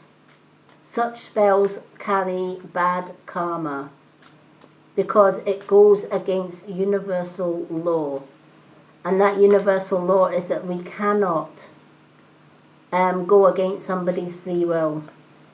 If somebody wants to walk out of our lives, they'll walk out of our lives, and they have that right to be free. Whether it hurts us or not, we cannot, with all the best intentions of the world, we cannot make somebody love us. And what I found is that people that have gone to people that do love spells or relationship spells to make somebody love them, they may initially love them, but that love then turns to hate because the person realizes at some stage, spells don't last forever, they wear off, and when they wear off, instead of having somebody that the spell made them love them, the person actually starts to hate them and they walk out of their lives anyway. So if you ever offered spells for love or bringing loved ones back, making somebody change their mind, etc., people charge extortionate money for these spells, and they come with bad karma. And in the end, it's going to cause you and the other person more hurt than really, do you really want to put yourself through that? I certainly wouldn't. I'm a elder crone traditional witch. Spells is my thing, and I also know that some spells, especially relationship spells, come with a high price tag. They may work initially, but they're going to come back and sting you. And I wouldn't wish that on anyone. Thank you for the daisies.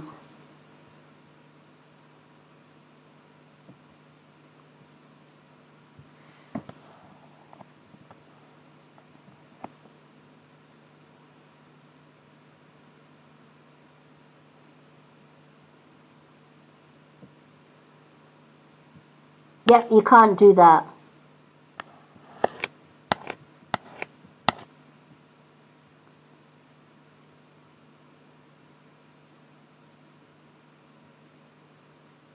Yep, I'm just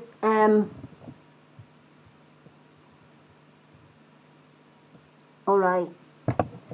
Jade, did you gift?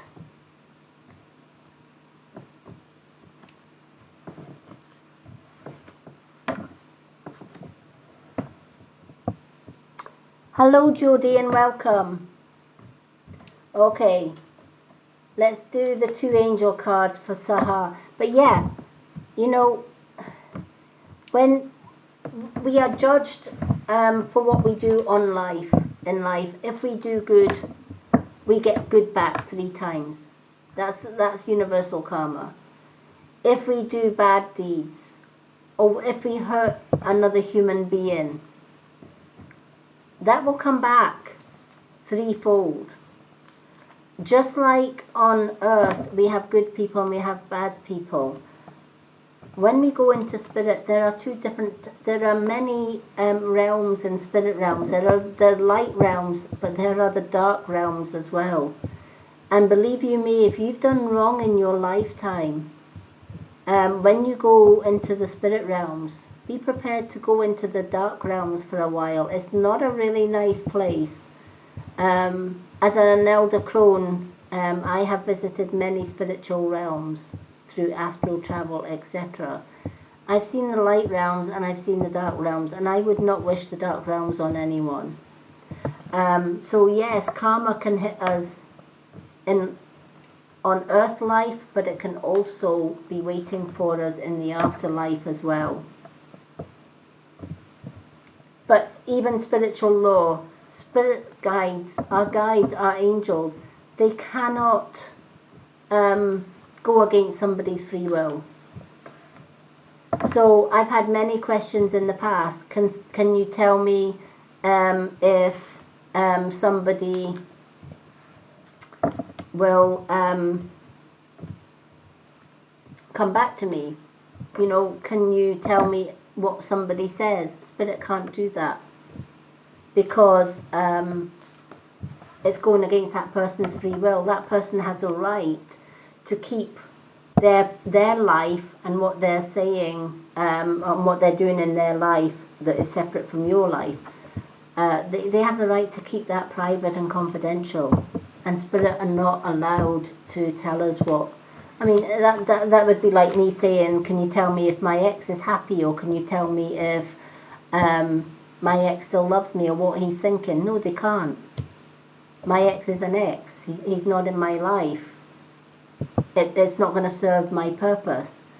And it's the same with people that are talking back. There are many people that probably talk behind my back, especially my ex's family. Do I want to know what they're saying? No. Because it's not going to bring me any happiness. Guaranteed it's going to bring me anger or negative things. And I don't want to hear, I don't want to hear negative things.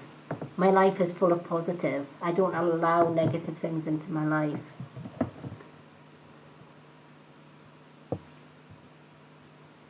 Okay. So the two cards that I have for you is the base chakra and the third eye chakra. Alright? So the base chakra. Choose only positive thoughts to describe your home, your career and finances, as your words will determine your outcome. So the base chakra is where we hold our intuition. Our intuition comes from our base and our sacral chakra.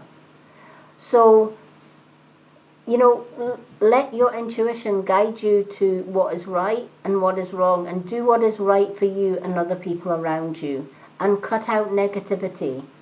Bringing negativity into your life, whether it's you giving it or whether you are receiving it, it's going to block your base chakra. And it's not going to bring you happiness, it's not going to bring you joy. But leading or, you know, giving positive vibes, being kind, loving and thoughtful, and putting that out into the world, you're going to get that back threefold. Walking away from negative people means you're not going to be blocking your chakras. You're going to keep them clear.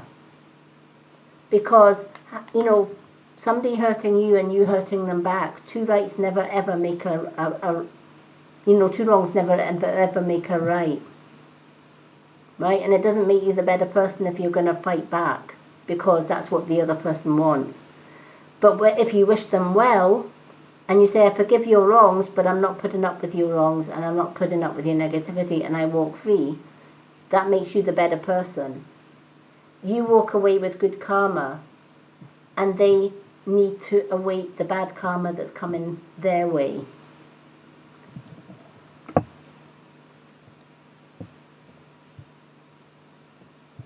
So your other card, third eye chakra, the all-seeing eye. It is safe for you to see the energy of love and all its forms, such as angels, auras, and visions.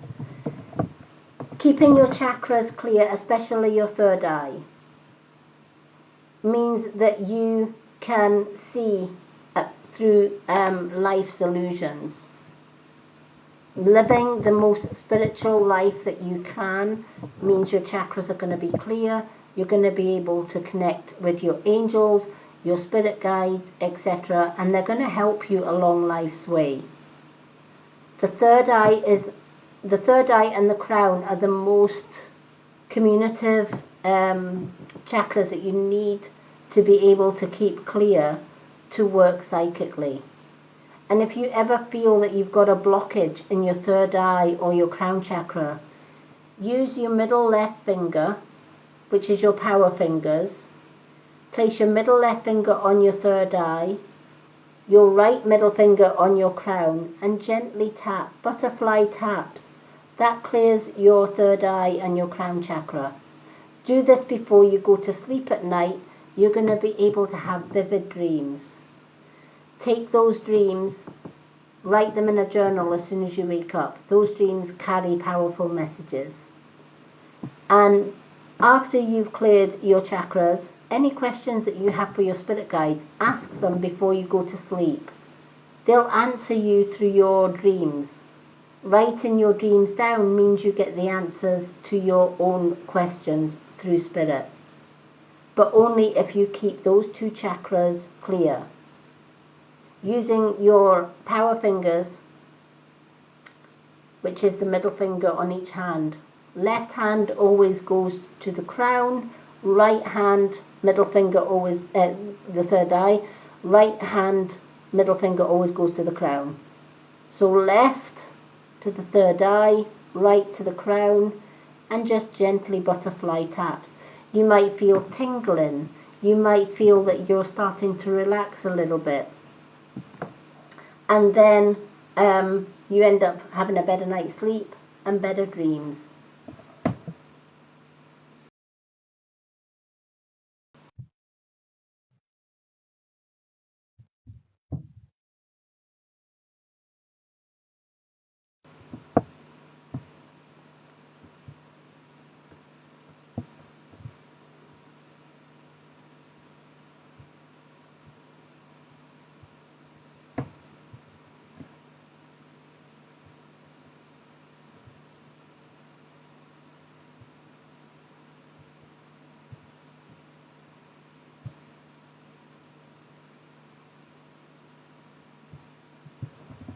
Yeah, karma can work in so many different ways. Definitely, definitely. Okay, Janae, is there anyone next on the list before we close?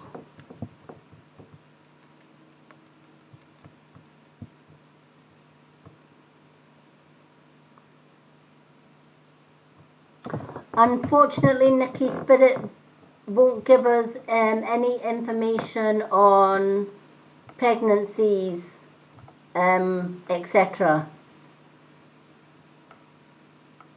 I could pick a card for you for pregnancy, but it won't give you the answer to pregnancy. It's just one of the spiritual rules that they can't give us any information on an unborn pregnancy. They can't tell us if we are pregnant or we're not. They can't even tell us what sex the child would be if we are.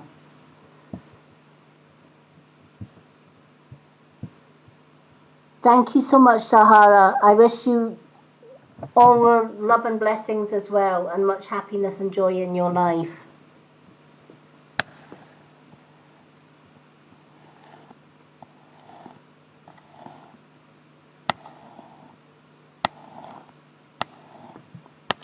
Okay.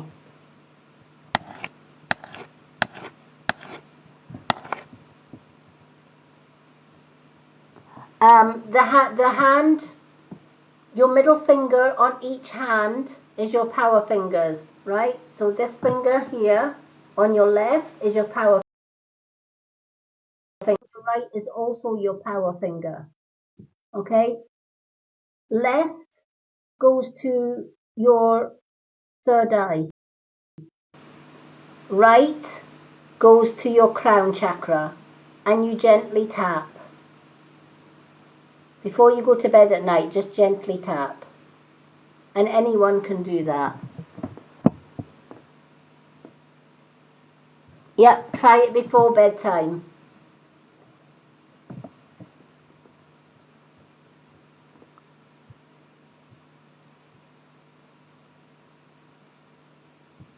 Yeah, almost like butterflies, almost like you're just tapping and no more, just gentle taps.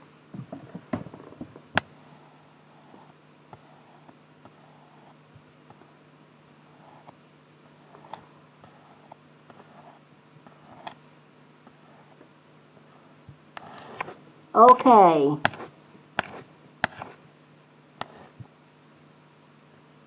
Yes, you can wish when you're doing it, you can ask a question when you're doing it.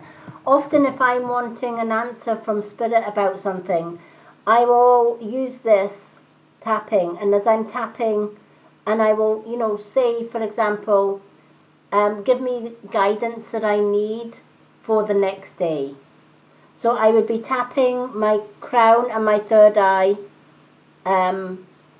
chakras. And as I'm doing so, I would mentally say in my mind or out loud, for tomorrow, show me what I need to do. Show me my path. Give me advice, or give me the advice that I need for tomorrow. And I know that when I'm dreaming, in dream time, the answers will be there. And then when you wake up in the morning, before you get out of bed, write down anything that you remember in your dreams in a dream journal.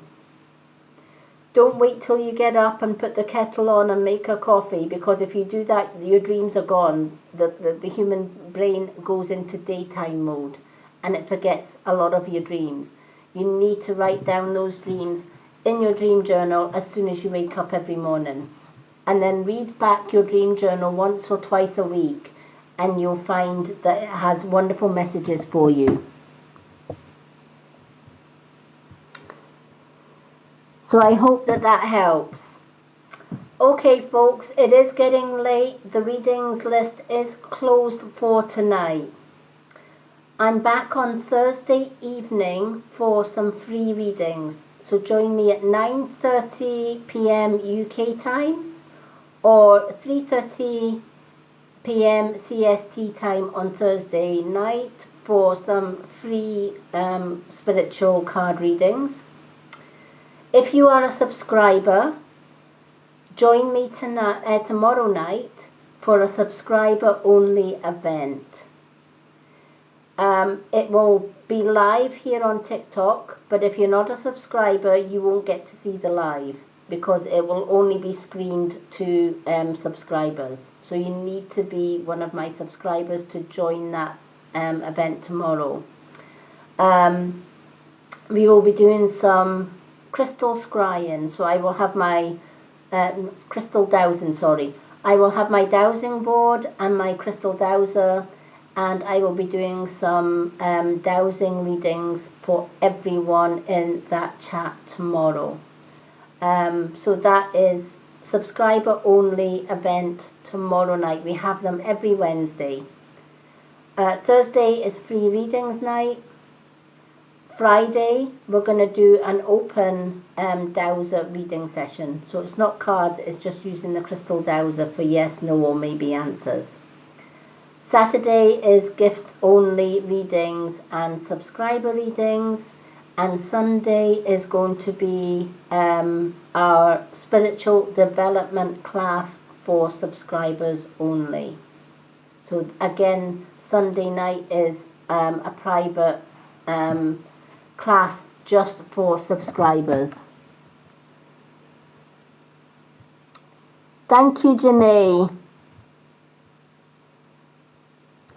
Dowser is using a dowser such as this one that I wear. I carry this dowser around with me all the time.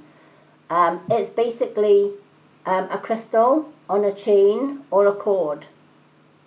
And using a board or your hand, you can ask the dowser yes or no questions. And depending on which way the dowser swings will tell you the yes and no answers. So that is what dowsing is. And if you use dowsing accurately, it can give you really, really accurate readings. So that is tomorrow evening, folks, for subscribers only. All right, so if you're not a subscriber, when I go live, you won't see the live. It is only TikTok subscribers that will see tomorrow night's live for the dowser readings. You're more than welcome, Sahar.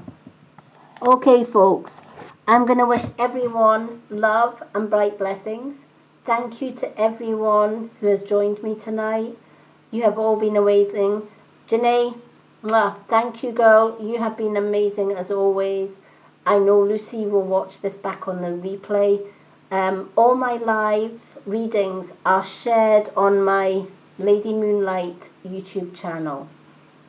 If you go to my bio here on TikTok, I have a website.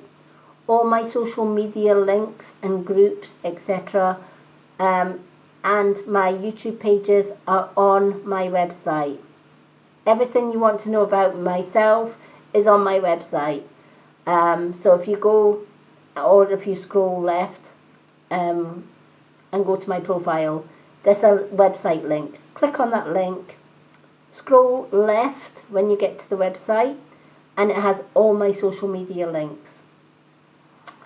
So I'm going to thank everyone for the likes, the shares, the gifts. You have all been amazing. Thank you to Janae and to Lucy, my moderators who have helped out tonight. I look forward to seeing Janae and all the other subscribers tomorrow. For everyone else that isn't a subscriber, if you would like free readings during the week, go to my profile. I have a profile readings list. And if you comment card please on that list, it's on my pinned post. I will do free one card readings on my profile, and you get tagged into those readings. And I'll be back on Thursday with some free readings live here on TikTok. Till then, love and blessings, everyone. Have a great night. See you all on Thursday. And my subscribers, I will see you all tomorrow night. Take care, everyone.